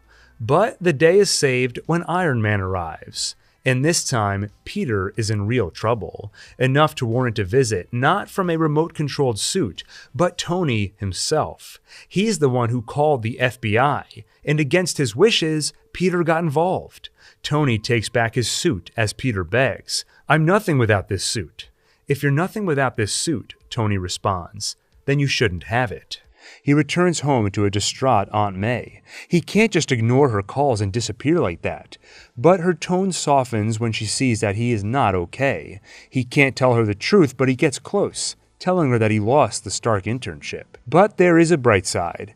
Now he gets to focus on just being Peter Parker, and Peter Parker gets some good news. His crush on Liz apparently is not one-sided, and apparently she doesn't have a date for homecoming yet. The big night comes. Peter arrives at Liz's house and is greeted at the door by her father, Adrian Toombs. And on the ride to the dance, between Peter's voice and the fuzzy details of how he spent his time in DC, Adrian figures out that he's Spider-Man. At the school, Liz gets out of the car, but Adrian asks Peter to stay for a minute. His message to Peter is simple: mess with my business again, and you, along with everyone you love, will die. After skipping her party and missing the decathlon, Peter is forced to disappoint Liz one more time. He leaves her at the dance, and with help from Ned, along with a phone Peter cleverly left in Tomb's car, they track his location and quickly realize his target. Today is moving day for Happy. He's overseeing a shipment of weapons and tech from Stark Tower to the new Avengers facility upstate. That's Vulture's target. Peter finds Toombs and again finds himself outclassed. Vulture drops a building on him before heading after Tony's jet. Buried under the rubble, Peter cries out for help, and he remembers what Tony said to him, and he knows that if he can't stand up, it's true. He really is nothing without the suit. And that's enough to remind Peter who he really is. With or without the mask, he is Spider-Man. So he gathers his strength and lifts the rubble. Before Vulture goes airborne, Spider-Man hooks onto him and follows onto the jet. Their brawl sends it crashing onto Coney Island. And when Vulture's suit takes enough damage to blow up, Peter rescues Toombs from the explosion and leaves him for the authorities. Back at school, Peter learns that Liz is moving to Oregon with her mom, meaning the decathlon team needs a new captain, Michelle, though she lets them know she prefers to go by MJ. And when Peter leaves to meet with Happy, MJ watches him go. Happy thanks Peter for stopping the theft, then takes him upstate to meet Tony. There, Tony welcomes Peter to the Avengers, presenting him a new suit and preparing to announce him at a press conference. But though he's impressed Tony, Peter knows the truth. He's not ready for this. He'd rather stay the friendly neighborhood Spider-Man for now, which leaves Tony with a room of press expecting a big announcement. So he grabs his engagement ring, walks out with Pepper, and gives them one. Back home, Peter finds a gift from Tony. He's decided to give Peter back his suit. And when Peter tries it on, he doesn't realize Aunt May is behind him. Yet again, he's revealed his secret identity, and Aunt May reacts appropriately, shouting, "What the f-?" Meanwhile, Dr. Stephen Strange has been chasing every procedure, expert, or medicine that might restore full use of his hands. He spends everything he has in the process, but nothing works. Christine is with him all the way, but Strange isn't content only to lose his fortune, so he pushes her away too, with bitter accusations. He's just a sob story to her, someone to pity. But he soon discovers a faint hope. Strange learns about a man named Jonathan Pangborn. He was paralyzed until a visit to the Comertage somehow granted him the ability to walk again. Strange heads there himself and meets the Ancient One. She talks of souls, spirits, and magic, so of course he scoffs, until she knocks him into the astral dimension and sends him on a trip through the multiverse. For the first time, possibly ever, Strange humbles himself and begs her to train him. She initially rejects him for his arrogance, but after he stays on their doorstep for 5 hours, and her protege Carl Mordo suggests he could be useful, the Ancient One relents and his training begins. He proves a quick study, helped by the photographic memory which previously earned him a simultaneous MD and PhD. He also shows a potentially dangerous curiosity, something the librarian Wong notices, when Strange is quickly attracted to the most heavily guarded books, including the Book of Cagliostro, the study of time. Some of its pages are missing, stolen by a former master, now zealot, named Caecilius, who killed the previous librarian. Over the following months, Strange's talent in the mystical arts soon rivals his talent in the field of medicine. His abilities grow, and so does his curiosity. He steals the Book of Cagliostro and follows its instructions to manipulate time with the Eye of Agamotto. Mordo and Wong stop him, warning that tampering with natural law is dangerous. He could end up trapped in one moment in time, looping for eternity. And they tell him what they're really up to. The Ancient One is the latest in a long line of sorcerers supreme who protect the world from mystical threats, through the power of 3 sanctums in Hong Kong, New York, and London. The pages Caecilius stole detail a ritual to contact one of those threats, Dormammu, a being who dwells in the dark dimension. It's a lot to take in, but Strange has little time to process because just then, Caecilius attacks. His attack destroys the London sanctum and sends Steve through a doorway leading to the New York sanctum, where Steve watches Caecilius kill its master. Next, he spots Strange. In their fight, the Cloak of Levitation takes a liking to Strange and assists him in restraining Caecilius, who quickly stalls for time by divulging his plan: destroy all three sanctums and remove the Earth's protection so it can be brought into the dark dimension. There, time does not exist, and eternal life will be accessible to all, instead of just the Ancient One, who herself feeds off the dark dimension to prolong her life. Caecilius escapes, regroups, and returns to the New York sanctum, where Strange, Mordo, and the Ancient One make their stand. She warns Caecilius that Dormammu deceives him. He does offer eternal life, but it is a life of torment. Caecilius doesn't believe her, and the fight begins. She is mortally wounded, but in the moments before her death, she visits Strange on the astral plane, stretching one moment into thousands, giving them a chance to speak. She tells Strange what he must do. His entire life, he has succeeded by running from fear of inadequacy and failure. Instead, she gives him a grander purpose, something to run toward, the greater good. He must fight, not for himself, but everyone, and she tells him that in order to stop Dormammu, he'll have to bend the rules. Just like she did, feeding off the Dark Dimension's energy, something Mordo is incapable of, as he believes in their tenets too strongly. She dies, and Strange returns to Mordo. The New York Sanctum has fallen, so they rush to the Sanctum in Hong Kong, only to find it too in shambles. The Earth is unprotected and slowly slips into Dormammu's dark dimension. So, Strange bends the rules. With the Eye of Agamotto, he reverses time and buys them a second chance. But Caecilius is stronger and defeats them again. Seeing their inevitable failure, Strange has another idea.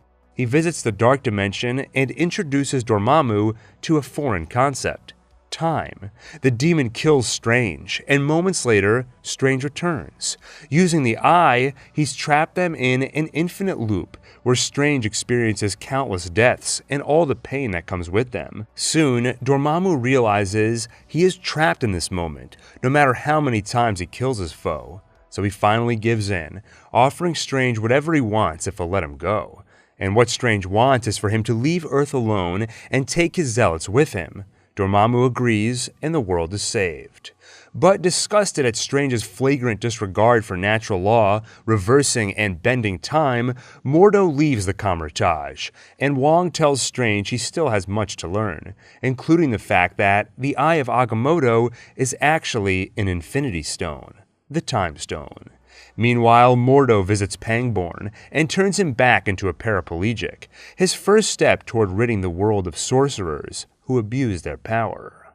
And Pangborn is not the only one robbed of his abilities. There is also Matt Murdock, recovering at the orphanage where he was first raised. He can barely stand up. He's deaf in one ear, and the woman he loved is gone, taken from him again after miraculously returning from the grave.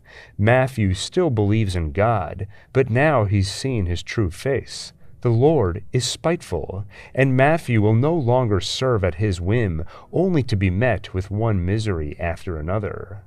Of course, Sister Maggie tries to console him out of self-pity, though maybe her words would mean more to Matt if he knew the truth, that she is his mother. Soon, his hearing begins to return. Perhaps all is not lost. Matt moves to the Clinton Church basement where he begins to train. Before long, he puts on a black suit, like he wore at the start of his vigilante career, and goes out to fight the criminal element of Hell's Kitchen. He does save a couple of innocent people from an attempted kidnapping, but the fight ends with him on the ground, asking not for the criminals to stop, but to finish the job, because as a good Catholic, of course, Matt cannot bring himself to take his own life. They spare him, and in the days that follow, Matt is reinvigorated by an old enemy, Wilson Fisk, The mob boss has become an informant to the FBI, sharing knowledge of New York City's crime syndicates. In exchange, they assure that Vanessa will not be charged as an accomplice to his crimes. Currently, she is abroad to keep her safe from her association with Fisk, but if all goes according to plan, they will soon be reunited. In the meantime, after an attempt on his life at the prison, Fisk is moved into a penthouse for his protection. The FBI does not want to lose this valuable source of information. They're already racking up so many arrests off his tips. Fisk living the high life after all the people he's killed, that doesn't sit well. Matt finds Foggy, who until now thought he was dead, but it is not a friendly reunion. Matt is here because he needs something. Foggy still has the credentials needed to get inside Rikers Island. Matt swipes his bar ID and uses it to get inside. He nearly gets himself caught and even killed in the process, but he does find out what he needs. The attempt on Fisk's life was a ruse. He paid Jasper Evans to stage the attack, so Fisk could get himself pulled out of prison and put in that penthouse. To continue on his investigation, Matt finally tips off his other friend that he is alive, Karen Page. He asks her help in tracking down Jasper Evans. Especially now, Matt has some nerve making the request. First, he let his friends think he's dead, and now Karen and Foggy are under investigation by the FBI for their association with Murdoch, all thanks to Fisk, who has fed the FBI a false tip implicating Murdoch in his crimes. Fisk has claimed that Matt has been working for him as a lawyer, laundering money, bribing law enforcement, manufacturing evidence, and more. Of course, it's all lies, but in their investigation, it is inevitable the FBI will learn about Matt's double life, and if it comes out that Karen and Foggy knew about it, they will be in trouble. So Karen agrees to help Matt on the condition he turn himself in to the FBI. Matt agrees that when all this is said and done, he'll do exactly that. They find Jasper Evans. They even convince him to testify against Fisk. They bring him to the office of the New York Bulletin. And it's a slaughter. A man in a daredevil suit shows up. He kills Jasper before he can testify, and anyone who gets in his way. Matt fights him off and only narrowly survives. The man in that suit is quite skilled. He is an important part of Fisk's plan. His name is Benjamin Poindexter. He's an FBI agent. Fisk took notice of him because during his transport to the penthouse, he was ambushed by the Albanians, a rival gang.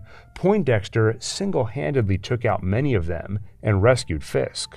Researching his past, Fisk discovered the perfect recruit to give Hell's Kitchen a new villain and keep the heat off himself. At a young age, Dex showed remarkable talent. He could throw any object at a precise target with incredible force, like a baseball at his coach's skull, for example. Killing him is what got Poindexter sent to Dr. Eileen Mercer. In him, she discovered psychopathic tendencies, a complete lack of empathy, and a proclivity for killing small animals. But over time, Dr. Mercer taught him the right things to say and do, and they learned that he can be good, or at least pass for it, if he has a North Star to follow, someone like her with morals that he can emulate, and if he has structure in his life. When she died, he had to find a new North Star, and he did, in a girl named Julie that he once worked with. Stalking her became a part of his daily routine. Learning of this, Fisk arranged for her to run into Benjamin Poindexter. The two went on a date together, where he slipped up a few times, knowing things he shouldn't.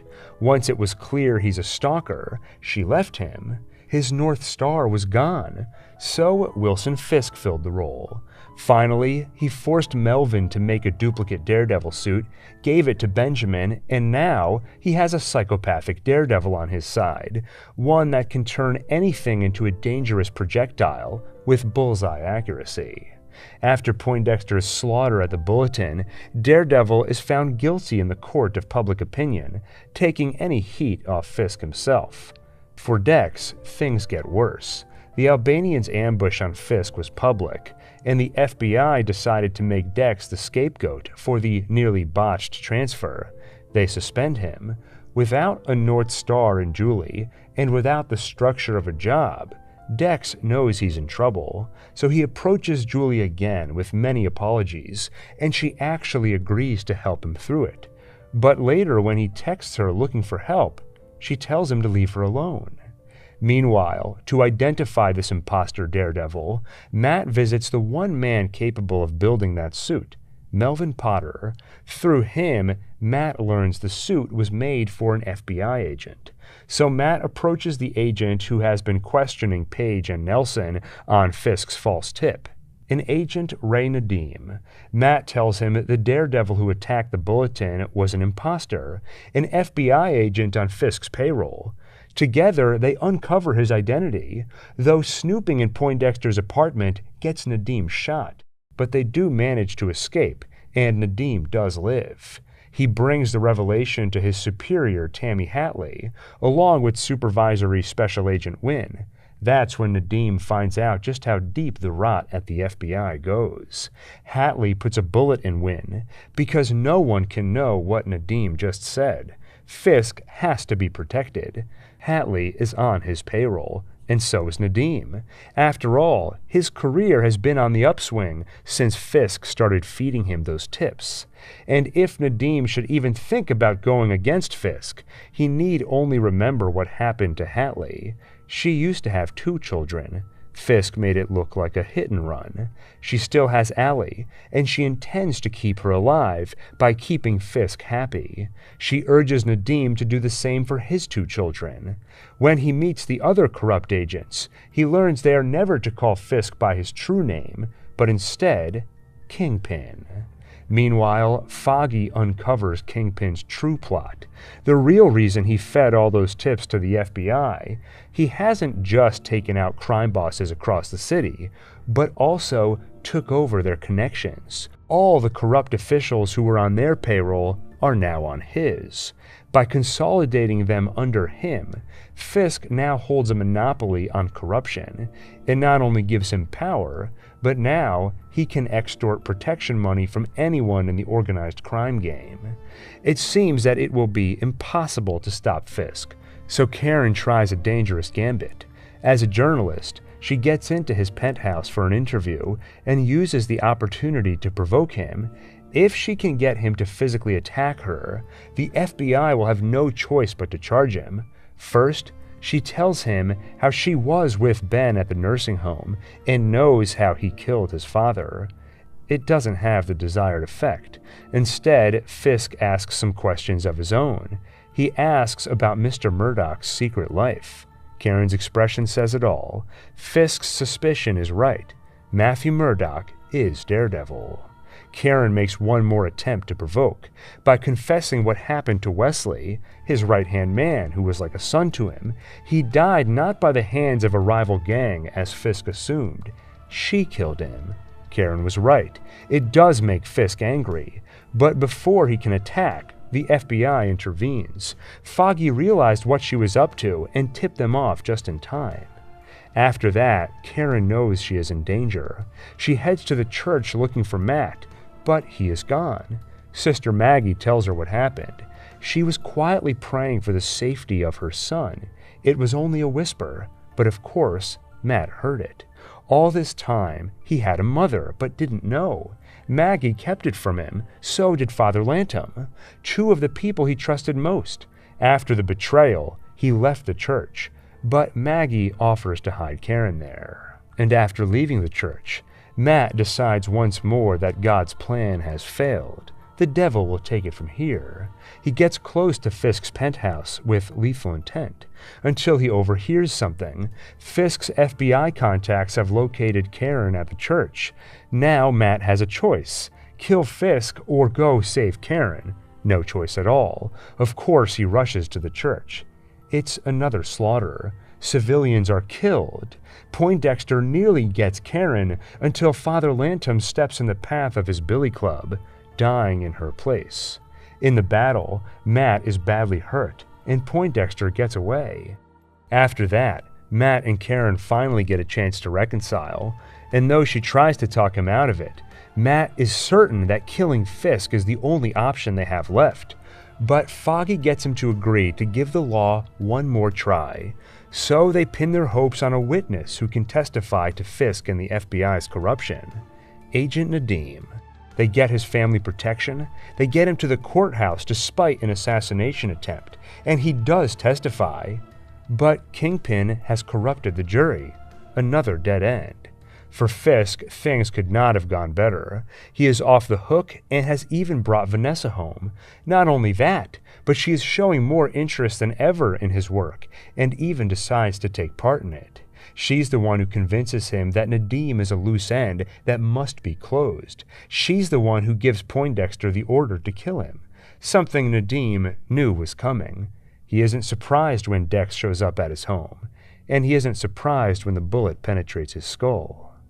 It's the night of Fisk's wedding when Matt strikes. First he calls Dex and turns him against his employer. Matt did some digging on him. He knows about Poindexter's past and about Julie. He also knows what Fisk did to her. Matt tells him where to find the body. The truth is that she did intend to help Dex. Those texts telling him to leave her alone were sent by Fisk's men using her phone, while her corpse was preserved in a freezer. In the penthouse, Matt and Dex both arrive, intending to kill Fisk, though he does not go down without a fight and manages to break Poindexter's spine. Matt, on the other hand, gets the Kingpin to his knees. In front of Vanessa, he beats him. He grabs Kingpin's head and will break his neck. But he hesitates. He unleashes his rage in a primal scream, and he does not kill the Kingpin. He will not let Fisk destroy who he is. There is, instead, another way. Foggy and Karen knew what would happen to Matt if he crossed this line, so when Nadim's wife got them a video her husband sent before his death, they made it public as fast as they could to ensure Matt would hear it. A final confession, testifying to Fisk's crimes. And as the words of a man who expects to die, their veracity will not be in doubt. Matt knows they will hold up in court. He does not need to kill Fisk, as much as he wants to. So he lets him live, but promises that if he comes after Foggy or Karen, if he leaks Matt's identity as Daredevil, he will prove that Vanessa was the one who gave Dex the order to kill Nadim. She will spend the rest of her life in a cell. Finally, the battle is won. Arrests are made. Matt reconciles with Maggie, and his friends too. They even decide to open a new law firm. Nelson, Murdoch, and Page. She may not be a lawyer, but she is one hell of an investigator. But not all threats have been neutralized. Poindexter's spine has been broken, but he is currently undergoing an experimental procedure. Soon, he may walk and throw again. In Asgard, Thor discovers that Loki has taken Odin's place as king, trapping the real Odin on Earth under a spell to forget who he is. The brothers head to Earth and find Odin has broken free from Loki's spell, just in time to realize his time has run out. Before death takes him, Odin tells Loki and Thor about their long-hidden older sister, the one with a thirst for conquest who Odin was forced to lock away. He warns that with his death, the power that keeps her locked away will fall. He dies, and as though on cue, Hela is freed and quickly proves her power by destroying Thor's hammer. He and Loki retreat on the Bifrost, but she follows and knocks them out of it, plunging them onto the distant planet of Sakaar. There, Loki ingratiates himself in high society, while Thor is captured by a woman, Scrapper number 142, and she turns him over to the Grand Master, a being who collects warriors from around the universe to fight, as entertainment. To win his freedom, Thor is forced to fight the Grand Master's champion, but first he makes a new friend, another captive fighter, Korg, a mild-mannered member of the Cronin species, rock-like humanoid creatures, and Thor learns that Scrapper number 142 is Asgardian. Further, he notices a Valkyrie tattoo, indicating she was part of Asgard's elite squad of female warriors. He begs her for help, warning that Asgard is in danger, but she's indifferent. Besides, there's no way off Sakaar. time comes for Thor to face the Grandmaster's champion, who turns out to be the Incredible Hulk. The fight is even matched until the Grandmaster intervenes, turning the tide in his champion's favor. Afterward, Thor and Hulk chat in the locker room, where, with his limited vocabulary, Hulk explains that he arrived on Sakaar in the Quinjet, which he took after the battle with Ultron.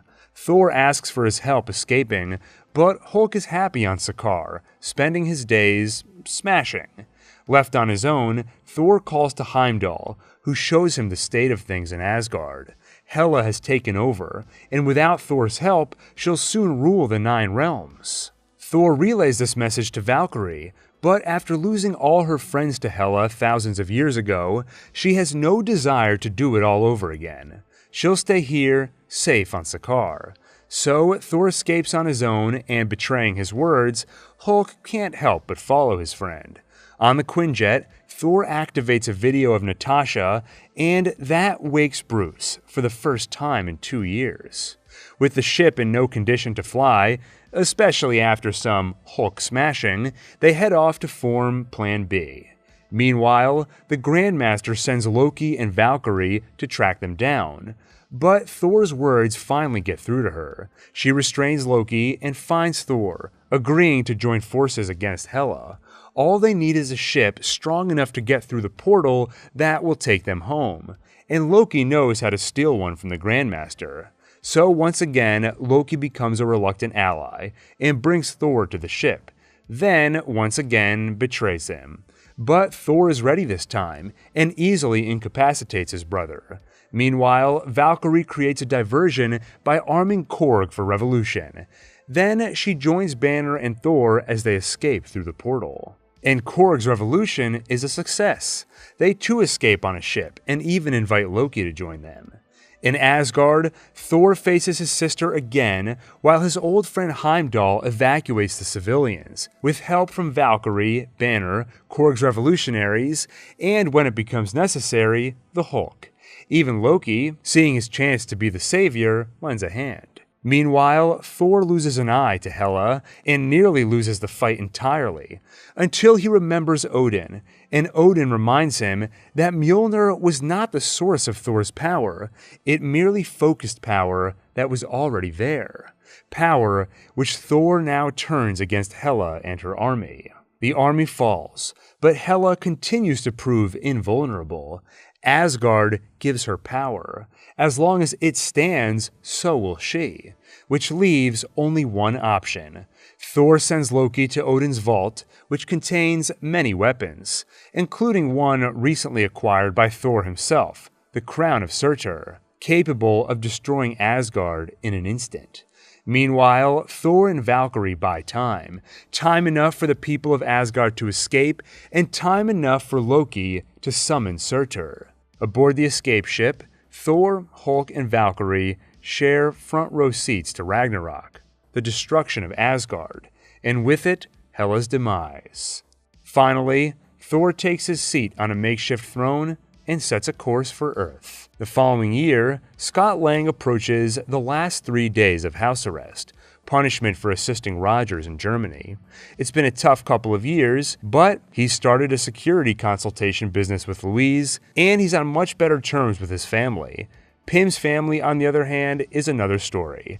Although he and Hope had grown close by the end of their first adventure, things took a turn after Germany. Scott used their equipment in the battle, implicating Hank and Hope, turning both into fugitives. They've since broken all contact with Scott while focusing their efforts on rescuing Janet from the quantum realm, a hope renewed in Hank after watching Scott enter the realm and return alive.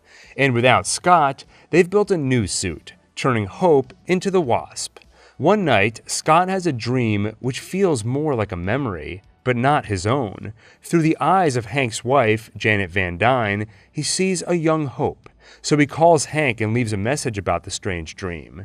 Hank and Hope get that message the day after first activating their quantum tunnel, a machine which should allow them to safely go subatomic and retrieve Janet. That can't be a coincidence. They realize Scott and Janet must have become entangled on a quantum level, and maybe they can use that entanglement to figure out Janet's location in the quantum realm. But it's not that simple. There are several other parties who get in their way. The FBI hopes to catch the Pyms and find Scott breaking house arrest, especially the overzealous agent Jimmy Woo. There's also Sonny Birch, a black market dealer they've been buying parts from who's gotten an inkling of what they're building and wants to profit off it. And there's Ava Starr, aka Ghost. Bill Foster has been working with her to find a cure before the quantum disease kills her, something which is only days away now. Their attempts thus far have failed, but they find out about Hank's efforts and realize Janet has been absorbing quantum energy for 3 decades. If they rescue her from the quantum realm, they could extract that energy and use it to cure Ava. But, Hank argues, that will likely kill Janet. Thing is, Ava is desperate. She's hurt a lot of people. What's one more? In the midst of all this, Luis and Scott's security company is on the verge of landing a big client. Luis will be meeting with the client tomorrow, but first they need to make adjustments to the proposed plans, something only Scott knows how to do. So after evading Birch, Ghost, and the FBI, Scott tells Luis how to find Hank's lab, currently hidden in the woods. In the meantime, Hank and Hope activate the quantum tunnel, and entanglement kicks in again, allowing Janet to speak through Scott, and warn that they only have 2 hours to rescue her. The probability fields are currently aligned just right, and it'll be another century before they're aligned again. She gives them her location, but they can't rescue her now, because as though on cue, Luis calls with some bad news. Birch found Luis and used truth serum to extract Scott's location, then shared that info with a contact at the FBI. Now they're closing in. Scott confesses his mistake to Hank and Hope, and they're once again forced to go on the run. After Germany and now this, they're ready to cut him out of their life entirely. But he's soon given the chance to redeem himself. First, Scott runs home to ensure that when Wu checks, he'll find him still abiding by house arrest. Then, once he learns Hope and Hank have been taken into FBI custody, he risks everything to break them out, because if he's caught, he goes back to prison and loses all the trust he gained with his family. Worst of all, he'd lose his daughter Cassie again. After breaking them out, he helps them evade Birch, the FBI, and Ghost, even recruiting help from Luis and his friends, to finally give Hank a chance to see his wife. While Ant-Man and the Wasp buy him time, Hank goes subatomic, and after 30 years away, finally reunites with Janet. When they return from the quantum realm, Janet sees Ava in pain, and shares some of her quantum energy to stabilize her. It's not a permanent cure, but for now, it stops Ava's years of torment.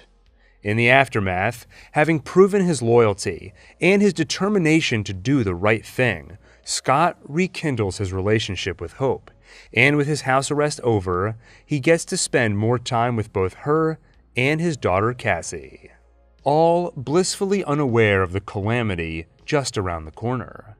After Loki failed to conquer Earth and acquire the Space Stone contained within the Tesseract, and after Ronan failed to acquire the Power Stone contained inside the orb, Thanos has taken matters into his own hands. First, he visits Xandar, where the Power Stone was left by the Guardians of the Galaxy under watch of the Nova Corps. Thanos makes short work of them, executing half the planet and leaving with the first of 6 stones, already making him one of the most powerful beings in the universe. Next, he finds Thor and the remaining Asgardians still on their journey to Earth. Hulk makes a valiant effort, but in Thanos, he's finally met his match. To save Banner's life, Heimdall uses his last ounce of energy to call on the Bifrost and send him to Earth. Heimdall pays for that with his life.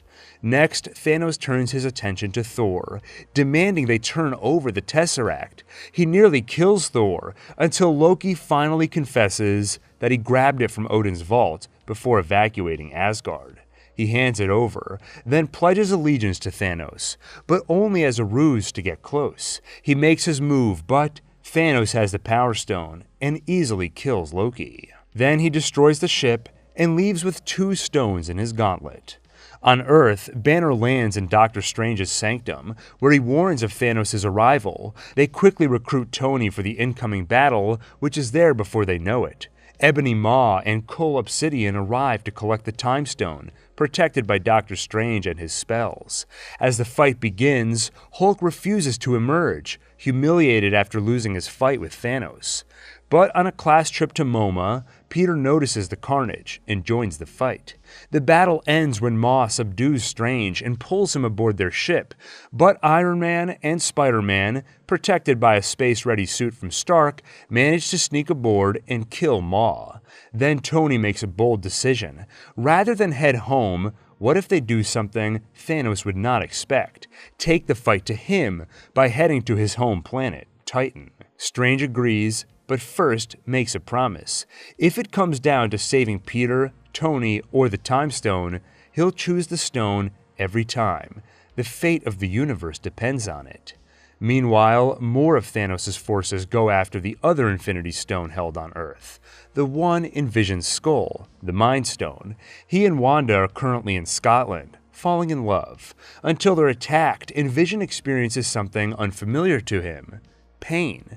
They might actually lose this fight. He begs Wanda to leave. He may die, but at least she can live. Wanda refuses, and soon it doesn't matter, because the children of Thanos find them and leave no escape. The 2 of them don't stand a chance, but they aren't alone. Captain America, Falcon, and the Black Widow arrive. Together, they fight off the villains. Regrouping at Avengers HQ with War Machine, they decide on their next move. Vision points out that Wanda could destroy the Mind Stone with her power, but Wanda and the rest refuse. They don't trade lives, and they realize there's another way. With advanced technology, they could separate Vision from the stone and then destroy it, and Steve knows exactly where they could get that sort of technology. Wakanda. Meanwhile, the Guardians of the Galaxy respond to a distress signal and find the destroyed Asgardian ship. They bring Thor aboard and he gets them up to speed, letting them know Thanos has begun his conquest, and he has a pretty good idea where he's going. Nowhere. That's where Asgard left the Reality Stone in the Collector's care. But to defeat Thanos, Thor knows he'll need a powerful weapon, especially with Mjolnir destroyed. So the team splits up. Thor, Rocket, and Groot head to Nidavellir, the place where Mjolnir was originally created. Peter, Gamora, and the rest head to nowhere. On the way, Gamora confides in Peter. She knows something which would help Thanos get the stones. Keeping that knowledge hidden is more important than her life, so she begs Peter to make a promise. If Thanos gets her and Peter has the chance, she needs Peter to kill her. They arrive on Nowhere to find Thanos interrogating the Collector. Gamora moves quickly and kills her adoptive father, and though she hates him, mourns him just the same. Until Thanos drops the charade. None of this is real. Fact is, they were too late, and Thanos already has the Reality Stone, which is how he was able to create this fantasy and ensnare Gamora. Now in her father's clutches, she begs Peter to fulfill his promise, to kill her. They finally profess their love for one another out loud, just before Quill pulls the trigger, only for the gun to vanish. Another reminder that with the Reality Stone, Thanos is in control. He leaves with Gamora. Now, he has 3 stones and 3 to go. Next, he seeks the Soul Stone, something he once sent Gamora to find. She claims not to have found it, but he knows when his daughter is lying.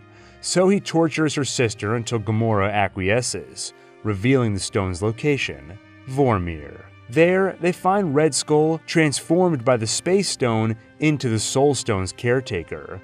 He informs Thanos that the Soul Stone is unique. It carries a sort of wisdom. To ensure that whoever possesses it understands its power, the stone demands a sacrifice. You must lose that which you love. A soul for a soul. Gamora laughs. She finally got what she wanted most. To see her father fail. How can he sacrifice what he loves if he loves nothing? But she is wrong. He loves his daughter, and once she lies dead in the pit below, the Soul Stone is his. Meanwhile, Thor, Rocket, and Groot arrive on Nidavellir to find Eitri, the sole survivor of a recent visit from Thanos. He tells them what happened. Thanos forced them to build his gauntlet to harness the Infinity Stone's power, then killed all but Eitri and shut down their neutron star. To build a new weapon for Thor, they'll need to reignite the star. It nearly kills Thor, but he gets it done, and thus the Stormbreaker is born in the heart of a dying star, an axe powerful enough to call on the Bifrost itself. All it needs is a handle, so Groot grows him one. Elsewhere, Nebula escapes her confinement and calls the Guardians to meet her on Titan. She knows that's where Thanos will go, so when Stark, Strange, and Parker land, they run into the Guardians. The two groups fight until they realize their common cause and prepare for Thanos' arrival. But first, Strange looks into the future, and out of the 14,605,000 he views, there is only one where they succeed. Soon, Thanos arrives. The team fights with everything they have. Mantis puts him in a trance, and they pull the gauntlet, inch by inch, sliding it off his arm. Then Quill asks where he took Gamora. Mantis feels what Thanos feels, and tells Peter, he is in anguish. He mourns. Nebula puts it together. A soul for a soul. He killed Gamora. Tony sees the rage in Quill's eyes and begs him not to engage. We've almost got this off. Tell me you didn't do it, Peter begs Thanos. I had to, the Mad Titan responds. No, you didn't, Peter says. At first quietly, then loudly before striking him, inadvertently breaking Mantis' spell. Now, Thanos fights back and gets the better of them. He nearly kills Tony, until Strange bargains for his life by handing over the Time Stone. In Wakanda, the Avengers have arrived, and Shuri is at work removing Vision's Mind Stone, but it will take time, which is quickly running out. Thanos' forces are already there. Wakanda's forces and the Avengers do their best to hold them off, but soon, Thanos himself arrives. One by one, the Avengers fall. Time has officially run out. Vision tells Wanda to destroy the Mind Stone. He reminds her that half the universe depends on it. He knows it's not fair that she has to be the one to do it, and he tells her he loves her, before Wanda destroys the stone and him with it. But with the Time Stone, Thanos has the ability to reverse time, so he does. Vision returns to life just so Thanos can rip the stone from his skull and kill him all over again. Finally, he has all 6 stones. Nothing stands between him and his wish to eradicate half of all living things, except the god of thunder. Thor arrives with Stormbreaker and puts it in Thanos' chest. You should have gone for the head, Thanos says, then snaps his fingers, and half of all life in the universe vanishes. On Titan, just before Strange disappears, he looks at Stark and reassures, Tony, there was no other way. And Peter, with his spider sense, knows he's part of the half that will disappear, and begs Tony for help he can't give. I don't want to go, sir, please. Then he apologizes for letting down his mentor.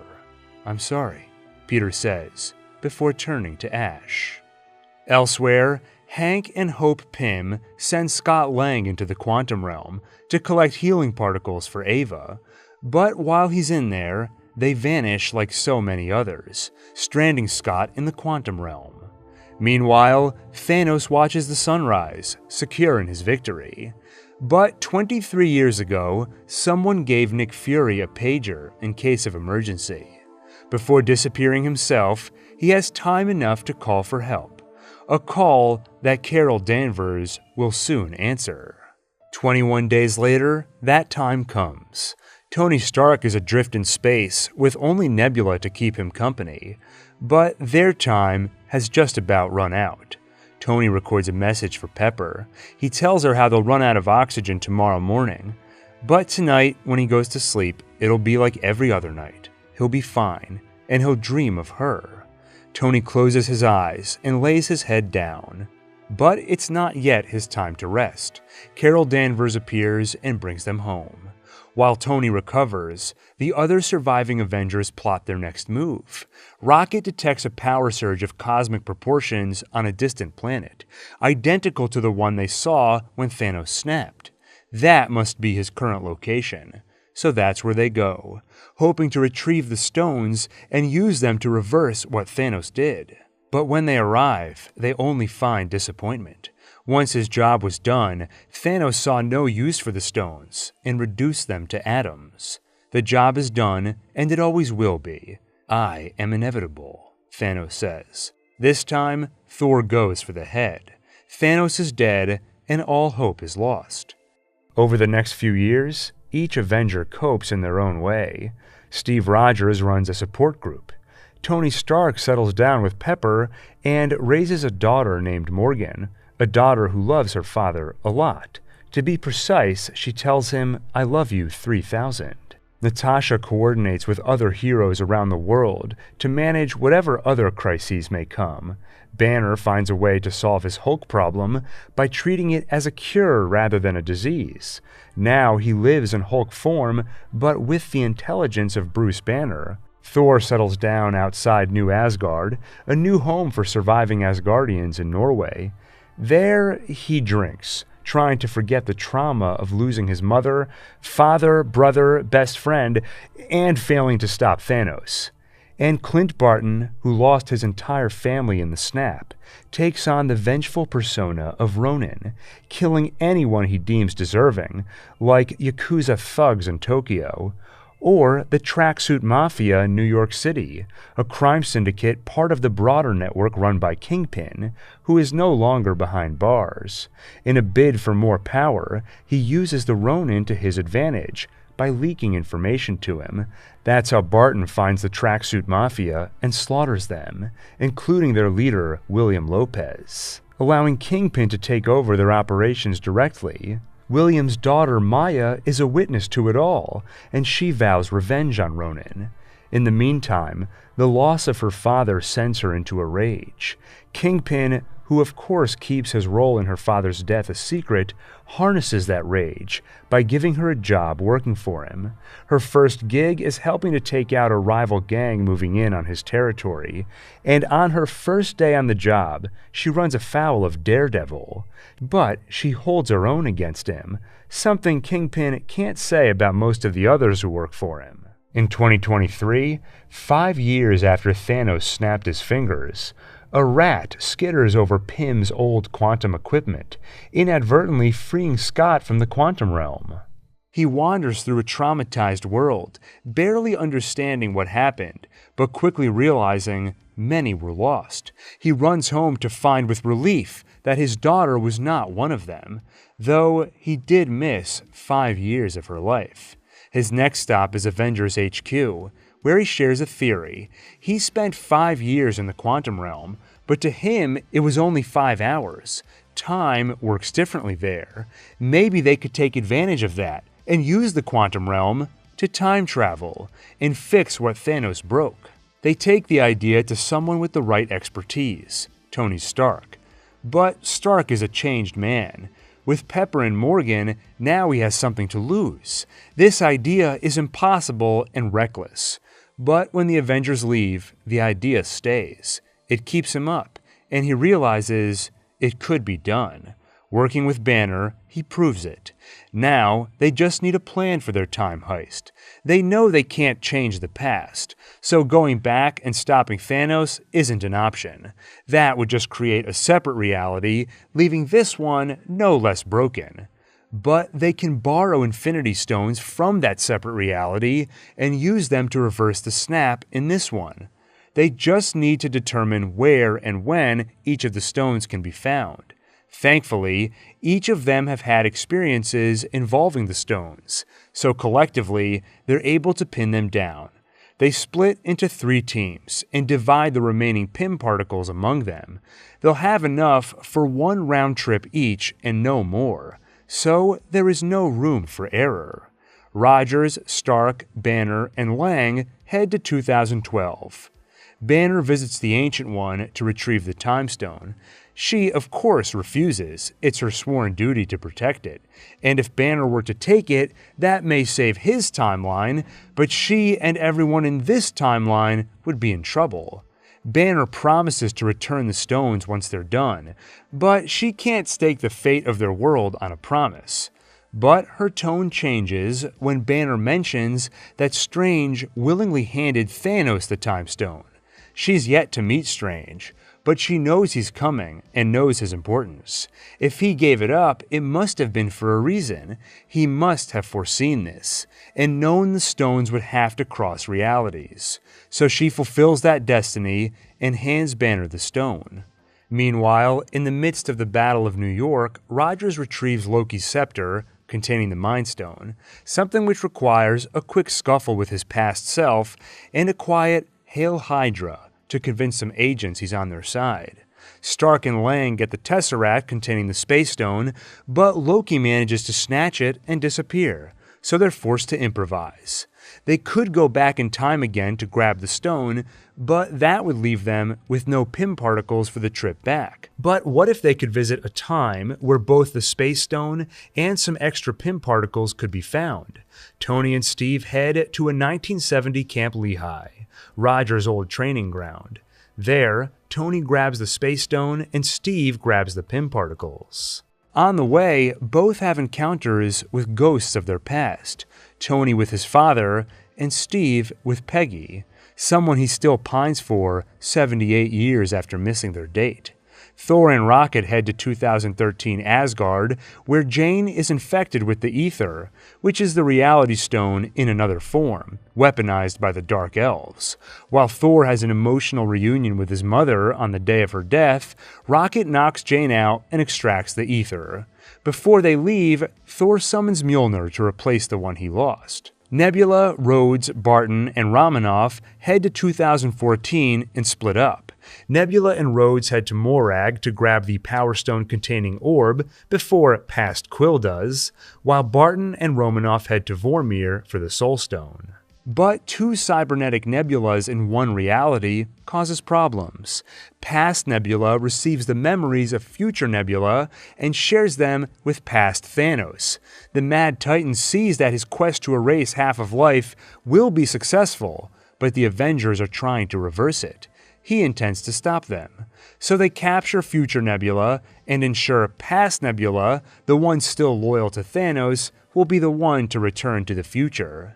On Vormir, Red Skull tells Romanoff and Barton the price of the stone. A soul for a soul. Both are eager to face their destiny and pay the karmic price of their sins. But it's Romanoff who succeeds. She saves Barton and adds one more drop of blood to her ledger, this time her own. Natasha dies, and with the price paid, Barton leaves with the Soul Stone. The Avengers assemble in 2023. They mourn for Natasha, then make sure her sacrifice has meaning. Using the stones takes a heavy toll, so the strongest among them, with the greatest likelihood of survival, wields Tony's homemade gauntlet. The Hulk snaps, and a call from Barton's wife tells him it worked. All those erased by Thanos have returned, though Natasha remains dead. There are no refunds when it comes to the Soul Stone. They have little time to celebrate, as the imposter Nebula has already opened a portal for her father. Thanos attacks. Aboard his ship, Past Gamora questions the captured Nebula, who came from the future. She learns that in the future, they will become friends and sisters, before Thanos sacrifices her. So she frees Nebula. When the other Nebula comes and tries to kill Gamora for her treachery, future Nebula kills her past self. On the ground, Thanos takes down the Avengers one by one, even Thor. Thanos intercepts Stormbreaker and prepares to sink its blade into the god's chest, but Mjolnir flies into him, then keeps flying, because it's not Thor who called for it, but Steve Rogers. Captain America wields the power of a god and holds his own against Thanos, for a little while. Soon, he's on the ground with a broken shield. Thanos calls forth his armies, and the lone Avenger stands to face his destiny, until he gets a call from Sam Wilson, letting him know he's not alone. Portals open, flooding the battlefield with resurrected heroes summoned by Strange and Wong. "Avengers!" the captain shouts. "Assemble." The battle tips in the Avengers' favor, and when Carol Danvers arrives, their victory seems all but assured. But in this battle, only one thing matters: who has the Infinity Stones? And despite their best efforts in this historical round of keep away, Thanos retrieves them. He prepares to snap, and this time, he won't leave half the world alive, because he's seen how stubborn they can be in their grief. Instead, he'll erase everything and start from scratch. Tony looks at Strange. The master of the mystic arts holds up a single finger, silently telling Stark, this is that one future where they win. And Tony knows what he has to do. He attacks and struggles for the gauntlet until Thanos pushes him away. "I am inevitable," Thanos announces, then snaps. Nothing happens. Tony's stolen the stones. The power surges through him. It's excruciating, but he summons the strength to reply, "And I am Iron Man." Then snap. Thanos and his armies vanish as the stones take their toll. Stark collapses. He's quickly surrounded by loved ones. And once Pepper gives him permission to rest, the light on his chest goes dark. At his funeral, they play a message recorded by Tony, the night before their travels through time. It's a message of hope for the future, and a message of love. It concludes when the hologram of Tony looks at his daughter and tells her, "I love you 3000. The arc reactor which saved Tony's life 14 years ago, engraved by Pepper to say, proof that Tony Stark has a heart, drifts onto the lake as Avengers, friends, and family remember the hero. And Stark is not the only one who spilled blood on the battlefield. Nearly every hero did, meaning their DNA, some of which contains genetic code for superpowers, lies in the open. Fury sends a group of Skrulls, including Gravik, to retrieve the blood, and this collection of DNA becomes known as the Harvest. But this will be Fury's final mission on Earth for a while, shaken by Thanos' near victory over not just Earth, but the universe. Fury lets himself do something out of character. Retreat. He accepts a position that will take him to space for years, building a complex aerospace defense system called Saber. To keep this position secret, he asks Talos to impersonate him while he's gone. And he's not the only one looking to leave things behind. Valkyrie asks Thor when he'll take his rightful place on the throne, but he decides to leave New Asgard in her care, making her the new leader. As for Thor, it's time for him to be himself for a while, rather than who he's supposed to be. So he joins the Guardians of the Galaxy in search of adventure. Later, Banner, Bucky, and Sam work with Rogers to complete some unfinished business. Now that the task is done, he needs to return the stones and Mjolnir to their rightful places in history, keeping the promise Banner made to the Ancient One. But when Steve returns from his travels, he's an old man. It seems that after completing his mission, he decided to try living life for a while. He gives his shield to Sam Wilson, and with it, the mantle of Captain America. Rogers doesn't tell him about the life he lived, but the ring on his finger says everything. Somewhere, in another time, he and Peggy are finally sharing that dance. And somewhere else, outside of time, a Loki is in trouble. In that alternate 2012, snatching the Tesseract put Loki in the crosshairs of the TVA, or Time Variant Authority. There is something called the Sacred Timeline, encompassing all the events, past, present, and future, which are supposed to occur, as decreed by 3 mysterious timekeepers. When someone does something which deviates from that timeline, like Loki stealing the Tesseract, they become a variant and create a branching reality, which eventually leads to chaos. That's where the TVA comes in. When such a thing happens, they erase that branching reality, capture the variant, and put them on trial, usually resulting in their being pruned, a polite way of saying vaporized. But Loki gets a rare second chance, because one TVA agent named Mobius sees something in him. Recently, a variant has been wreaking havoc. Somehow, they've been evading the TVA and killing their people. Mobius thinks Loki could help capture that variant because that variant is another Loki.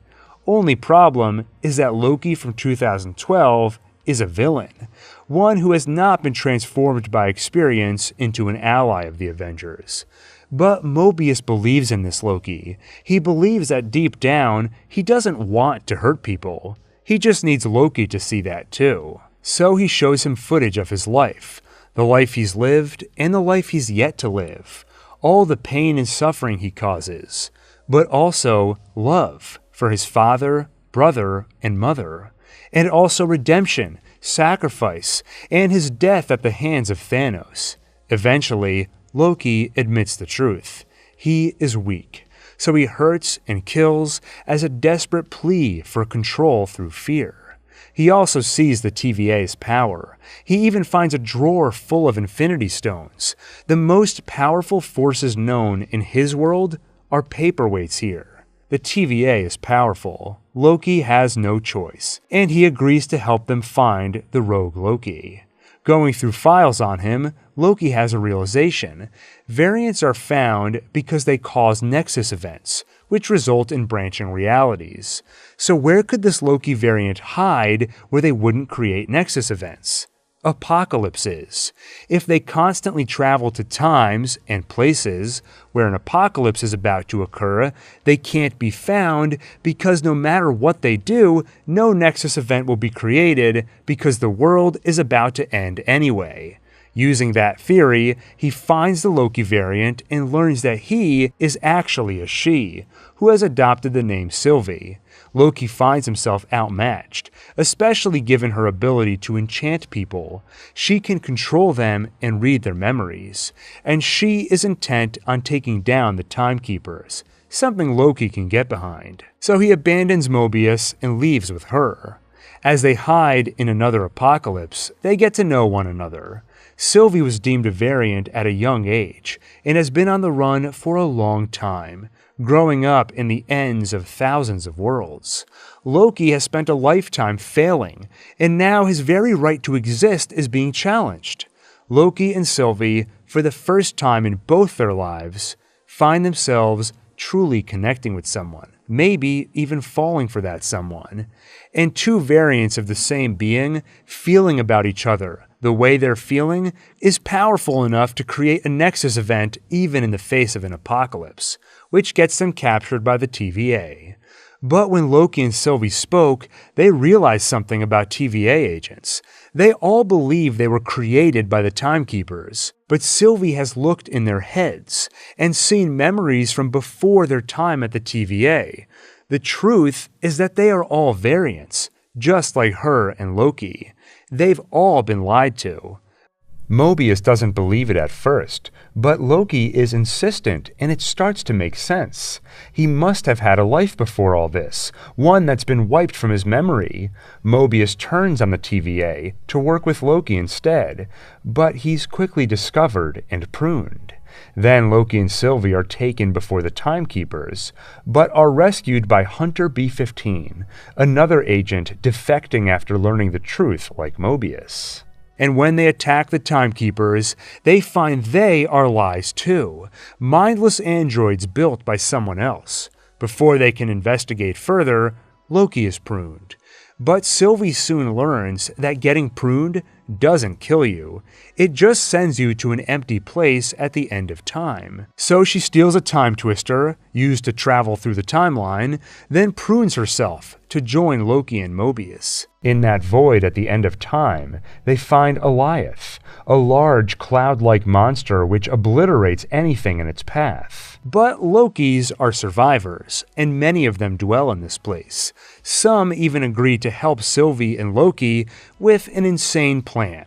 She surmises that the real puppet master is likely hiding at the true end of time, guarded by Alioth.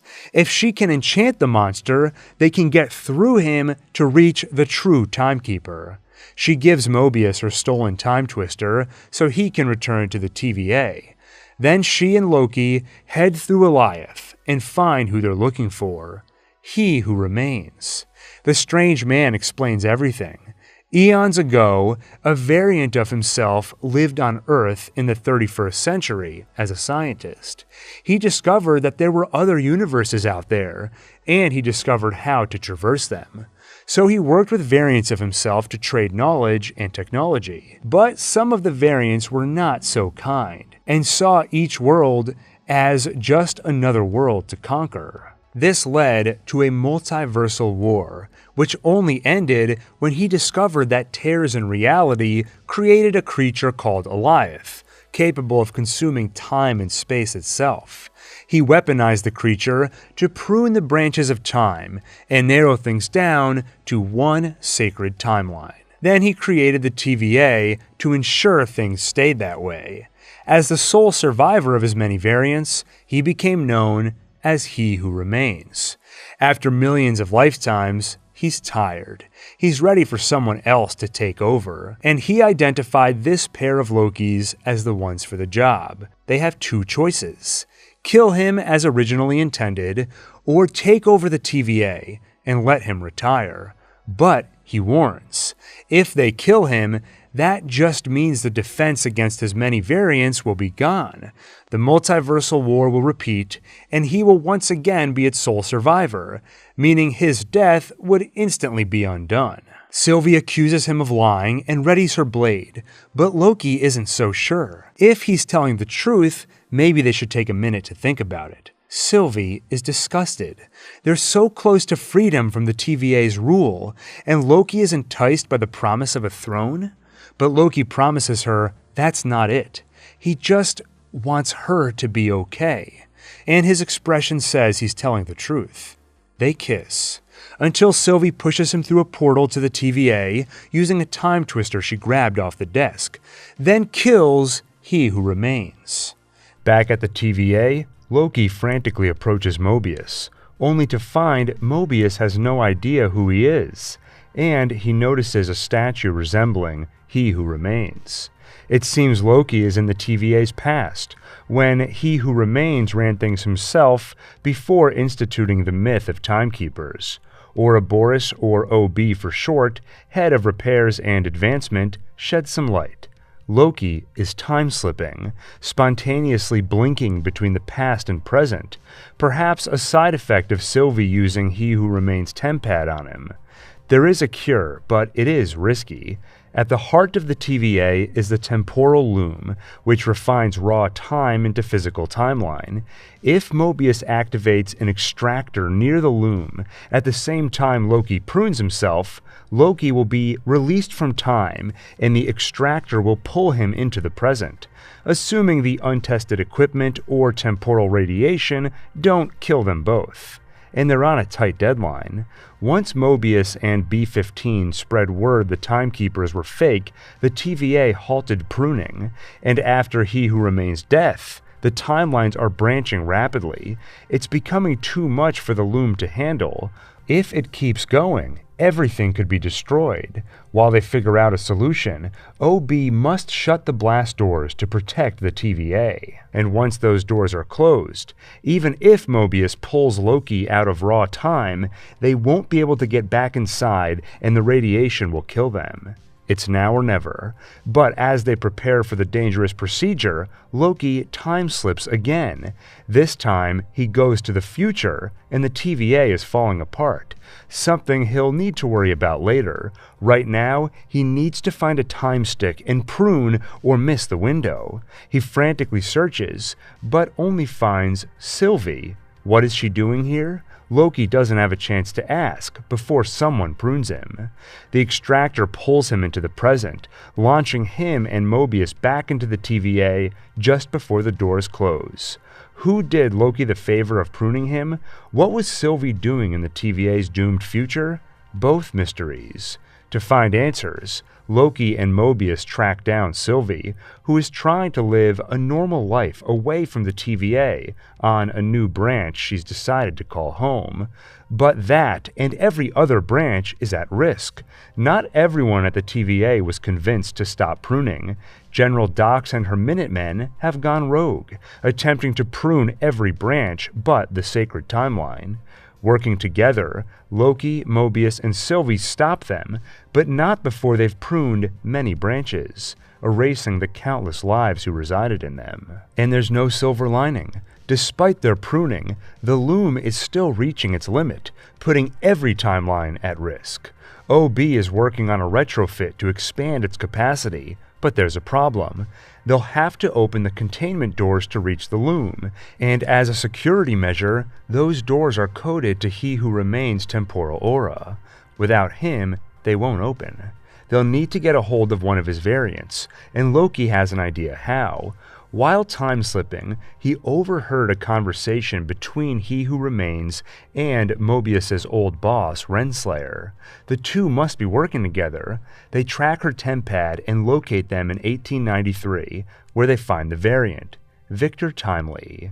Before his death, He Who Remains arranged for Renslayer and his AI assistant, Miss Minutes, to find this variant, and prepare him to lay the foundation for He Who Remains' return. They found Timely as a child in 1868, and gave him a copy of the TVA manual, so by now, he's become an inventor and expert in all things temporal. Loki and Mobius bring Timely to the TVA, while Sylvie gets a little revenge. Renslayer is the one who pruned her world and sent her on the run as a child. So Sylvie sends Renslayer on a one-way trip to the end of time, where Renslayer finds He Who Remains' corpse and Miss Minutes, who clues her in on a secret. Renslayer once commanded He Who Remains' army, but when he instituted the myth of the Timekeepers, he erased her memory, along with everyone else at the TVA. Minutes suggests they forget about resurrecting He Who Remains, and instead take over themselves. They return to the present to recruit an army, starting with General Dox and the Minutemen. Hunter X5 joins up. The rest, who refuse, are crushed to death in a time cube. Then they kidnap Timely, but don't get much further than that. OB takes down Miss Minutes by restarting her to factory settings by rebooting the whole system, which, as a side effect, also shuts down the dampeners that prevent the use of magic at the TVA. Good news for Sylvie, who then uses her magic to outwit Renslayer and prune her, sending her to the void where Eliath approaches. As the loom approaches meltdown, Loki realizes that the future he slipped to earlier, where the TVA is falling apart, is no longer the future. It is now. He finds his past self, the one without a time stick who someone pruned, and Loki realizes he is that someone. He prunes his past self, and with Sylvie, gets back to the loom. They have Timely unlock the doors. But they're too late. Radiation levels have exploded, ripping Timely apart the moment he steps outside. Hope is lost. The loom explodes, as Loki and the others await the end of all things. But somehow, Loki is alive. His time-slipping has returned. He has no control over it, but it sends him to the past on branches where his friends reside, living normal lives before their recruitment to the TVA. On one branch, Mobius is a single father named Don who sells jet skis. On another, OB is Doug, a science fiction writer and theoretical physics professor, who uses his expertise to help Loki. He suggests that Loki must be controlling his time-slipping subconsciously. Why else would he be visiting his friend's branches specifically? But hard as Loki tries, he can't seem to control it. So instead, Plan B. He hands OB a copy of the TVA manual so he can use it to build a tempad. Then, if they gather all his friends together, the ones who were there before the loom exploded, their collective temporal aura would point the tempad to that moment, and Loki could travel back there. He collects his friends, Mobius, B-15, and the others. All except Sylvie. She doesn't want to be a part of this. She just wants to live a normal life. Yes, she is being selfish, but so is Loki. He just uprooted the lives of his friends for this crusade, not to save the world, but because Loki doesn't want to be alone. He realizes she's right. He returns to OB and the others, and he tells them it's over. They can all go home. But Sylvie changes her mind when the world starts tearing apart around her. It seems Loki was right. If they don't fix the loom, every branch will end, and none of them will have lives to go back to anyway. Except they're too late. Sure, Loki gathered his friends, but reality is falling apart. Things are disappearing, including the temp pad. Reality collapses, and his friends die. Until another shred of hope. Loki slips back in time. He's learned to control the time slipping. It's just like their plan to use people's temporal aura to pinpoint a time and place. He controls his time slipping not by focusing on when or where, but on who. He returns to before the loom meltdown. He replays the event again and again to no avail. Timely dies every time. Loki spends centuries learning everything OB knows and returns with enough knowledge to perfect their plan. This time, Victor makes it. He installs the multiplier, but it doesn't matter. The timelines are branching infinitely. They can expand the loom all they want. It'll never be enough. Loki slips through time in search of answers and gets them from He Who Remains, who reveals the truth. The loom is not melting down. It is activating a failsafe. When it reaches capacity, the loom is designed to automatically prune every branch except the sacred timeline, erasing the countless lives who reside on them. Loki could destroy the loom to spare their lives, but that would also spare the lives of He Who Remains variants, which means multiversal war, which means the destruction of everything. It seems Loki has two choices: destroy all those other branches but keep the sacred timeline, or trigger the multiversal war, destroying everything including the sacred timeline. He travels time to seek guidance. Mobius tells him about duty and doing what's right even if it's difficult. Sylvie advocates for free will. Destroy the loom, and even if we all die, let us die fighting. She grew up in apocalypses and knows that sometimes it's okay to destroy something if there's hope you can replace it with something better. And that is what Loki does. He returns to that moment before the loom's apparent meltdown. This time, he steps outside himself. The temporal radiation should kill him, but he is a god. With no magic dampener after OB's reboot, he can protect himself. He destroys the loom, and just as He Who Remains promised, the branches begin to die. But Loki is a god. He grabs the branches and uses his magic to keep them alive. He carries them to the end of time and sits on He Who Remains' throne, taking his place as steward of the multiverse.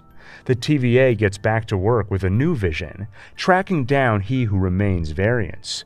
Mobius retires, finally visiting that branch to see his past life. And Loki continues to sit, keeping the multiverse alive. In place of one sacred timeline, he's created a tree formed of many branches. And on one such branch, the world is recovering from half its population disappearing for 5 years before suddenly returning, a phenomenon which people call the blip. But not everyone is reunited with lost loved ones. Wanda Maximoff, after losing her parents to a missile and her brother to Ultron, now mourns Vision.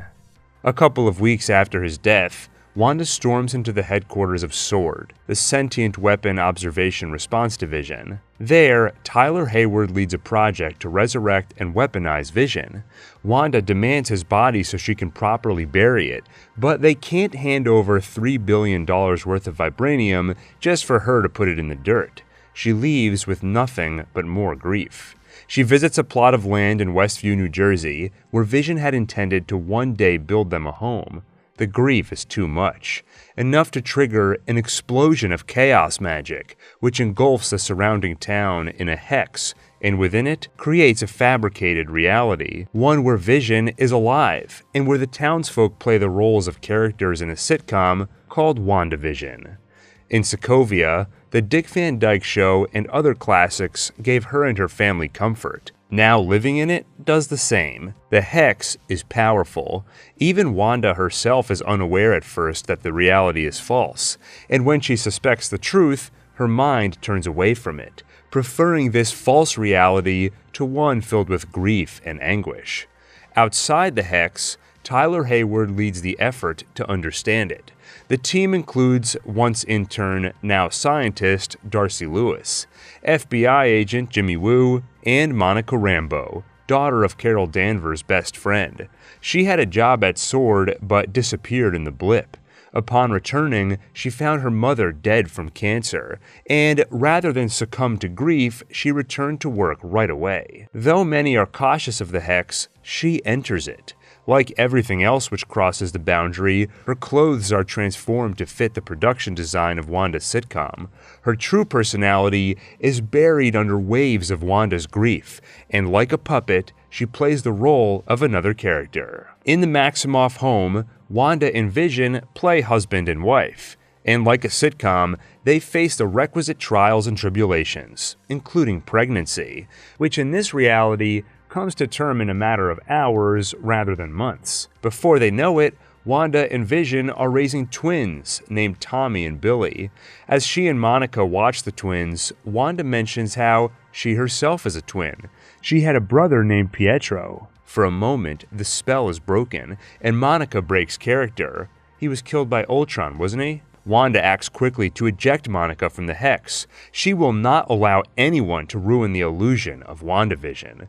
And with Monica gone, they turn to their other neighbor, Agnes, for help with the children. Outside, Monica reports that the Hex is being perpetuated by Wanda, causing Tyler to see her as a villain. But Monica felt Wanda's pain she knows well herself after losing her mother. She doesn't believe Wanda is doing this on purpose. They should work with her to resolve the Hex. But Tyler chooses a different approach. Antagonism. Anything they send into the Hex gets transformed to fit the reality. When they sent a drone into her 60s-era sitcom, it was transformed into a toy helicopter. So they change tactics. Once WandaVision evolves into an 80s-style sitcom, they send in an 80s-style drone. But without Monica's knowledge, it's been armed by Tyler. It fires at Wanda, but only manages to piss her off, and she ejects the drone, just like she did Monica. Meanwhile, Darcy tries something as well. She sends an email, brand new technology in the 80s setting. In it, she warns about the Maximoff anomaly and its effect on Westview residents. Curious, Vision investigates the mind of a coworker and realizes the truth, that everyone in the town is under Wanda's control, with their true personalities buried. Vision tries to confront Wanda, but she denies everything and just tries to move on. Things only get more hectic when Wanda's dead brother Pietro shows up, though he wears a different face. Soon, it's time for the WandaVision Halloween episode.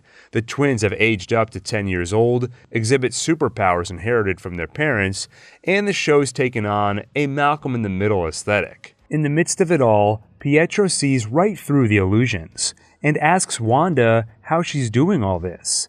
What kind of magic allows her to unconsciously control an entire town? But Wanda has no idea herself. Soon, the truth is revealed. There's a reason Pietro was so curious about Wanda's power. It's because he isn't Pietro at all. He's some guy named Ralph Boner who's been controlled to act like Pietro. And who was controlling him? A witch named Agatha Harkness, posing as a character in WandaVision named Agnes. She's powerful, but not as powerful as Wanda, so she's been watching, trying to figure out the source of Wanda's power. She tried prying it out of her with fake Pietro, but that failed. So now, she takes a more direct approach. She lures Wanda into her basement by kidnapping Tommy and Billy. Wanda tries to attack, but Agatha already cast runes on the wall, and in a given space, only the witch that cast the runes can use her magic. With Wanda under her spell, Agatha takes a stroll through her memories and finds the source of her power. It was not the Mind Stone, as Hydra believed. That only awakened powers that were already there. Chaos magic. Before Agatha reveals the full truth, they're interrupted by Tyler Hayward's sentient weapon. When Wanda ejected the drone, she inadvertently gave them the piece they were missing. It was infected with chaos magic, which they harnessed to finally power Vision. But it's not the Vision she remembers. They've erased his memories and replaced them with a mission: kill Wanda and kill Vision. Wanda's vision fights Hayward's, while she and Agatha continue their talk. The reason Wanda wields chaos magic is because she is the Scarlet Witch, a being foretold in the Darkhold, the Book of the Damned, a witch who is not born but forged. She has no coven and no need for incantation, and she is powerful, more powerful even than the Sorcerer Supreme, and she is destined to destroy the world. Wanda doesn't believe her, so Agatha shows her the damage she's already done by freeing the minds of her neighbors. No longer in character, they beg Wanda to let their children free, children who all this time have been locked in their rooms, hidden from sight. They beg her to let them out of the hex, free them from her grief and pain. Faced with the misery she caused, Wanda does not hesitate to open the hex and let them all out, but quickly she learns she can't do that. Her husband Vision and her 2 children only exist in this falsified reality. If it goes away, so do they. Opening the hex had another effect too. It allowed Hayward's forces to enter the town. With Vision occupied with Vision, Tommy and Billy handle the military, and they get extra help from Monica Rambeau, who herself has developed superpowers, thanks to repeated trips into and out of the hex. Elsewhere, Wanda's Vision fights with Hayward's until he stops him with logic. His mission is to destroy Vision, but he is Vision, only his memories are locked away, so he awakens them, and suddenly, Hayward's Vision is back to his old self. He recalls his love for Wanda, and he recalls dying twice. "I am Vision," he says, before flying off. In the midst of the chaos, Agatha makes Wanda an offer. "Give me your power," she says, "and I will correct the flaws in your original spell, and you and your family and the people of Westview can all live together in peace, and no one will ever have to feel this pain again, not even you." So, Wanda gives Agatha the power, but it's useless to Agatha, because Wanda remembered what Agatha said in the basement, and she cast runes on the interior of the hex. Only Wanda can practice magic here. She takes the power back, then punishes Agatha by trapping her in character as Agnes, the nosy neighbor. Finally, Wanda ends the hex, meaning she has to say goodnight and goodbye to her children one last time. Vision too. Once things are resolved, Rambeau is approached by a Skrull, who summons her for a meeting with Nick Fury. In the end, Wanda is alone again, but with a new purpose: to understand her newfound powers. So she takes the Darkhold somewhere remote, to read and to practice. Meanwhile, 10 years after leaving his father, Shang-Chi lives a normal life in San Francisco. He and his close friend Katie spend their days as parking attendants, and their nights drinking, karaokeing, and just having a good time.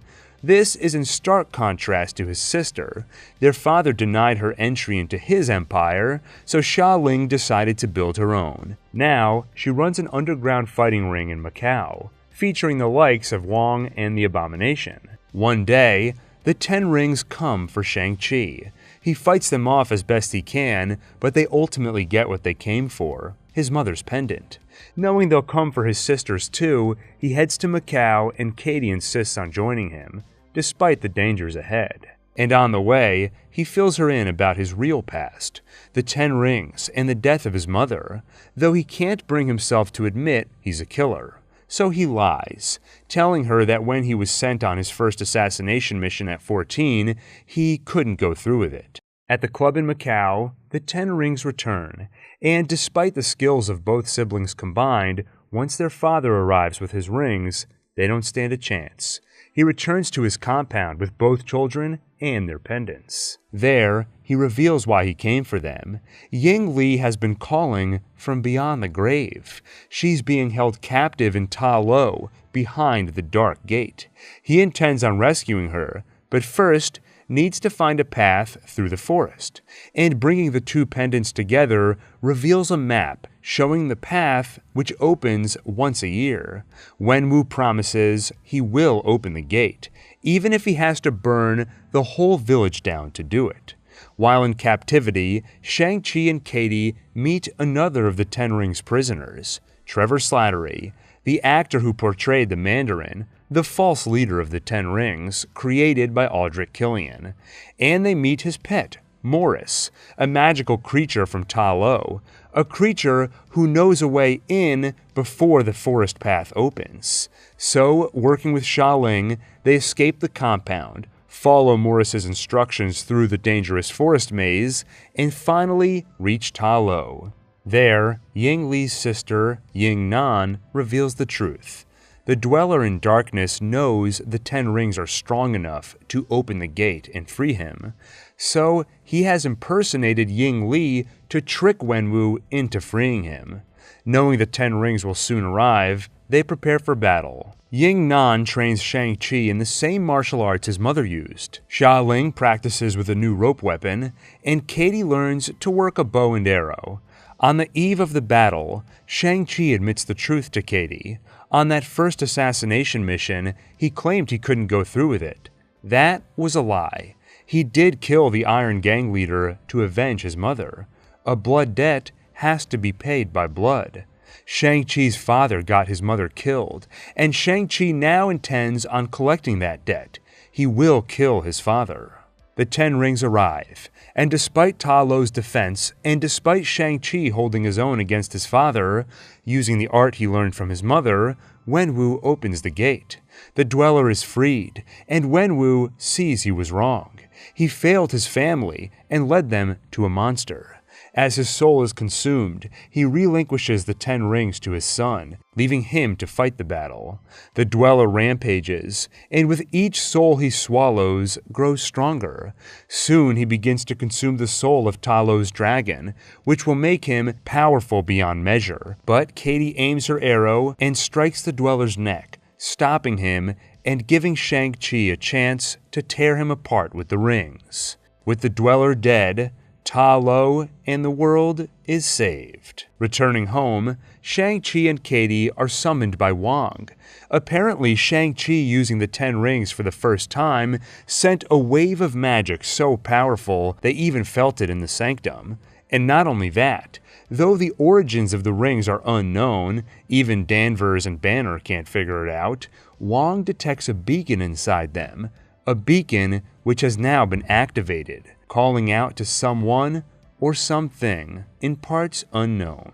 Meanwhile, in the time since Steve Rogers retired, Sam Wilson has yet to pick up the shield. It just feels like it belongs to someone else. So finally, he decides to donate it to the Smithsonian. But the US government wastes little time picking up the shield and handing it to someone else, John Walker, recipient of 3 Medals of Honor, and now the new Captain America. When Bucky finds out Sam relinquished the shield, he is not happy. Steve chose Sam to be the new Captain America. Refusing the mantle is like saying Steve was wrong, which means maybe he was wrong about Bucky too. Wrong to think he could escape the Winter Soldier, and wrong to think he could be a good man. He confronts Sam, but Sam has bigger things to worry about, like the Flag Smashers. Some call them terrorists, but others see them as saviors. In the 5-year period when half the population was gone, the world cooperated like never before. But once that half of the population returned, things were thrown into chaos. Many of the returned no longer had jobs or homes to return to, so they became refugees. The GRC, or Global Repatriation Council, has formed camps for these refugees, but the conditions are poor. People are underfed and sometimes denied necessary medicine or vaccines. That's why Carly Morgenthau formed the Flag Smashers. They assist refugees, but also fight to restore things to how they were during the blip, when the world seemed to have no borders or nations. Instead, humanity fought as one, and to spread this message, the Flag Smashers are not afraid to use violence.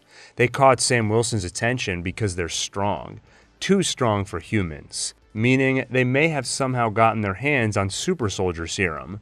Sam tracked their location to Munich, so he heads after them and Bucky insists on coming along. Both leave tumultuous personal lives behind. Sam's sister runs a family business that's going under, and Bucky lives in isolation while trying to make amends with everyone he harmed as the Winter Soldier. So far, he's focused on the easy part, getting back at the people who benefited from the Hydra assassin, but he's procrastinated on the hard part, giving closure to those he robbed of loved ones. When they arrive in Munich, they learn it's not just them after the Flag Smashers, but also the new Captain America, John Walker, and his partner Lamar Hoskins. But despite all their strength combined, the Flag Smashers evade capture. Walker suggests they team up, but skeptical of this imposter, arrogant enough to follow in Roger's footsteps, Bucky and Sam refuse. Unsure how to proceed, Bucky introduces Sam to someone who knows something about super soldier serum, Isaiah Bradley, the sole survivor of the U.S. military's experiments with the serum on black soldiers. He shares his bitter story, and he shares his anger at a government that ruined his life, then erased him from history, but offers little direction. Except the conversation gives Bucky an idea. His once captor, Helmut Zemo, may know something. After all, he managed to locate and eradicate every Winter Soldier other than Bucky, so finding super soldiers is kind of his specialty. They find him in a prison, and before Sam has a chance to protest the idea, Bucky breaks him out. Zemo reveals that his prior investigations led to a place called Madripoor, a city of outlaws in the Indonesian archipelago. There, they meet with a crime lord named Selby and discover the super soldier serum was recreated by Dr. Wilfred Nagel. During their conversation, Selby realizes Sam and Bucky are imposters in their crime haven, but before she can strike them down, Selby herself is killed by Sharon Carter.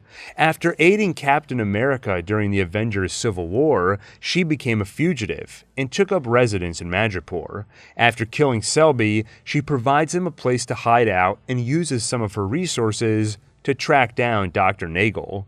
She agrees to do this favor on the condition that Sam Wilson tried to get her a pardon once this is all over. Interrogating the scientist, they learn he once worked for Hydra, then after their collapse, the CIA.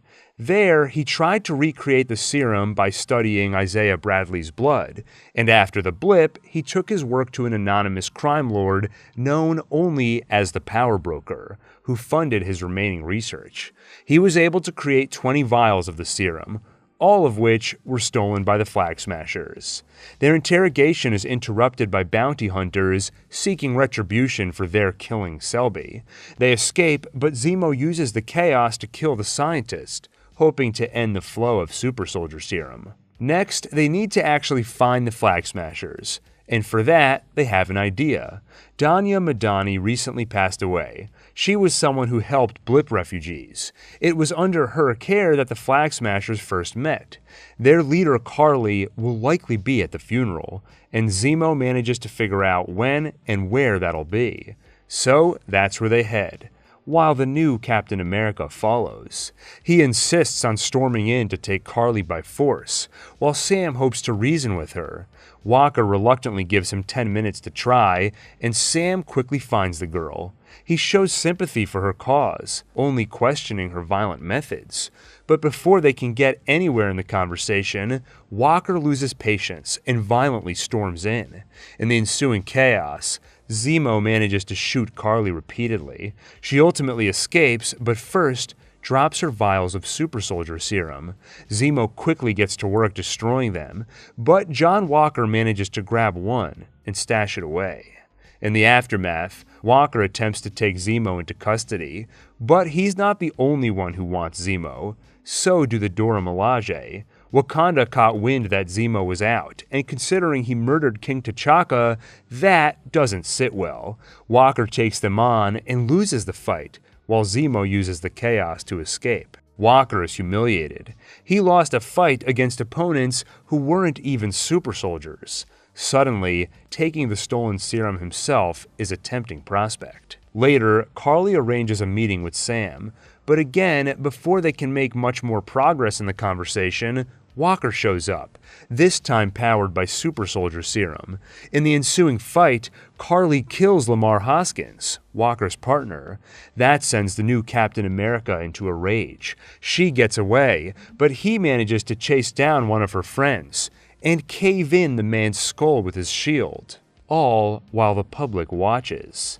Unsure what to do, Walker runs until Bucky and Sam chase him down, subdue him, and finally return the shield to its rightful owner. Then, with the trail on Karli left cold, they tie up some loose ends. Bucky tracks down Zemo and hands him over to the Dora Milaje, then asks Wakanda for a favor in return. John Walker is formally stripped of his title as Captain America, and Sam pays Isaiah Bradley a visit to hear the rest of his story, a story which has never been told. When Sam offers to share it with the world, Bradley tells him not to bother. They erased him all those years ago, and today is no different. This country will never accept a black Captain America, and no self-respecting black man would even want the job. The words weigh heavily on Sam as he returns home with Captain America's shield in hand. As he weighs the decision, he puts his focus elsewhere, the family business. Talking to his sister, he realizes something. Their parents did a lot of good for the neighborhood, and there are many who would do anything for the Wilsons. So he calls in some favors, and before they know it, they have all the help they need repairing the boat at the center of their family seafood business. Bucky's super strength and metal arm also come in handy. Working together, they manage to keep the business afloat, and Bucky gives Sam a suitcase containing the favor he asked of Wakanda, a new Captain America suit, tailor-made and designed for Sam. Meanwhile, the Dora Milaje return to an ill King T'Challa in Wakanda. Heart-shaped herb might save him, but Killmonger burned it all 8 years ago. Shuri tries desperately to synthesize some in her lab, but ultimately, time runs out, and Wakanda mourns their loss. Meanwhile, Peter Parker continues to mourn Tony Stark, 8 months after his passing, but he finds hope for something good with MJ. He likes her, and sometimes he catches her staring at him, so he thinks she might like him too. And on his school's upcoming trip to Europe, he plans on confessing his crush. Unfortunately, the universe has other plans. Specifically, Nick Fury has other plans. Though unbeknownst to Peter, the Fury he's dealing with is actually Talos in disguise, covering for Fury who's working on Saber. Peter ignores his calls, worried they'll disrupt his trip. But trouble arrives in another form. Brad. Unlike the rest of the class, he did not disappear in the blip, so he's 5 years older and, as a courtesy, was invited on one last school trip, where he quickly becomes a rival for MJ's affections. Things only get worse in Italy when they're attacked by a water monster. Peter does his best to fight, but they're ultimately saved by a mystery man in a cape, who they nickname Mysterio. Finally, Fury catches up with Peter and makes him listen. This attack was not the first, and there are more on the way. He takes Peter to a secret hideout, and on the way, gives him something Tony left for him, special glasses. At the hideout, he introduces Quentin Beck, a visitor from another world in the multiverse. His Earth was destroyed by the elementals, and he's come here to prevent this world suffering the same fate. The next attack will hit Prague in 48 hours, so Fury hijacks the class trip and sends him there. On the way, Peter tries on the glasses. To find, they interface with the entire Stark global security network, including defense satellites and backdoors to communication networks. Something demonstrated when Peter looks around to see all his classmates' text messages splayed before him. He's guided by an AI named Edith, or even dead, I'm the hero. At a pit stop, a woman who works with Fury rendezvous with Peter to give him a new suit. one that doesn't look like Spider-Man, to avoid people putting two and two together when they notice Spider-Man happens to be in Prague. At the same time, Peter's on a class trip there. But as he changes, Brad walks in and takes a compromising photo, one he intends on showing to MJ to edge out the competition for her heart. Peter tries using Edith to erase the photo, but a few mistaken words are enough to instead trigger a drone attack, forcing Peter to defend them, then kindly ask Edith to finally erase that photo. In Prague, Fury chastises Peter for the near miss, while Mysterio offers a sympathetic shoulder, further winning Peter to his side.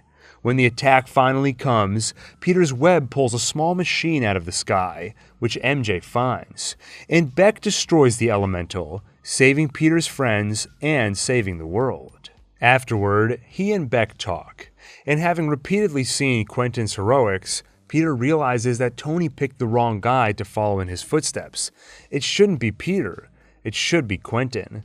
So he hands over Edith and runs back to his class, only to find them packing their bags. After so many close calls, they're canceling the trip. Peter missed his chance to confess to MJ, a sacrifice he's not willing to make. So he invites her to join him for one last night on the town, and before he can even finish the question, she says yes. Outside, the nervous MJ and terrified Peter awkwardly fill the silence, until Peter finds the courage to tell her how he feels. I, Peter begins, am Spider-Man. MJ finishes the sentence. She's been watching him, and it's obvious. The unexpected revelation is a punch to Parker's gut.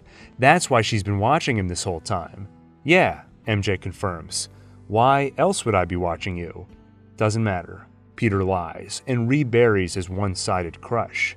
But just then, the small machine MJ found activates, revealing it to be a powerful projector, revealing the elementals aren't real, and Mysterio is a fraud who Peter has just handed one of the most powerful weapons on Earth. They move quickly. Peter needs to find Fury. If he calls, Beck will likely tap the lines with Edith, so face-to-face is the only option. Meanwhile, Beck prepares for the final stage of his plan. Using illusion technology combined with weaponized drones, he's been able to fake elemental attacks while making the damage and casualties real. Why? When Beck worked for Tony Stark, he realized the world's gone mad. People no longer value intelligence. Instead, they hand power to whoever dazzles them with superheroic antics like Iron Man. So, Beck collected a few other disgruntled Stark employees to fabricate Mysterio and the Elementals. Together, they've created a hero who will demand the world's attention, and soon, with Edith's help, they will create a major attack fit for the Avengers. But it won't be the Avengers who stop it. It'll be Mysterio alone. There's just one problem. One of his drones is missing its projector. And if someone finds it, they could prove the entire thing a fraud. So he tracks it down and finds it in Peter's possession. Now, all he needs to know is who else knows. He disguises himself as Fury and finds Peter to ask that question. But Peter sees through the illusion until Mysterio amps things up, trapping him in a more complicated illusion, playing on his fears and insecurities. Until the real Fury comes to the rescue, telling him they need to move quickly. Mysterio's people are after anyone who knows his ruse. Who else knows? Peter quickly answers, MJ and Ned. But this is another illusion, and in reality, he's just given Beck his next targets. Mysterio knocks Peter out with a train and heads off. Once he wakes, Peter calls for help. Happy finds him, and the boy is a wreck, rattled with guilt and worried for his friends. So, Happy reminds him about the guy who believed in him, Tony Stark. Peter gets to work, using Stark's tech to build himself a new suit, optimized for fighting drones. And watching him work, Happy can't help but think of his old friend. When the attack goes down, this time, Spider-Man heads right into the illusion and takes it down from the inside. To the outside world, the elementals disappear, replaced by a swarm of weaponized drones.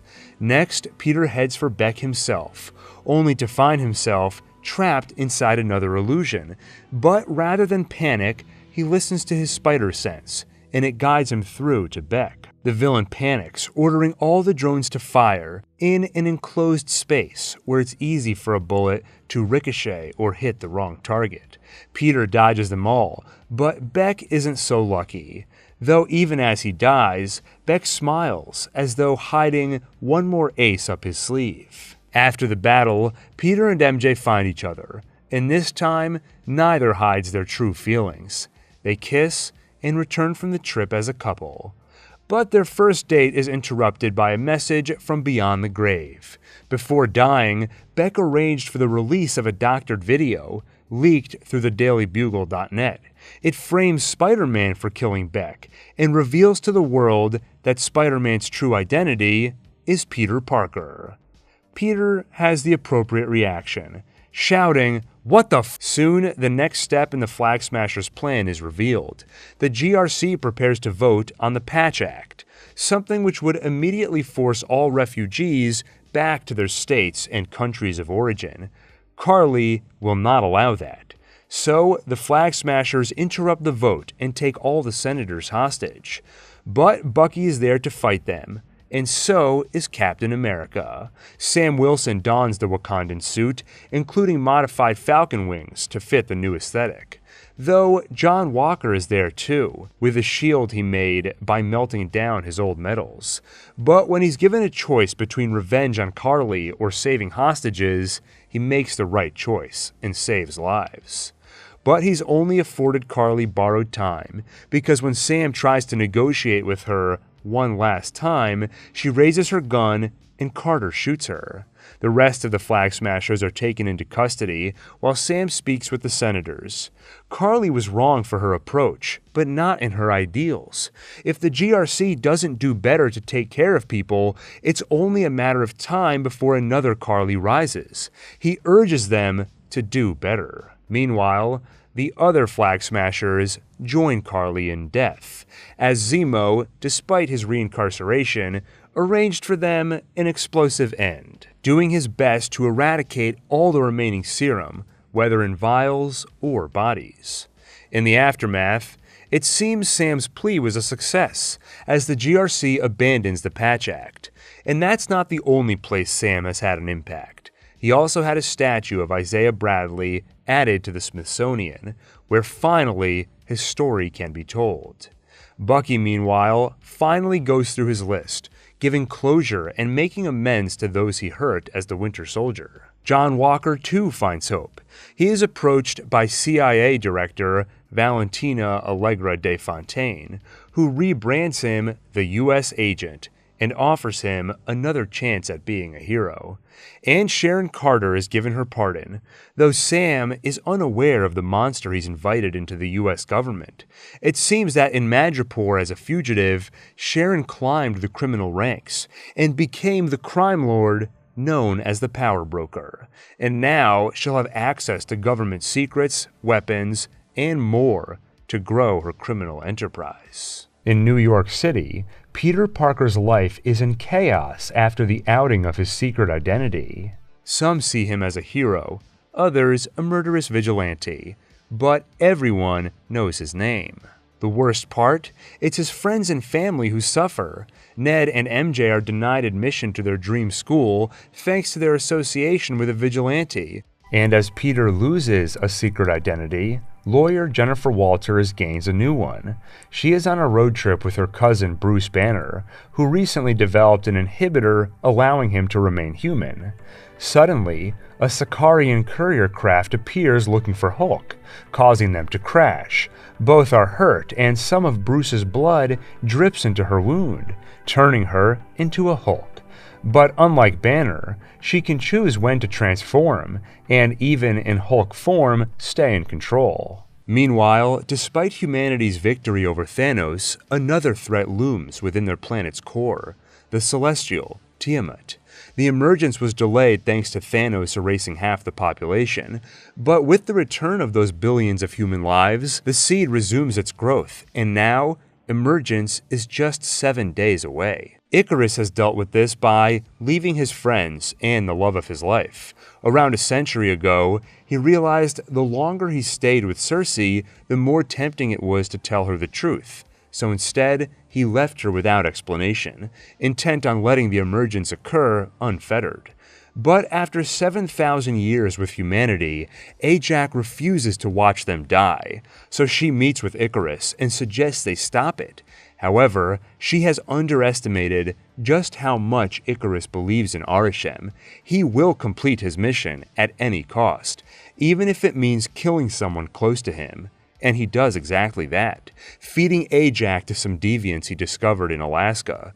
Apparently they were frozen, but as the approaching emergence heated the planet, they were freed. Learning of her death, the other Eternals gather, appending whatever lives they'd built in the last 5 centuries. Circe leaves her new boyfriend Dane, and Kingo leaves his life as a Bollywood movie star. Though, because Sprite was built to resemble a child, it's been difficult for her to form any kind of life at all. Examining Ajax's body, they deduce she was killed by deviants, and as Circe says goodbye to her old friend, the celestial communication sphere, which allowed Ajax to communicate with Arishem, exits her body and enters Circe's. Soon, it allows her to speak with Arishem, and he finally reveals to her the truth of their mission. Horrified, she tells the others, and they quickly begin plotting to stop it. But emergence is not their only problem. There are also those deviants they didn't know about. Deviants which have grown stronger by absorbing Ajax's energy, strong enough to truly test the Eternal's namesake. And before the week is up, another Eternal is killed. This time Gilgamesh. They have little time to mourn, so they get back to work, and soon have a possible solution. What if Druig used his mind control ability to put Tiamat to sleep before he emerges? Druig doesn't have that kind of power, but maybe Phastos, the Eternal's engineer, could create something to combine all their powers and share it with Druig. The communication sphere inside Circe connects her with Arishem. Phastos could take that device and repurpose it to instead connect all of them in what he calls the Unimind. It's a great plan, except not everyone is on board. Icarus has been quiet, but can no longer stand by and watch their blasphemy. He finally reveals the truth, that he knew about emergence this whole time, and that he killed Ajax. For the first time in their lives, the Eternals fight something besides deviants. Each other. Sprite takes Icarus's side, and Kingo leaves. He believes in emergence if that's their mission, but he can't be a part of hurting his own family, so instead he recuses himself. The rest fight, and prepare to connect their energies to stop emergence. But Icarus is strong, and incapacitates Druig, so Circe heads toward the point of emergence herself, intent on somehow stopping Tiamat. Icarus reaches her too, but then something happens. Love for humanity wouldn't allow Circe to watch them die, and now love for her stops Icarus in his tracks. He can't hurt her. The Unimind forms, and it's even more powerful than they anticipated, because it connects them all, including Tiamat. With that power, the power of a Celestial, Circe freezes Tiamat in place, stopping the emergence. Afterward, Icarus is overcome with guilt and fulfills his namesake by flying into the sun. And using Tiamat's power still flowing through her, Circe grants Sprite her wish, to be human and to grow up, though it also means she will one day die. 2 weeks later, some of the Eternals leave Earth to find other Eternals and reveal to them the truth. However, some, including Circe, stay behind. She returns to Dane, who prepares to reveal some secret about his ancestry, but they're interrupted when Arishem arrives. He announces that he will spare humanity for now, but he takes Circe, Phastos, and Kingo to evaluate their memories in order to render judgment on the species, to decide if humanity should be allowed to live at the cost of a new celestial. A few days later, the other Eternals aboard their ship find they can't reach Circe, Phastos, or Kingo. As though on cue, another Eternal named Eros arrives, along with his companion Pip. Eros, who goes by the outlaw name Star Fox, introduces himself as Thanos' brother. Then he tells them their friends are in trouble, and he knows where to find them. Meanwhile, Dane Whitman prepares to accept a mantle passed down through his ancestry. He confronts the Ebony Blade, a sword containing great magic. As he approaches it, he finds that he isn't alone. Eric Brooks, the vampire-hunting vigilante known as Blade, is there too, and he has a question.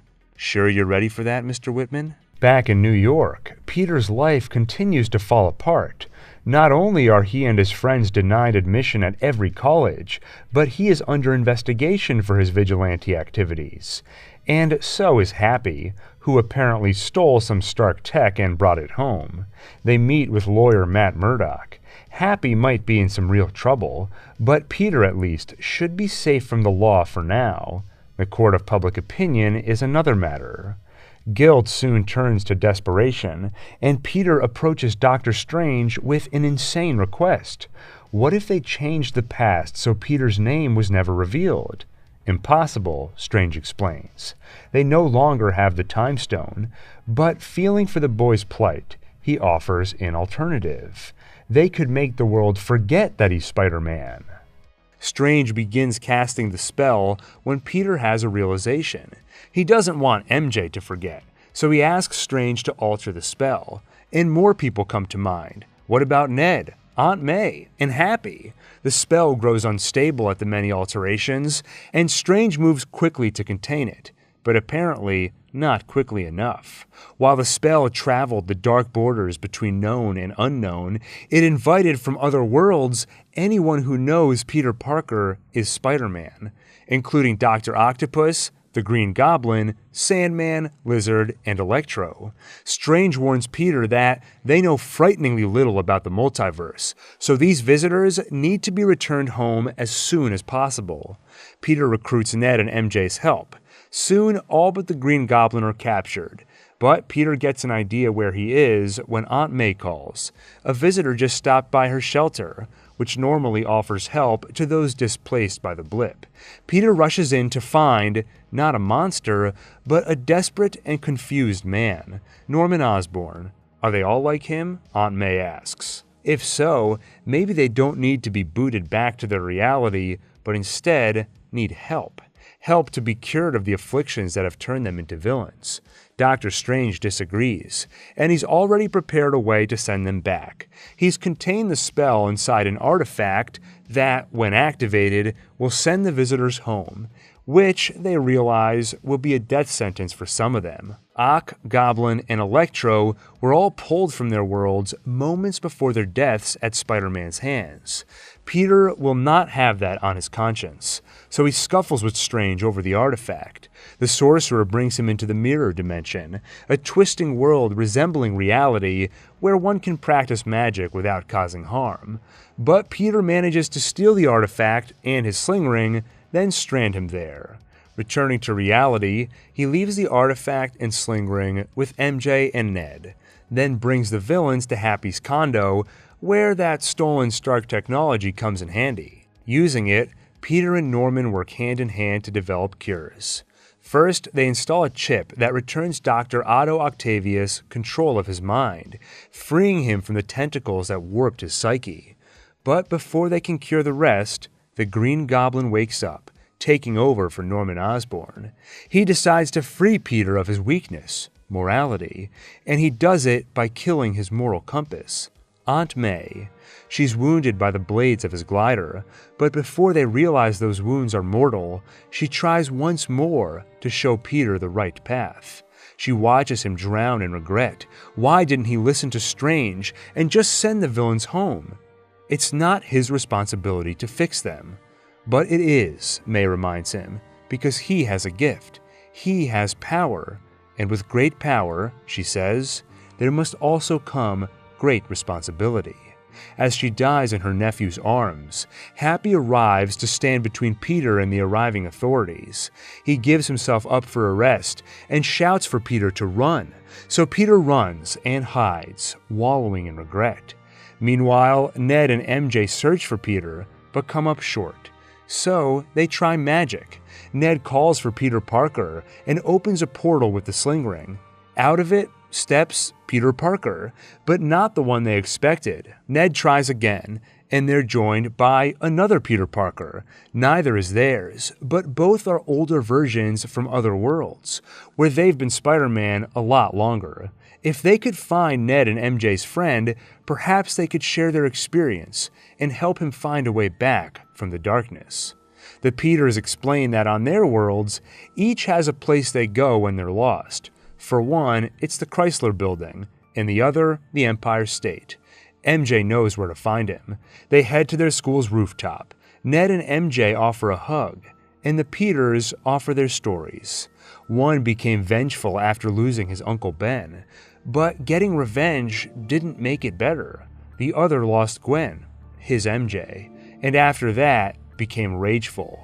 Both have long journeys out of darkness, and neither want this Peter to make the same mistakes. When he tells them what May said before she died about power and responsibility, it's something the older Peters have heard before. It's a lesson they learned from Uncle Ben. Maybe, the oldest Peter offers, May didn't die for nothing. And so, Peter accepts his responsibility and joins with the two others to recreate cures for all the villains, including the Goblin.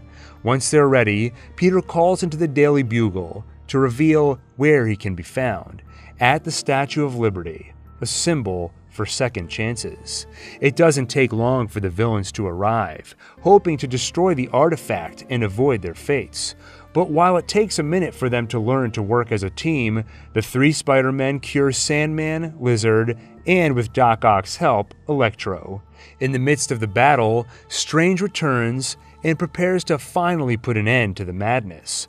But before he can activate the artifact, the Green Goblin shows up and blows it up. In the ensuing chaos, MJ is thrown off the statue, and Peter leaps after her, until the Goblin stops him, so the other Peter, the one who failed to save Gwen in his world, now saves MJ. Meanwhile, Peter's rage awakens.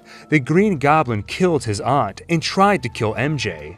He's gonna pay for that with his life. He beats the villain down, picks up his glider, then is stopped by the older Peter. He refuses to watch his younger self repeat his mistakes, even if it gets him killed, and it nearly does. The Goblin stabs him just before Peter administers the cure, and Norman Osborn returns.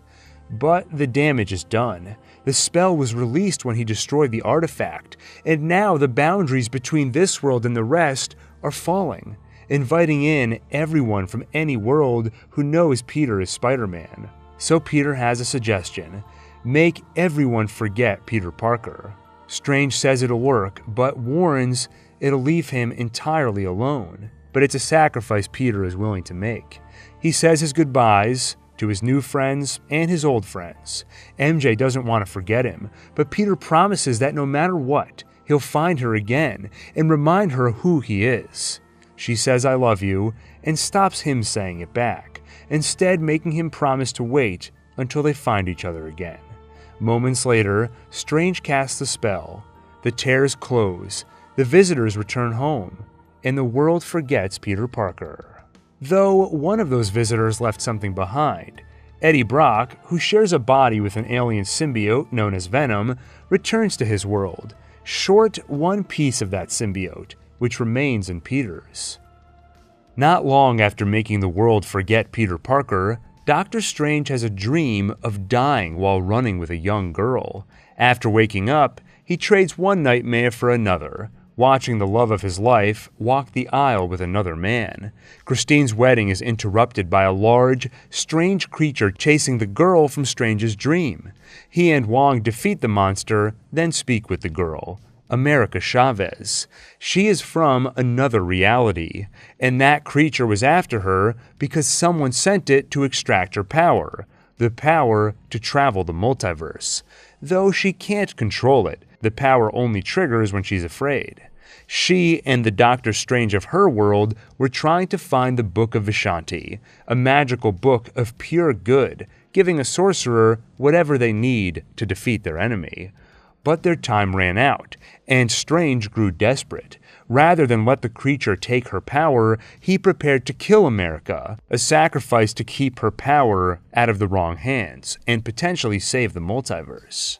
Before he could, though, the creature killed him and she escaped to this world. Strange saw all this in his dream because dreams are just windows into the lives of multiversal counterparts, proven when America shows them her Strange's mangled corpse. Deciding their next move, Wong points out the creature had strange markings, runes, meaning witchcraft is involved. So Strange seeks out Wanda Maximoff for guidance. She's happy to help and suggests Strange bring America to her. The thing is, Strange never told Wanda her name. She drops the charade, showing the ruined lands around her and the Darkhold.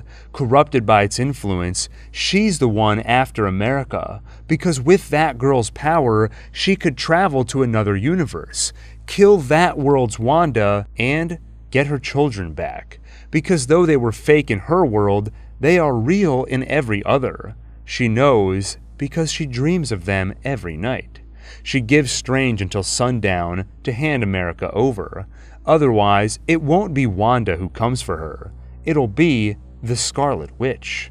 Strange returns to the Camartage, and at sundown, it's a slaughter. The witch kills many, then corners them, and the fear activates America's power, sending her and Strange on a trip through the multiverse.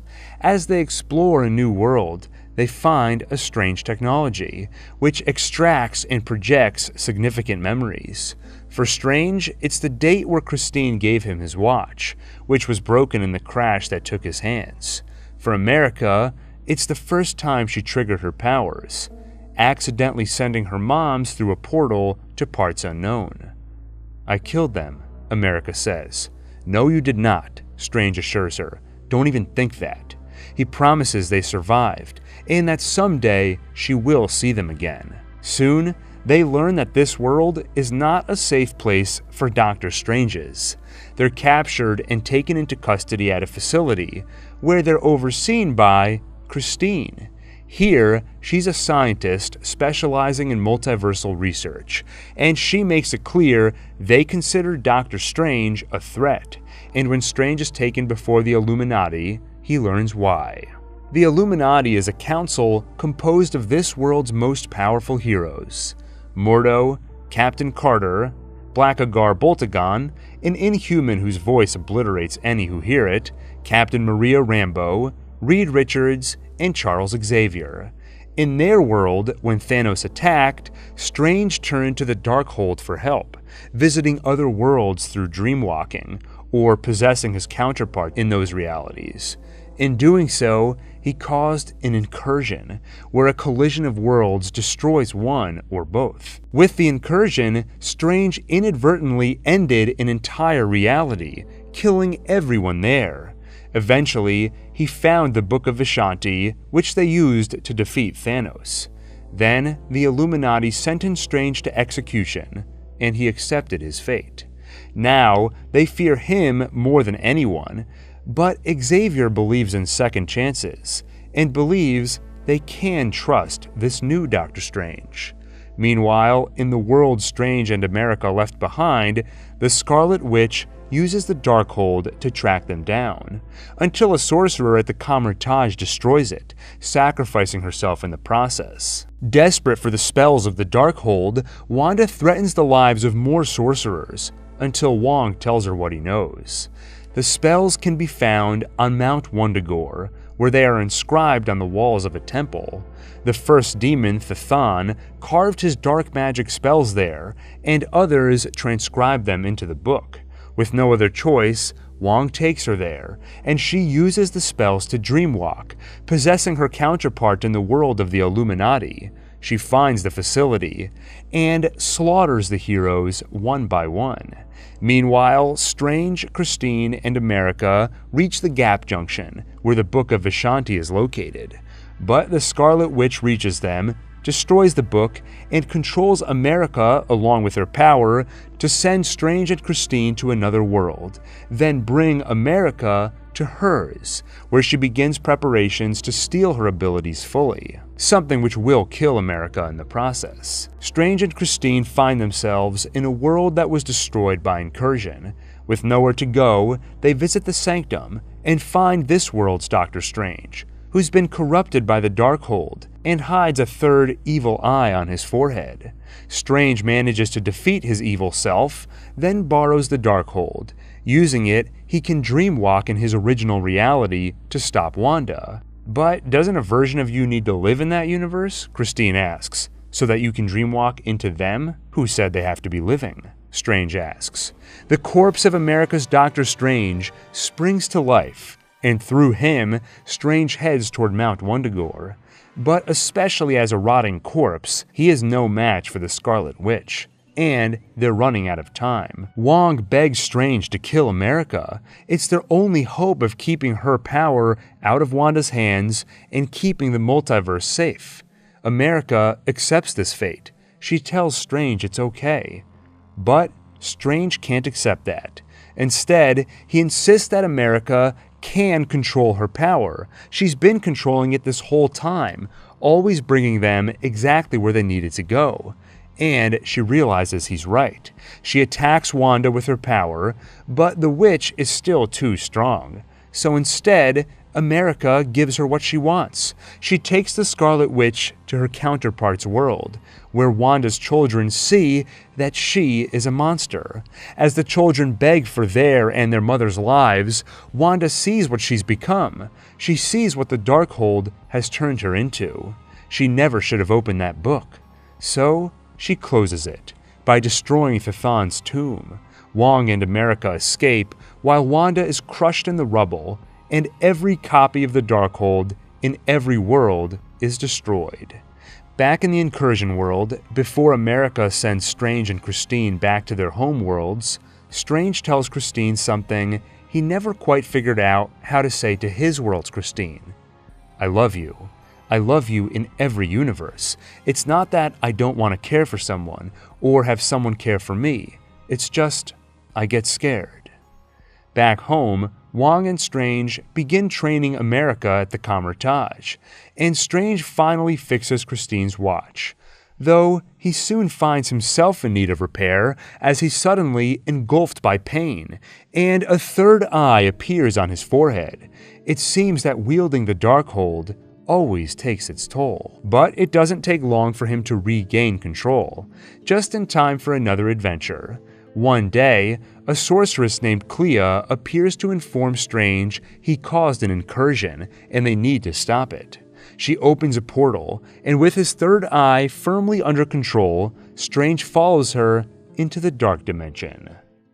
Soon, the Christmas season approaches, and finally, Peter Parker has worked up the courage to visit MJ and Ned. With Peter erased from their lives, things seem to be going well. Both have been admitted to their dream school, MIT. Peter had prepared a whole speech to remind her who he is and what they meant to each other. But she has a good life now. Maybe, Peter realizes, it's best to leave well enough alone. He saves the speech for another day, but in MJ's eyes, he does notice a faint spark of déjà vu. He returns to his new home, a modest apartment, and despite the painful reminder of all he's lost, Peter dons his costume and continues to be the friendly neighborhood Spider-Man. Meanwhile, another hero tries to leave his costume behind. 6 days before Christmas, Clint Barton visits Manhattan with his 2 sons and daughter. He hopes to make it the best Barton Christmas yet, but his past catches up with him just in time for the holidays. Kate Bishop, the girl inspired by him during the Battle of New York, has spent the last 12 years honing her skills in archery and martial arts. Hoping to follow in his footsteps, she plays the hero. Her mother Eleanor has a new fiancé named Jack. He seems like a good man, too good to be true. So she snoops and finds Jack's uncle Armand seemingly threatening her mother. She follows Armand and he leads her to a black market auction both he and Jack attend. The auction is interrupted by an attack from the tracksuit mafia. Kate moves quickly, grabbing a costume from the items for sale, not realizing it's the Ronin costume, which Clint Barton wore on his bloody conquest during the blip. She fights off the mobsters and escapes. Later that night, she heads to Armin's house to investigate and finds him dead. Meanwhile, her image was captured on TV, and Barton saw it, so he seeks her out. Finding a young girl behind the Ronin mask, he realizes she needs help. When Barton wore that costume a few years ago, he hit the tracksuits hard. If they think Ronin is back, they'll want his blood, and having followed her, they know Kate is somehow connected to the character. So Barton sends his kids home and stays behind to help Kate clean up the mess. What they don't realize is just how personal a vendetta they're up against. Maya Lopez, hoping to avenge her father after Ronin killed him. Clint insists Kate stay hidden while he goes out to investigate. The plan? Get caught so the bad guys bring him to their hideout, where hopefully he can figure out who's in charge. But Kate is not content on the sidelines, so she crashes the party, getting herself caught in the process. Finally, Maya reveals herself, demanding they tell her what they know about the Ronin. Clint tells her that the Ronin is dead. She doesn't believe him, so time to escape.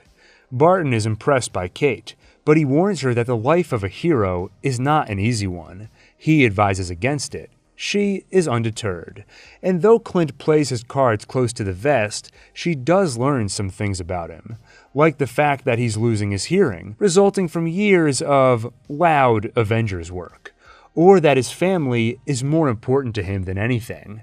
When his hearing aid is busted in the fight with Maya, and he can't hear his own boy on the phone, Kate plays translator, so she has a front row seat when Clint promises to be home for Christmas, knowing he probably won't.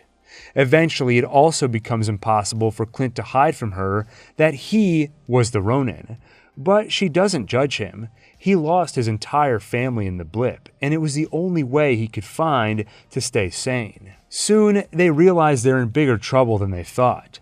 That black market auction was for items salvaged from the Avengers compound destroyed by Thanos, including a particular Rolex that Clint insists they need to retrieve, because it ties back to his family.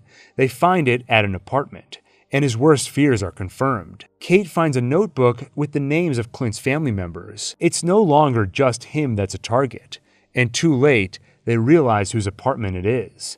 Maya Lopez. She attacks just as some bigger trouble arrives. A Black Widow, Yelena Belova. Between Maya and Yelena, Clint and Kate barely manage to escape, and after the close call, he finally puts his foot down. If a Black Widow is involved, Kate is way out of her league and needs to stay out of this. Back home, Kate is approached by Yelena, who explains how she got involved. She was hired to kill Clint, but personally, she's happy to do it, because she blames him for her sister Natasha Romanoff's death. Kate doesn't believe any of it, but Yelena won't be convinced. Meanwhile, Clint decides to put an end to the whole mess by being the Ronin one more time.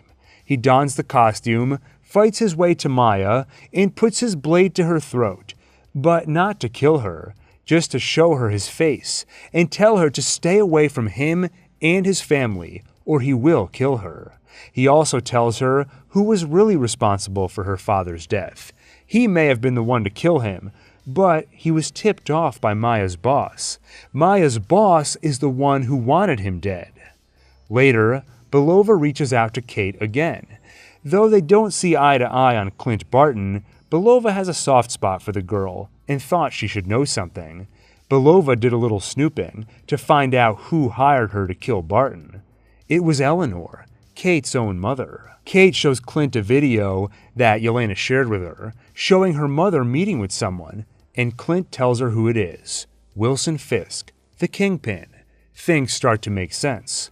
When Kate's father died, he left a massive debt to Fisk, which Eleanor had to pay off, which she did by working for him.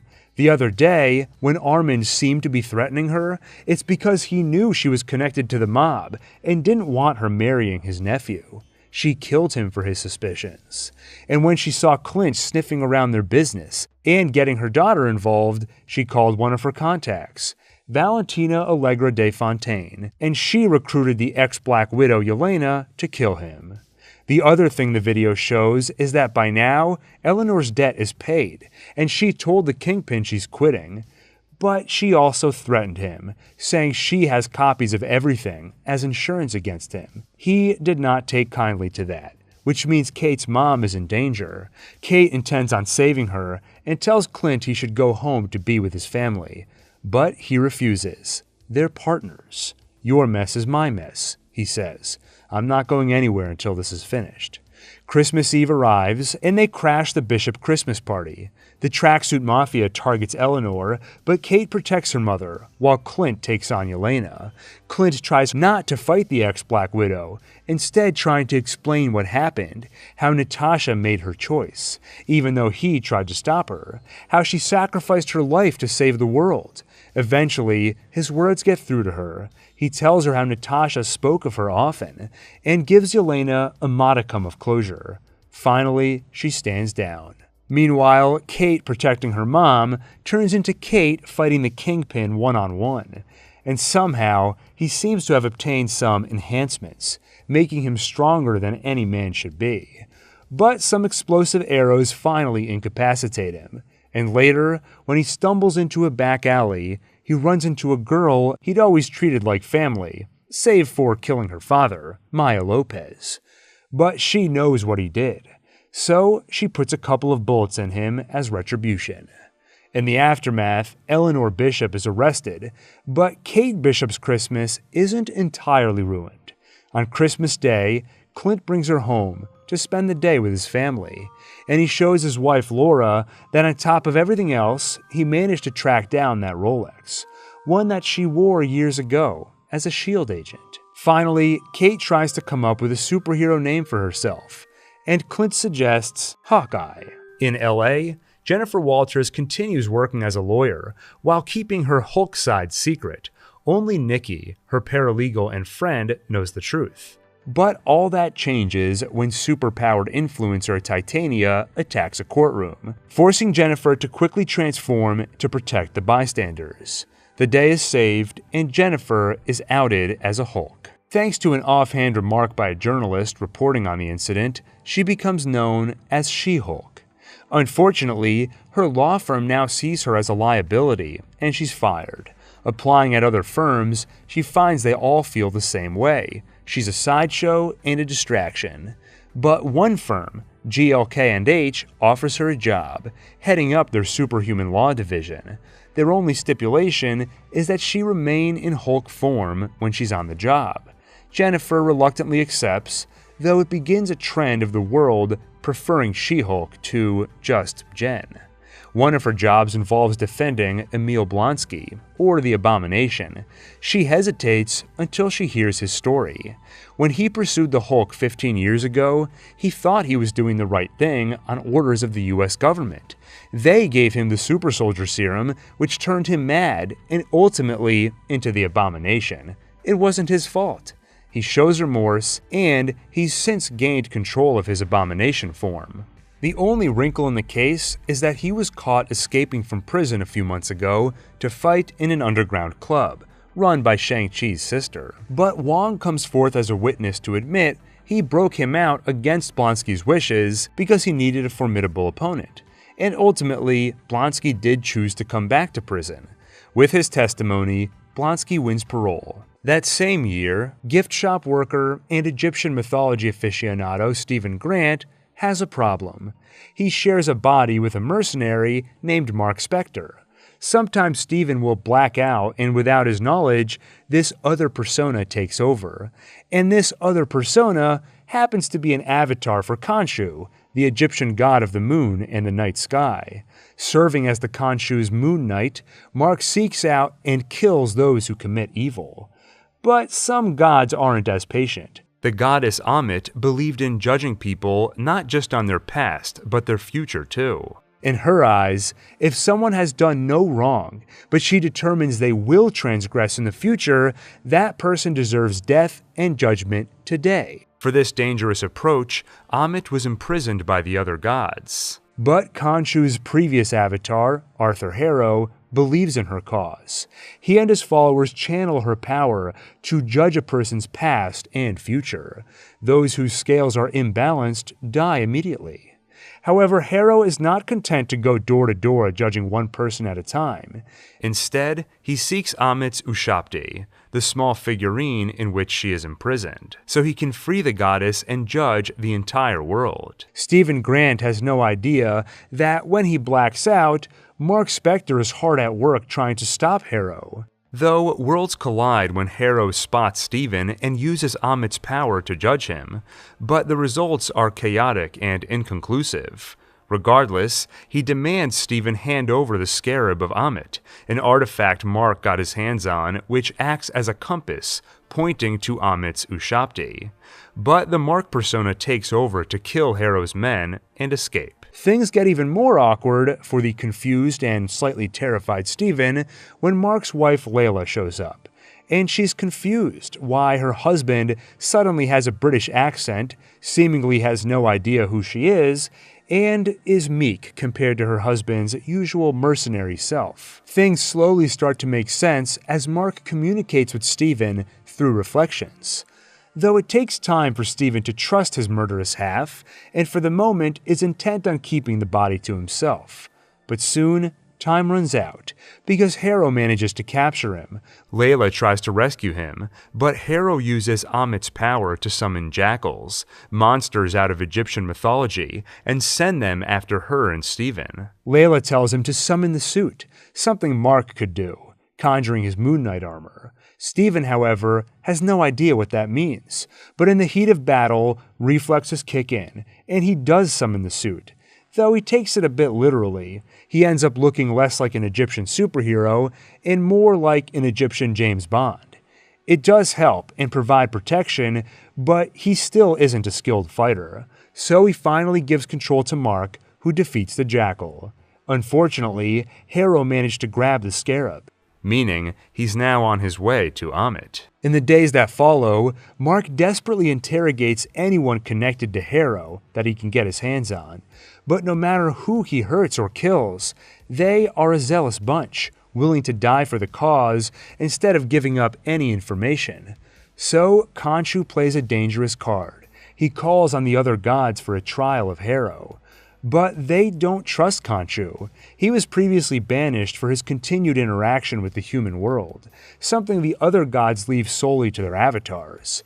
And Khonshu's current avatar is clearly troubled, considering his mind is fractured between two personas. So, when Harrow denies the claim that he's trying to resurrect Amit, the gods believe him. After the failed trial, another avatar approaches Mark and confides in him. She believes him and tells him how he can find Amit's tomb before Harrow. Centuries ago, a man named Senfu recorded its location. His sarcophagus was sold on the black market, but if they can find it, they'll find what he wrote. So they get to work. Layla and Mark fight their way to the sarcophagus, and Stephen decodes what they find. A star map which will point to the tomb. Only problem is that stars drift over time, and this map was recorded 2,000 years ago. So Khonshu plays another dangerous card. He reverts the night sky to its position from 2,000 years ago, and it works. The map lines up and they pinpoint the tomb's location. But manipulating the skies is a transgression, which gets Khonshu locked in his own Ushabti. By the time they reach the tomb, so have Harrow and his followers. And when Harrow comes face to face with Layla, he reveals something he learned when testing Mark for judgment. Mark had something to do with her father's death, and Mark finally admits the truth. 10 years ago, he and some mercenaries were on a mission with archaeologists in Egypt. But his leader, Raoul Bushman, got greedy. He killed everyone, including Layla's father, to keep the treasures for himself. He shot Mark too, and as he was bleeding to death, he prepared to take his own life, until Khonshu offered to make him his avatar. After that, he and Layla only met because Mark found her to tell her what happened to her father. But instead, he fell in love, and never got to that part. Soon, it's all moot, because Harrow finally manages to best Mark, shooting him in the chest twice and killing him. He and Stephen wake up in the realm of Duat, the Egyptian underworld, where the goddess Taweret informs them that to balance their scale and pass on to the field of reeds, a heaven-like afterlife, they must reconcile with their past. Traversing the memories, Stephen finally learns who he really is. He sees Mark as a child, playing with his brother in a cave. But the rain comes, and his brother drowns. He sees that Mark's mother blamed him for it, and she never stopped blaming him. She would beat Mark and scream at him. Finally, to escape the nightmare, Mark's mind created an alternate personality based on his favorite character from the movie Tomb Buster, a British character named Stephen Grant. Years passed, and once Mark left home, he no longer needed an alternate personality to shield him from reality. But once his mother died, the pain returned, and so did Stephen. Meanwhile, Taweret communicates with Layla, telling her to free Khonshu, and in doing so, resurrect Mark and Stephen. She manages to do exactly that. But before Mark becomes Khonshu's avatar again and returned to life, he negotiates, only agreeing on the condition that Khonshu will free him and Stephen once they're done. He doesn't want to be a killer anymore. Khonshu agrees, and he lives again. Just as Harrow finally frees Amit. For the battle ahead, Layla allows herself to temporarily become Taweret's avatar, joining Moon Knight in the fight against Harrow. Amit begins extracting souls who fail her judgment, and with each, the goddess grows stronger. But they manage to cast a spell trapping Amit in Harrow's body. Now they can kill him, and the goddess will die too. But Mark refuses. He is done killing. Instead, Harrow ends up in an institution. The thing is, Mark has no idea just how fractured his mind has become. Khonshu may have freed him and Stephen, but he hasn't freed their other persona, Jake Lockley. And Jake has no qualms about killing. Meanwhile, as Wakanda's King T'Challa himself rests in the ancestral plane, his mother, Queen Ramonda, is left to rule in his place. In the years since his passing, the world's taken advantage of Wakanda's perceived vulnerability and pressed them to share their vibranium. Ramonda refuses. So they try to take it by force, and the Dora Milaje stop them. Growing desperate, people search the earth for more. Maybe Wakanda isn't the only place where vibranium landed. The CIA somehow get their hands on a vibranium detecting tool, and they do find vibranium under the ocean. The only problem, it belongs to Talocan, and Namor does not want his people discovered. They kill the entire search party. The US government blames Wakanda for the attack. After all, who else would so vehemently protect vibranium? Meanwhile, Namor pays Wakanda a visit personally, traveling underwater to bypass their security. He blames them for jeopardizing Talocan. The only reason they were almost found is because the world so desperately searches for vibranium. And the reason they search is because Wakanda showed the world the wonders of vibranium. He gives them a choice. Find and deliver him the scientist who created the vibranium detector, or face the wrath of his people. Okoye heads to America to find the scientist, and against Ramonda's wishes, Shuri joins her. There, they find their old friend Everett Ross. The CIA agent owes them a favor after Shuri saved his life, so he reveals to them the identity of the vibranium detector's creator, Riri Williams, a 19-year-old prodigy at MIT. They find the girl, but before they can leave for Wakanda, authorities catch wind that the Wakandans are in town. Still blaming them for the attack on their search party, they dispatch the FBI. Williams reveals that in addition to the vibranium detector she built as a school project, she also built herself a homemade Iron Man-style armor. Using it, she works with Shuri and Okoye to evade the authorities. But soon, that's the least of their problems, because they come face to face with Namor's people. And even for the leader of the Dora Milaje, they are formidable. Despite Okoye's efforts, Riri and Shuri are both taken, and Okoye returns to Wakanda empty-handed. And for losing her daughter, Ramonda strips Okoye of her title. Instead, she seeks out ex-war dog Nakia, who's been living in Haiti. With her experience in the outside world, Ramonda figures Nakia's better suited for the job of rescuing her daughter. Meanwhile, Shuri is brought to the underwater city of Talocan, where she starts to see their people as people, not just her enemy. Namor tells his story of his mother eating the plant which grew from underwater vibranium, and how he was born a mutant. He tries to make her understand why Riri needs to die. The world needs to see that searching for vibranium is dangerous, so he can keep his people safe. But that is just the beginning. Namor now sees that defense will only take you so far. With the power of vibranium, he will soon go on offense to show the world his true might, and then rule it. When he conquers the world, he'd like Wakanda at his side, but if they get in his way, they'll fall like the rest. Soon, Nakia arrives to free Shuri and Riri, killing some of Namor's people in the process, which Shuri knows is as good as declaring war, and it doesn't take long for that war to come. Namor leads a fraction of his forces into Wakanda, but it's enough to kill many, including Queen Ramonda. Shuri and Wakanda mourn another loss. M'Baku sees the rage in their new queen Shuri and recommends against killing Namor. His people see him not just as a king, but a god. His death would invite generations of war between their peoples. But ultimately, it's her call.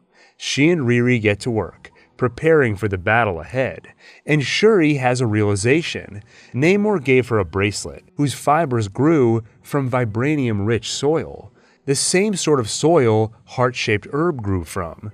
Using data from those fibers, she reworks the formula and finally synthesizes the heart-shaped herb. Using it, she is granted the powers of the Black Panther, and she visits the astral plane, where she's greeted by someone unexpected. Killmonger. It's a surprise to Shuri, but with her current thirst for revenge on Namor, Killmonger is a kindred spirit. Revenge is something that defined much of his life. Returning to the mortal plane, Shuri accepts the mantle of Black Panther. In preparation for the battle ahead, she upgrades Riri's Ironheart armor and provides the Dora Milaje, including Okoye, with new suits she calls the Midnight Angels. And working with Riri, she develops a secret weapon against Namor, a way to heat his body and deprive it of oxygen. In the final battle, their plan works. Shuri manages to best Namor in combat, but before striking him down, she remembers T'Challa, and she decides to follow in his footsteps rather than Killmonger's. She spares Namor's life, and seeing her mercy, he is finally willing to listen. She proposes a truce. Riri lives, and Talocan stands down, but Wakanda will work to protect them and keep them hidden. Namor agrees, and the armies finally stand down. After the battle, Shuri visits Nakia in Haiti. There, she discovers that Nakia and T'Challa had a child in secret, a son they named T'Challa. Meanwhile, Everett Ross is in trouble for helping the Wakandans outside the government's purview. His ex-wife, Valentina Allegra de Fontaine, has him arrested, but it's only a short time before Okoye breaks him out. In Oklahoma, Maya Lopez returns home. It's been a few months since she put a bullet in Kingpin's head, but even if he's dead, her revenge is incomplete. She still wants to take his empire, and she has a plan to do it. In her hometown, her Uncle Henry still works for Fisk's organization running shipments. She asks his help, but he refuses. He will not start a gang war that risks hurting people in town, his family and friends, some of whom happen to be Maya's family and friends, even if she isn't speaking to them, including her cousin Bonnie and her grandmother. But Maya is confident, and despite Henry's protests, she sneaks a bomb onto one of his train cars. As she makes her escape, her prosthetic leg gets stuck in the train mechanism. Then something strange happens. She has a vision of her ancestors, and for a moment finds herself imbued with super strength. With it, she escapes. Later, per Henry's warning, consequences arrive. In the form of the Black Knife Cartel, part of Fisk's organization, Maya fights them off until they get Henry and Bonnie at gunpoint, forcing her to surrender. But suddenly, the cartel is called off, and there's only one person who would have the power to do that: Kingpin. It seems he survived the bullet wound, and soon he visits Oklahoma himself to meet with Maya. But he is not here for retribution. He's here to offer her exactly what she wanted: an empire. All she has to do is come back to New York with him, and he'll give it to her. Henry warns against it. He knows what it is to work for Fisk. Henry is alone because Kingpin took everyone away from him. After Kingpin killed his brother, Maya's father, Henry tried to quit, but Kingpin threatened to kill him. So now he has no choice but to work for him. After losing her mother, Maya only had her father and Fisk. When her grandmother disowned them, Maya felt abandoned, and acceptance in the Kingpin's crime underworld was an enticing prospect. But it has consequences, and Maya has been having more visions, so it's finally time to confront her grandmother. They reconcile as she reminds Maya of her Choctaw heritage and how their bloodline can be traced all the way back to the first of the tribe. And in times when they most need help, their Choctaw ancestors reach out and provide it. Soon, Maya needs that help. She does not join Kingpin on the flight back to New York, and he is not one to take no for an answer. At the Choctaw Nation powwow, a big event for the town, Kingpin takes Maya's grandmother and Bonnie hostage. They should be trapped until those ancestors lend their power again, not just to Maya, but even to her grandmother and Bonnie. The three of them fight off Kingpin's men, and as for Fisk himself, Maya brings him to his knees and uses her ancestors' magic to force him to self-reflect. He is sent back into his memories to face his trauma. Fisk is reduced to tears as he relives his broken childhood, killing his own abusive father with a hammer. Maya tells him to let go of his pain and anger. Fisk runs off, confused and emotional, finally leaving her and her family alone. In the days that follow, now reconciled with her family and more in touch with her ancestry, Maya decides to stay home and put Kingpin behind her. Elsewhere, a mortal named Gore cradles his dying daughter.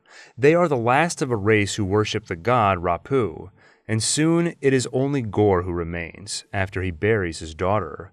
Crawling as his own life withers, Gore comes upon the god, and in answer to his prayers, the god laughs. But near them is the recently defeated Dark Shadow Lord, who wielded the Necro Sword, one of the few weapons capable of killing a god. And now, that weapon calls to Gore. It lends its power, allowing Gore to kill Rapu and make this vow: all gods will die.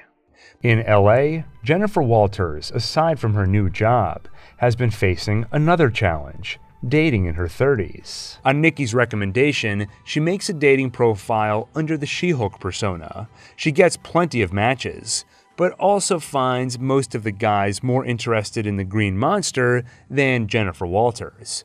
One date in particular is soured when Todd Phelps refers to her as a specimen. Though, when an old high school friend invites Jen to her wedding, she decides to embrace and even flaunt her She-Hulk form, something especially possible thanks to some legwork by Nikki, who found Luke Jacobson, a costume designer for superheroes, whose tailor made her a wardrobe suiting both Jen and She-Hulk. At the wedding, Jen has another run-in with Titania, forcing her to Hulk smash the villain, and she meets Josh. The two quickly hit it off, especially when he seems more interested in her than She-Hulk. A few dates later, they indulge in a different sort of Hulk smashing. Sorry for that awful pun, but I couldn't help myself. And also sorry for breaking from my narrator character. But hey, if Jen can break the fourth wall, so can I. And expect more of that when Deadpool joins the timeline. The next morning, Josh is gone. He doesn't respond to her text, so she waits. The next day, and the day after that. But soon, it's clear. She's been ghosted. and she finds emotional support in the most unexpected of places. Sunday morning, she gets a call from Blonsky's parole officer. Apparently, his inhibitor was off, meaning it's possible he illegally took Abomination form. She accompanies the officer to Blonsky's new home, a large meditation retreat he's opened, and they find it was just a malfunction. He's still human and still reformed. But Jen can't leave quite yet because Man-Bull, working out some of his aggression, accidentally destroys her car and the tow truck won't arrive for a few hours. So she reluctantly joins a therapy session, and surrounded by villain wannabes attempting to reform, she actually finds some catharsis because they make it clear they appreciate Jennifer Walters for Jennifer Walters, She-Hulk aside. Meanwhile, trouble brews. Nikki and close friend Pug discover Intelligentsia, a website filled with haters saying awful things about She-Hulk, and even threatening her, all under the guidance of a leader who calls himself Hulk King. In the days that follow, Walters is assigned to represent Leapfrog, since he's the son of an important client. His superhero suit malfunctioned, leading to third-degree burns, and he'd like to sue the tailor, Luke Jacobson. Jennifer does her best to be gentle, but Luke immediately turns on her, and with that, she's lost her source of fashionable and useful clothing. And she loses the case too, because Luke is represented by one of his clients, Matt Murdock, for whom he's recently designed a new yellow suit. Matt makes a strong case and smells the jet fuel on Leapfrog, something Luke instructed the wannabe hero not to use. Thus, it's proven that Leapfrog's burns are his own fault. Murdock wins the case. Afterward, he and Jennifer hit it off at a bar, and later, when Leapfrog calls for help and She-Hulk comes to the rescue, she finds him pursued by Matt Murdock's superhero alter ego, Daredevil. But Matt quickly clarifies that Leapfrog is the bad guy here. He kidnapped Luke so he'd make him a new suit under duress. So She-Hulk has her first superhero team-up. Working with Daredevil, they take Leapfrog down, and for rescuing him, she's welcomed back into Luke's good graces. And with the adrenaline wearing off, Jen and Matt get to know each other. He's heading back to New York tomorrow, but offers that next time he's in town, maybe he could buy her dinner. She has a counter-proposal. Skip all that, and he comes back to her place tonight. When Nikki finds a devil walking home barefoot the next morning, it tells her everything she needs to know. That night, Jen accepts an award at a gala for female lawyers. But her reputation is in danger because her speech is interrupted by the Intelligentsia. Apparently, Josh is one of them, and he used his night with Jennifer to hack her phone. Now, all the private information they found on her phone is projected in front of the crowd, and he secretly filmed their intimate night together. They play that too, and they tried to publicly shame her for it. Jennifer doesn't take it well. She hulks out and strikes back, then wakes up in a cell. They were wrong for their attempted humiliation, but nevertheless, the authorities are now concerned that she can't control her Hulk form. They release her without charges, but only on the condition she now wears an inhibitor, prohibiting her from ever being She-Hulk again. Feeling lost, she heads back to Blonsky's retreat, while Nikki and Pug infiltrate an Intelligentsia event, which happens to be occurring at that very retreat. Apparently, Blonsky has been giving them talks as Abomination, and Todd Phelps, Walter's bad date who called her a specimen, reveals himself as the Hulk King. And he reveals they managed to steal some of her blood and synthesize it into a serum, which turns him into a Hulk. Also, Titania is there, and also, Hulk has just returned from whatever business he had on Sakaar. Honestly, it's all a bit much to cram into the climax. So, Jennifer exits her show to have a word with the guy in charge of the MCU, Kevin. But she finds Kevin is not a man, it's an AI, the Knowledge-Enhanced Visual Interconnectivity Nexus. She makes some suggestions for the show's ending. Lose the stupid plot about Todd making a Hulk serum, have Emil Blonsky take responsibility for his actions, and nix Hulk's last-minute entrance. Also, bring back Murdock. Back in the show, Walters enjoys a more emotionally cathartic ending. She's learned to live as both Jen and She-Hulk. Plus, she gets to spend a week hanging out with Matt Murdock. Though, despite the rewrites, Hulk does make a surprise entrance at their family dinner to introduce a son he apparently had on Sakaar, a son named Scar. In the following days, she's cleared of all charges and allowed to be She-Hulk again. Also, once again, Wong breaks Blonsky out of jail. In New Jersey, Kamala Khan goes through another awkward day of high school, but at least her close friends Bruno and Nakia are there to keep her company. And Avenger Con is coming up, where Kamala plans on debuting a cosplay of her favorite hero, Captain Marvel. Bruno helps pull it together. All that's left is a personal touch. He suggests something Pakistani to bring a little of her to the costume. Back home, she searches through a box of things sent by her grandmother Sana, and in it finds the perfect thing, a bangle. At the convention, something strange happens. The bangle activates magic powers, allowing Kamala to project light which takes solid form and weight. She's the highlight of the night, but remains anonymous behind her mask and keeps her identity secret. Nonetheless, the discovery of superpowers is a major boost to her confidence. And so is Kamran, the new kid. Kamala likes him, and it quickly becomes clear her interest is mutual. But she soon learns the bangle, her powers, and Kamran are all connected. His mother Najma is from the Noor dimension, but was exiled along with Kamala's great-grandmother Aisha and a few others. Collectively, they're known as the Clandestines. Outside her home dimension, Najma's access to the power of Noor is limited. It's enough to slow her aging process, but not enough to actually return home. However, Kamala inherited the same power from her great-grandmother, and because she was actually born in this dimension, her powers are likely stronger. Strong enough to take them home. There's just one problem. Bruno does Kamala a favor and looks into some research from Dr. Eric Selvig on the Noor dimension. What he learns is disturbing. If they were to open a rift, the Noor dimension may overtake their own and destroy it. It's too dangerous. Kamala cannot open a portal for them. But soon, Najma makes it clear she is not asking a favor. She is demanding one. When Kamala refuses to comply, she and the Clandestines attack during her brother's wedding. Kamran is disgusted by his mother's actions and sides with Kamala.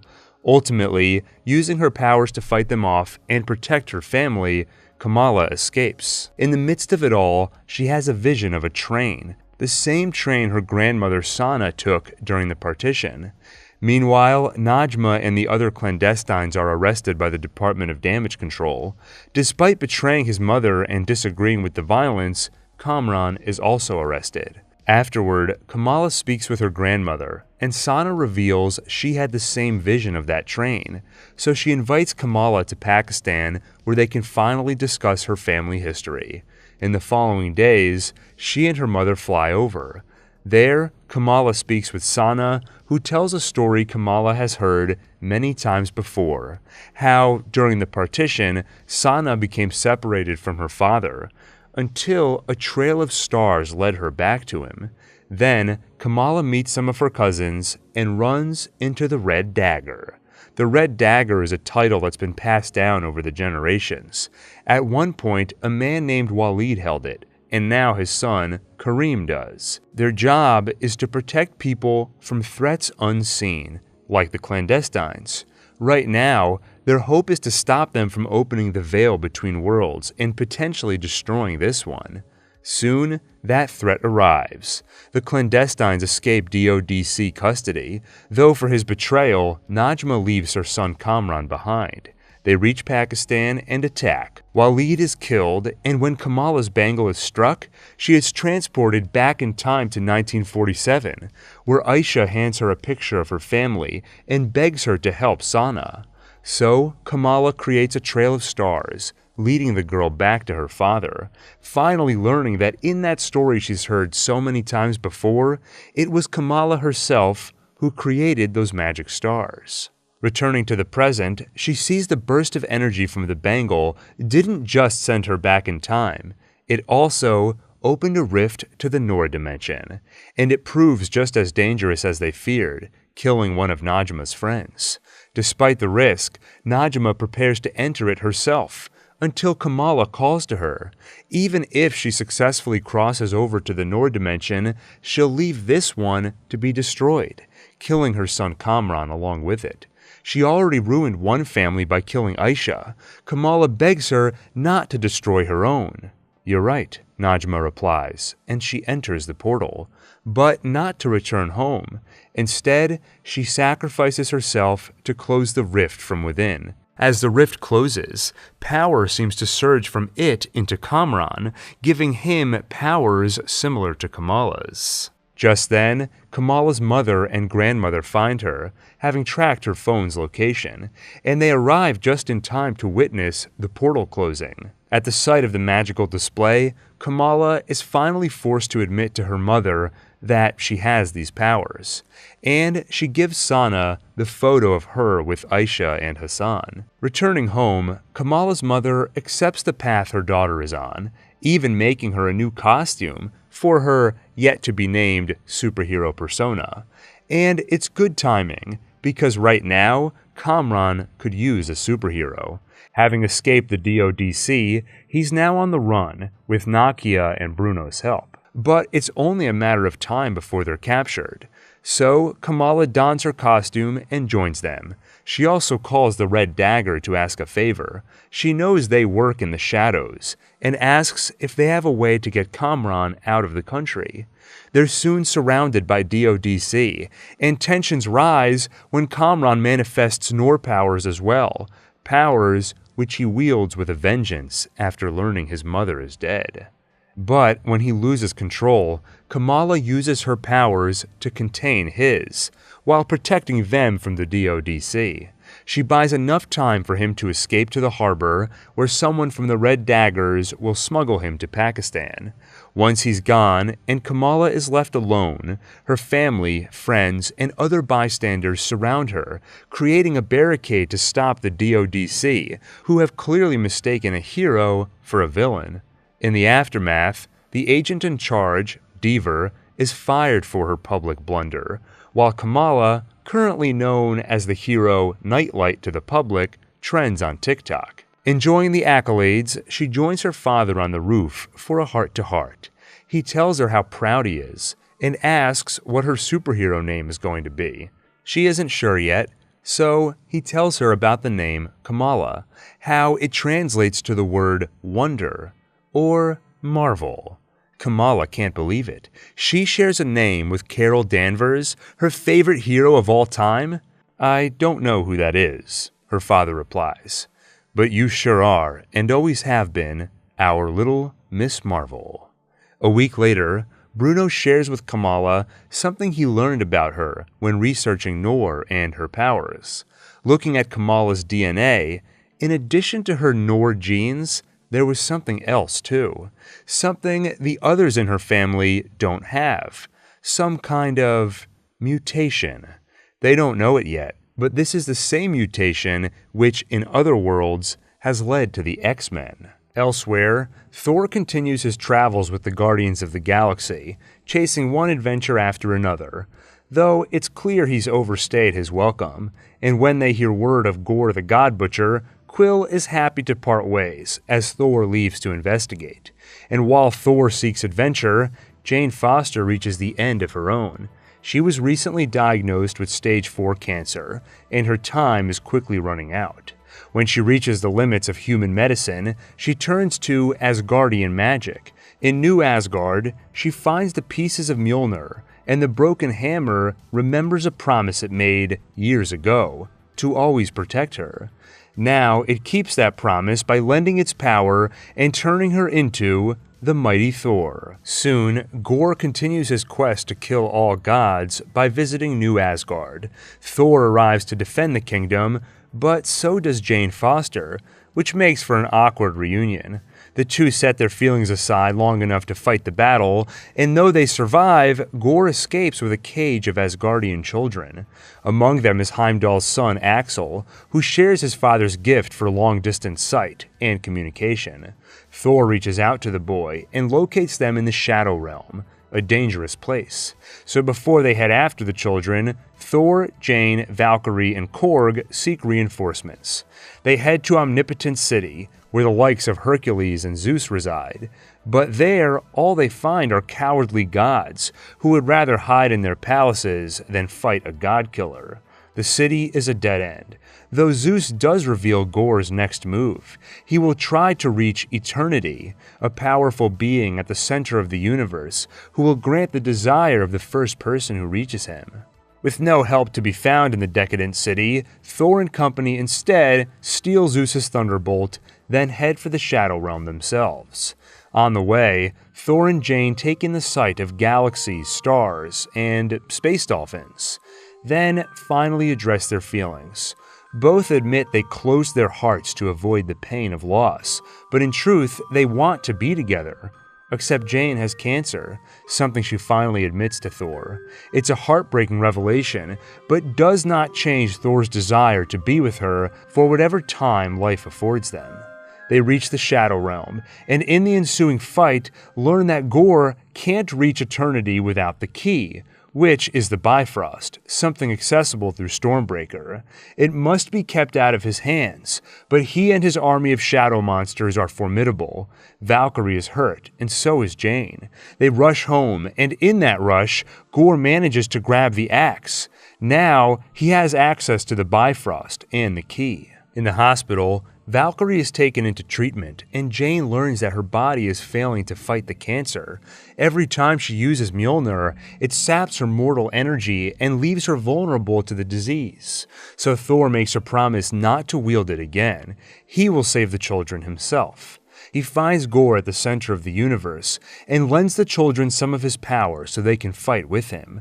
But still, he finds himself in need of an ally, and at that moment, mighty Thor appears. He's happy to see her, but also knows it'll likely be the last time. With Mjolnir sapping her energy, she'll soon have none left.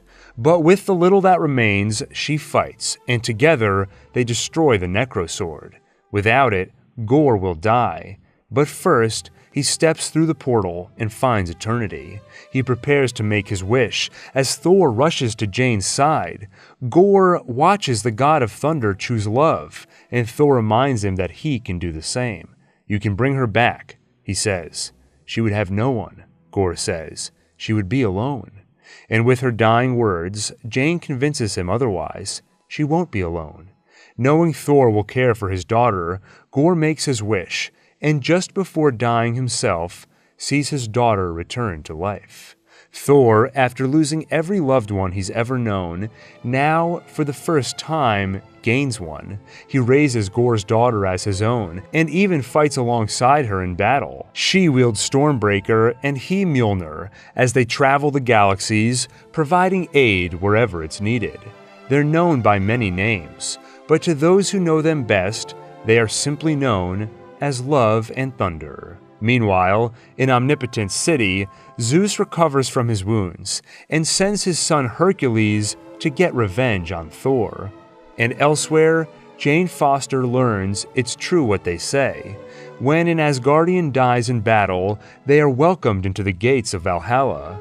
She appears in the land of gods, and Heimdall is there to welcome her.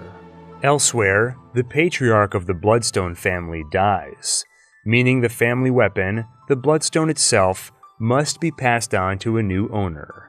Per Ulysses' wishes, monster hunters from around the world are gathered. The Bloodstone is affixed to a monster, weakening it but also making it angry. The monster is let loose in a maze, and so are the hunters. Whoever kills it gets the stone. But the hunters don't realize there is a monster among them. Jack, a werewolf currently in human form. Also among the hunters is Elsa, Ulysses' estranged daughter, though she gets no special treatment from her stepmother Verussa, who organizes the hunt. Elsa left the family long ago, and Verussa never forgave her for it. During the hunt, Elsa and Jack make a deal. If she helps Jack free the monster, who happens to be his friend, he will give her the stone. They succeed, and Jack's friend Ted, also known as Man-Thing, escapes. But when Jack tries to grab the stone, it rejects him, revealing to the hunters that he himself is a monster, which is convenient because with Man-Thing gone, they need a new monster to hunt.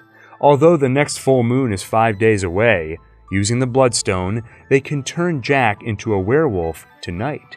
He warns them it's too dangerous, and offers they can hunt him in human form, anything to ensure he doesn't hurt anyone, especially Elsa.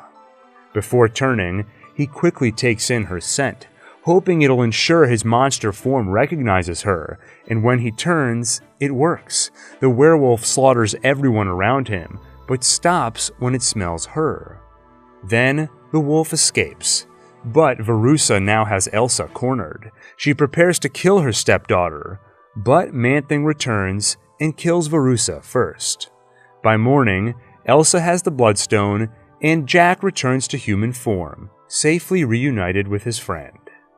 Soon, Christmas time approaches, and the Guardians of the Galaxy are busy. They recently purchased Nowhere from the Collector and are hard at work making it livable. They're helped by Cosmo, a talking, psychokinetic dog from the Collector's collection. Most on Nowhere have never heard of Christmas, but Mantis knows it's important to Peter, and she heard from Kraglin what happened the last time Peter tried to celebrate. Yondu destroyed the tree and scoffed at the idea of handouts. She also knows that Peter is still grieving for Gamora, so she decides to give him a great Christmas and something to smile about. Why does she feel it's her responsibility? Because he's her brother, something she's kept from him, because she doesn't want him to think about his father, who killed his mother, every time he looks at her. She teams up with Drax, and he has the perfect idea for a gift that'll make Peter's Christmas: Kevin Bacon. As a child of the 80s, Peter's always loved the actor, for Footloose especially.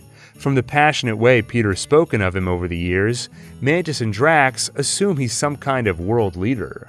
But after they abduct him and learn he's an actor, they're both disgusted. Peter was just a kid when he left Earth. His memory is probably all screwed up, Mantis surmises. So she trances Kevin to be a heroic version of himself. Back on Nowhere, they surprise Peter with a grand Christmas display and Kevin Bacon. Peter is excited, then shocked at their human trafficking, and tells them to free the actor from Mantis' trance.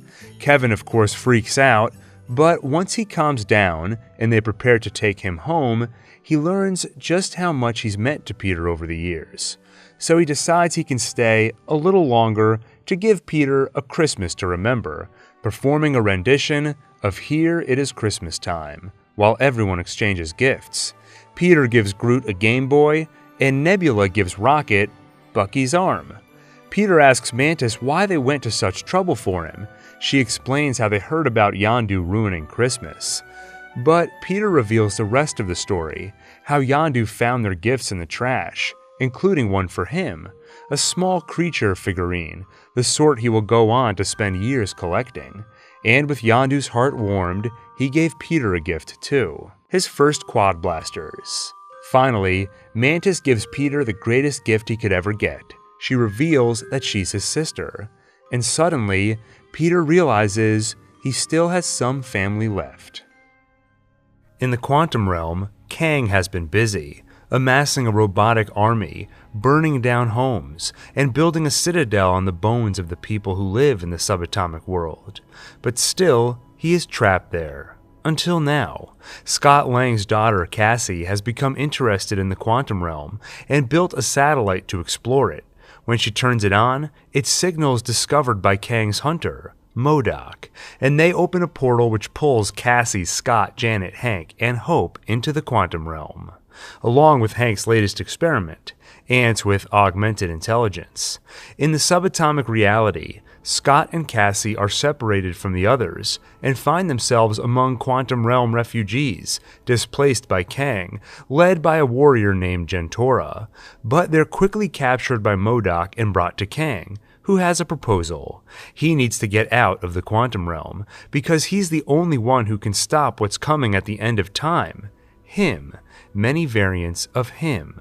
But to get out, he needs someone to enter the blown-up energy core and shrink it back down to size using Pym particles, a task Scott Lang is well suited for. Kang's offer is this: get me the core, or I kill your daughter in front of you and force you to relive the moment again and again in time, endlessly. Scott resists until he sees his daughter in pain. Inside the core, Scott is quickly lost inside a probability storm, where all possibilities of himself exist simultaneously. He drowns in a pile of Scott Langs, until they hear Cassie's voice calling him to come back. And now, the many Scotts become focused on that one goal. They lift Scott to the energy core. He throws a Pym disc.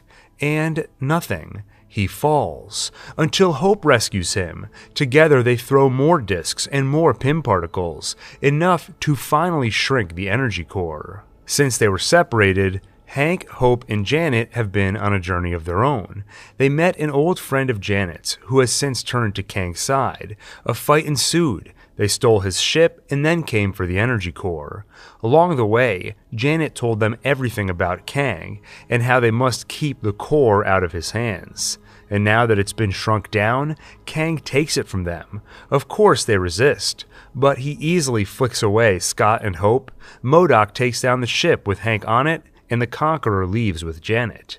At his citadel, he tells her why he conquers, how his variants will play with time like children, and as a result destroy the multiverse.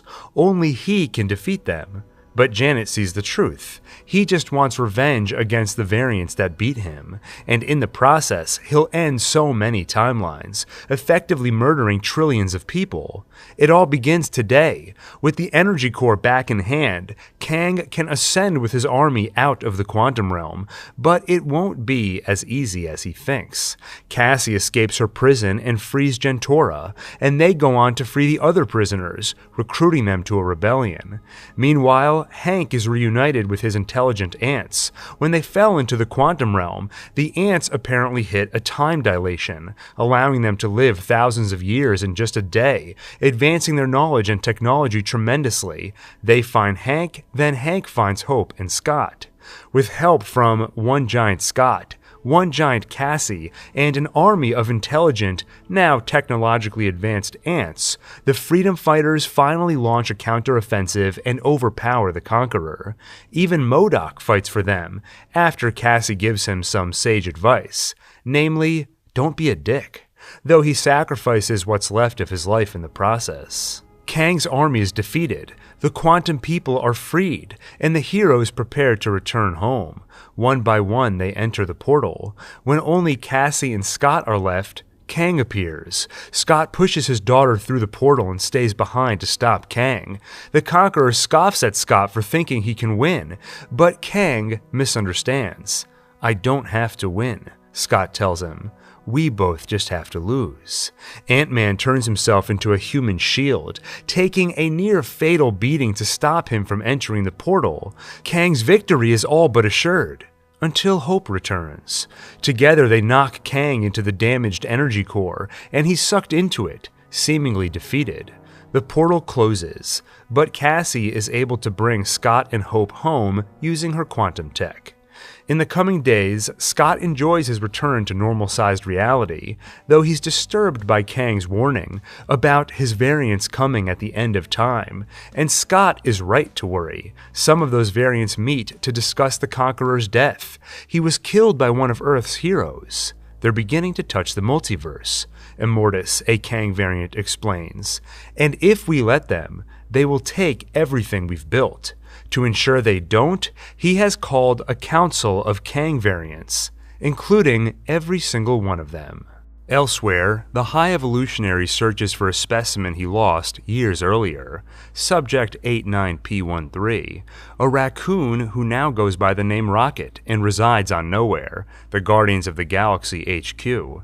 The mad scientist has one of his creations, the Sovereign, send their new weapon to retrieve the raccoon, a powerful being with the mind of a child named Adam. He attacks. The Guardians manage to fend him off, but Rocket is hurt badly. And when they apply a med pack, it only makes things worse. Someone put a kill switch inside him to protect their proprietary design. Using a med pack or poking around would kill Rocket, but if they do nothing, he'll succumb to his injuries, giving them about 48 hours to figure something out before he dies. Peter is especially intent on saving his friend because he was drunk when Adam attacked, trying to forget his grief for Gamora.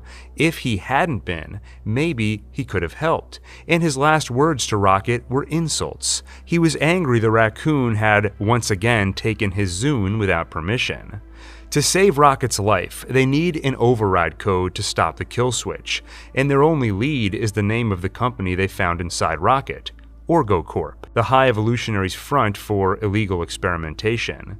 It'll be difficult to break in, but Nebula has a contact in the Ravagers who can help. Her sister, Gamora, the one who came from another timeline with Thanos, the one who never joined the Guardians or fell in love with Peter Quill, who is still grieving for his Gamora, and Yondu and his mother. Peter has come to believe that everyone he loves will leave. Mantis reminds him that he did the same. When Peter lost his mother, his grandfather lost a daughter, and he may still be alive on Earth, yet Peter has never gone to see him. Now, this other Gamora, who sees Peter as a stranger, guides them into OrgoCorp's HQ. In a quiet moment, Peter tries to warm up to her, but to Gamora, it's just pressure to be someone she never was. She makes it clear, whatever Gamora was to him is something she will never be. Inside the HQ, they find Rocket's file, but not the key. It was taken by the High Evolutionary's recorder and stored in a computer on his head, and they know where to find him, because the High Evolutionary's coordinates were left in the file. An obvious trap, Gamora points out. But Peter explains, it's not a trap if you know it's a trap. It's a face-off. It becomes clear to Gamora that when it comes to saving their friends, the Guardians aren't big on hesitation, even if it means going toe-to-toe with a man some corners of the universe consider God. Meanwhile, the High Evolutionary is displeased with Adam and the Sovereign's failure to capture 89P13. He threatens to end their species if they fail again. Eager to please their master, the High Priestess interrogates a captured Ravager. She asks Adam to show the Ravager they mean business, which he slightly misinterprets as he incinerates the man, leaving only a smoldering corpse and his small pet behind. A pet which now looks sad, which makes Adam feel sad, an unfamiliar and unpleasant sensation. The interrogation is a failure, but Gamora calls the Ravager for help, not knowing he's dead, and the High Priestess answers in his stead. Gamora gives them her coordinates, inadvertently giving away the Guardian's location, giving Adam and the new pet he's decided to keep one more shot at pleasing the High Evolutionary. The Guardians arrive on Counter-Earth, the world designed by the High Evolutionary based on his visit to Earth in the 80s.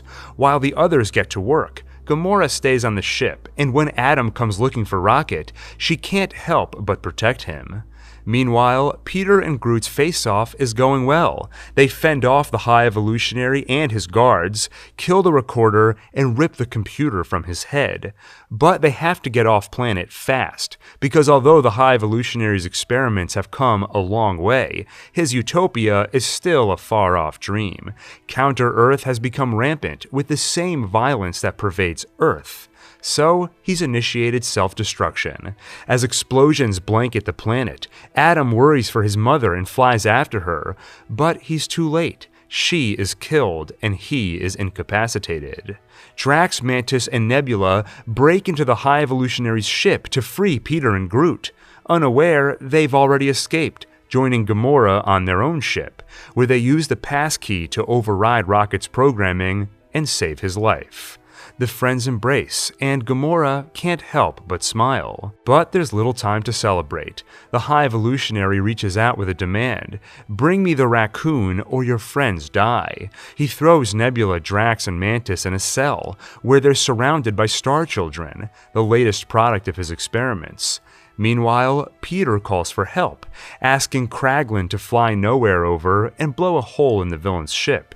Worried the children will get caught in the explosion, Nebula and Mantis try telling them to avoid the starboard wall, but they don't know the children's language. Drax, on the other hand, does. First, he calms the frightened children using the same tricks his late daughter enjoyed many years ago. Then he gives the instruction, and Phyla leads the way in letting the others know. Nowhere fires its shots, and the High Evolutionary responds, dropping Nebula, Drax, and Mantis into a pit where they face 3 massive obelisks. But, Mantis realizes, they are not hostile creatures, they're just scared. She approaches. Meanwhile, as Nowhere approaches from one side, Peter, Rocket, and Gamora attack from the other. Adam recovers from his injuries and makes one last attempt on the raccoon, so Peter crashes the ship with him on it and sets it to self-destruct. While Adam blows up, they look for their friends, who they find riding the now friendly obelisks. Reunited, the Guardians could leave now, as Gamora suggests, or they could go back and free all the innocent lives trapped on the High Evolutionary's ship. They connect Nowhere to the fresh hole on the side of the ship, aligning them with Cosmo's help, and begin evacuating the higher life forms. Even Adam. Why? He asks. I am Groot, his savior responds, and Drax translates. He says everyone deserves a second chance. Soon, Rocket finds the animals, and he finds a cage containing raccoons. He can't bring himself to leave them behind, so they won't be limiting themselves to the higher life forms. They'll be rescuing all of them, which gives the High Evolutionary a chance to catch up. It's an easy fight for the man who thinks himself a god, until the rest of the Guardians show up, and then he's easily defeated. The evacuation is complete just as the ship falls apart, but Peter has forgotten something. His Zune, an artifact from Earth whose music has brought comfort to him and his friend Rocket. He runs back for it. The ship separates from Nowhere, so Peter uses the thrust from a loose wire to traverse the gap, but he's stopped by debris. The void of space does its work, freezing him and killing him. But Adam, the Sovereign's warlock, in his adolescence, has learned he doesn't enjoy inflicting pain or sadness. He prefers benevolence, the sort shown to him by Groot. So he learns from the Flora Colossus and saves Peter, flying him to safety. In the aftermath of the battle, Peter gathers his friends and tells them he's leaving. Like Mantis suggested, he will return to Earth after spending almost 40 years running from it. Mantis is leaving too, after spending her entire life, first doing as Ego asked, and then as the Guardians asked. It's time for her to discover what she wants. Nebula will oversee Nowhere with Drax's help. Gamora will return to her new family, the Ravagers. And as for Rocket Raccoon, he will oversee the new Guardians of the Galaxy, including Groot, Adam and his pet, Kraglin, Cosmo, and Phyla. Peter heads to Earth, though he leaves a small piece of it behind for Rocket, that Zune he nearly died getting. And soon Peter is welcomed home into his grandfather's open arms. And Quill isn't the only one who returns to Earth after a long absence. So does Nick Fury. Almost 30 years ago, he and Carol Danvers made a promise to help the Skrulls find a new home. Thus far, they've failed, and some of the Skrulls have become impatient, including Gravik, who remembers Fury's words well. You keep your word, I'll keep mine. As far as Gravik is concerned, Fury did not keep up his end of the bargain, so Gravik's taken matters into his own hands, building a faction of angry Skrulls. They displace Talos as their leader, and rather than coordinate with humans, decide on a new strategy: exterminating them. They've kidnapped various officials and important people, placed them in pods which keep them in stasis and steal their memories. By borrowing those memories and shape-shifting, Gravik's Skrulls have taken over their lives, infiltrating positions of power. They've done this so they can manipulate world events and push humanity toward World War III. While humanity is distracted by war, the Skrulls will rise up to take power. And to help the cause, Gravik has scientists working on a machine, which, if provided with DNA from someone with superpowers, would allow a Skrull to absorb those powers, and with an army of Super Skrulls, Gravik's takeover of Earth would be easy.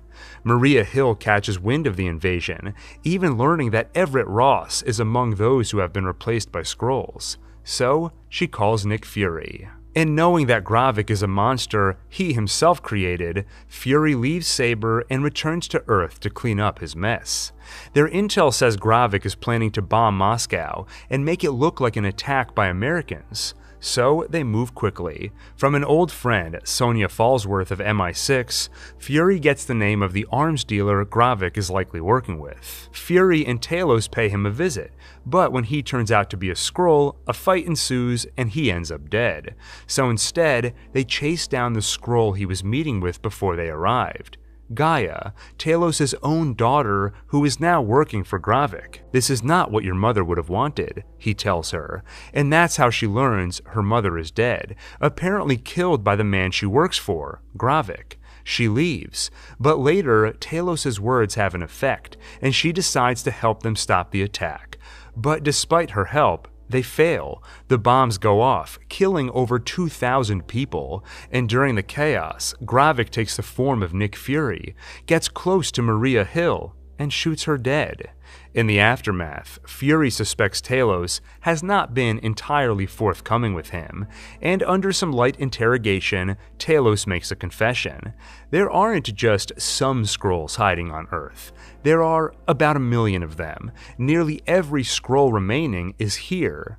They haven't been able to find a new home, and during the blip, Talos thought Fury was gone for good. He had to do something. The Skrulls needed a home, so he decided to make Earth their home. He kept it a secret, but only for now. His hope is that at some point, humans will accept them, and the two species can coexist, sharing this planet instead of finding a new one.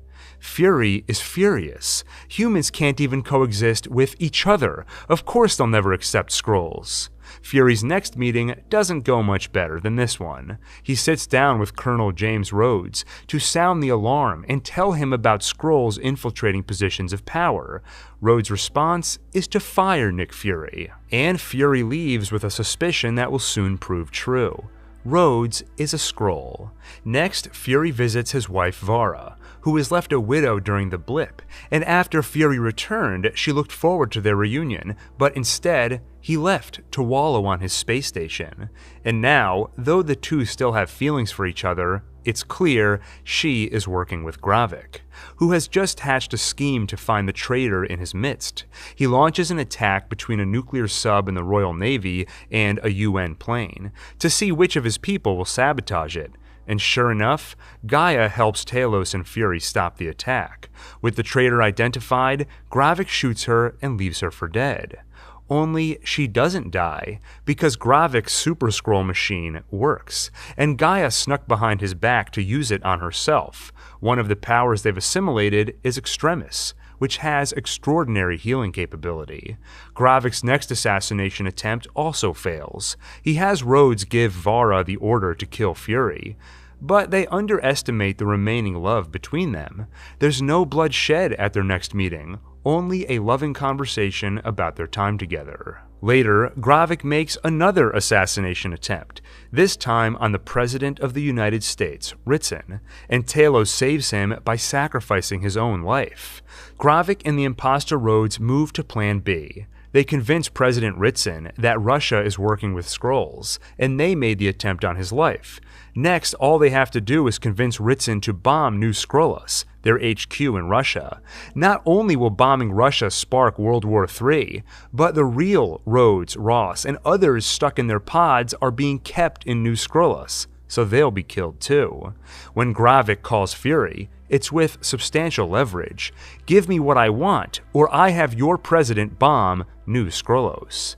And what Gravik wants is the harvest, the DNA Fury had him collect from all the heroes who spilled blood at the Battle of Earth, including Carol Danvers.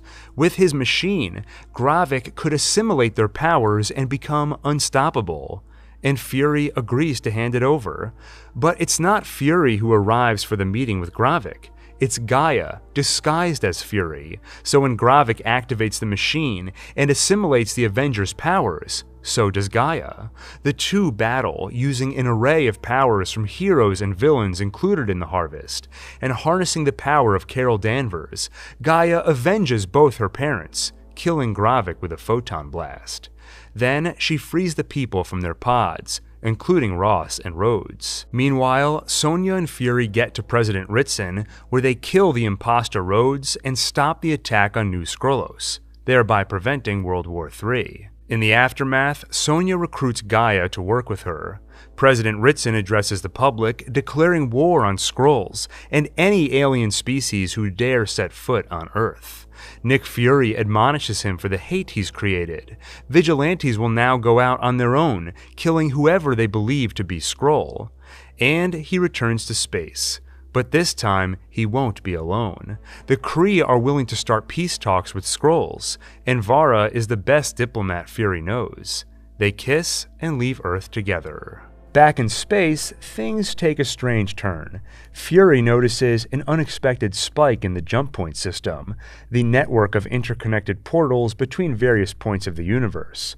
Monica Rambeau, who now works for Saber, investigates a disturbance near the station, while Carol Danvers investigates another. The cause seems to be unstable jump points that opened but have not fully closed. Coming into contact with those unstable jump points is when that strange turn happens.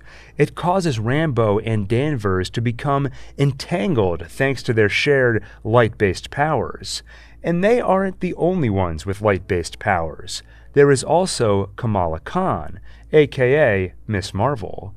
The result of the entanglement is that any time they use their powers at the same time, they trade places, which makes for an awkward reunion. Danvers left Monica 30 years ago, promising she'd be back, but she never returned. Before they understand what's happening, the seemingly spontaneous switching makes for a chaotic time. But in that chaos, Danvers finds Kree soldiers by one of the unstable jump points. This must be their doing, and interrogating one tells Danvers that Dar-Ben is on Tarnax, where some Skrull refugees have made a home. There, Dar-Ben opens one of those unstable jump points. It begins to siphon off their atmosphere, and there's no stopping it. The three heroes evacuate who they can, and call Valkyrie to find the Skrulls another place to stay. Then they figure out what Dar-Ben is up to. 30 years ago, Danvers destroyed the Kree's supreme intelligence. Without its guidance, the planet devolved into civil war, a war that devastated their planet Challa, blotting out their sun and bankrupting them of air and water. The shame Carol felt after that, responsible for desolating a planet, is why she never came back to see Monica. She couldn't face her. For now, she keeps her role in their planet's devastation to herself. Now, Dar-Ben is hoping to revitalize their homeworld by stealing resources from other planets. And she can do it with a bangle. Miss Marvel has one. She found the other. Danvers knows them as quantum bands. In ancient times, the bands were used to create the teleportation network of jump points. Normally, you'd need both to open one. Instead, Dar-Ben has been using a Kree weapon to overpower her one bangle to open the portals, leading to their instability. Danvers figures out where she's likely heading next. Aladna, a planet whose surface is 99.7% water, and Carol is technically married to the prince, making her a princess, part of a legal arrangement to help out a friend. As the trio makes their way to Aladna, the three practice coordinating their powers and the switching that comes with it. Soon, they work smoothly as a team Kamala has dubbed the Marvels. They reach the planet before Dar-Ben and warn them of what's coming, which requires a brief song and dance number since the language on this planet is based on song. Dar-Ben arrives, and although they fight, she manages to open the jump point. The Marvels are forced to flee. As emotions run high in the aftermath of their failure to stop her, Carol finally admits it was her who ruined their planet, and Monica finally understands why she never came home. And that's where they have to go next. Carol realizes that Dar-Ben isn't taking resources from just any planets, but specifically ones that Carol has called home. She isn't just trying to save Challa, she's also trying to take revenge. So the Marvels head to Earth, where Dar-Ben intends on stealing the sun's energy. In the ensuing fight, Dar-Ben is nearly killed, but the Marvels show mercy, and even offer a better path. Monica suggests Carol can use her powers to reignite Challa's sun, but Dar-Ben takes advantage of the lull in their battle to steal Miss Marvel's bangle. Now she has both, and it's too much power for her to contain. It destroys her and rips a hole in space-time, an unstable door to another reality. As it bleeds into their own, they have to find a way to close it, and they do.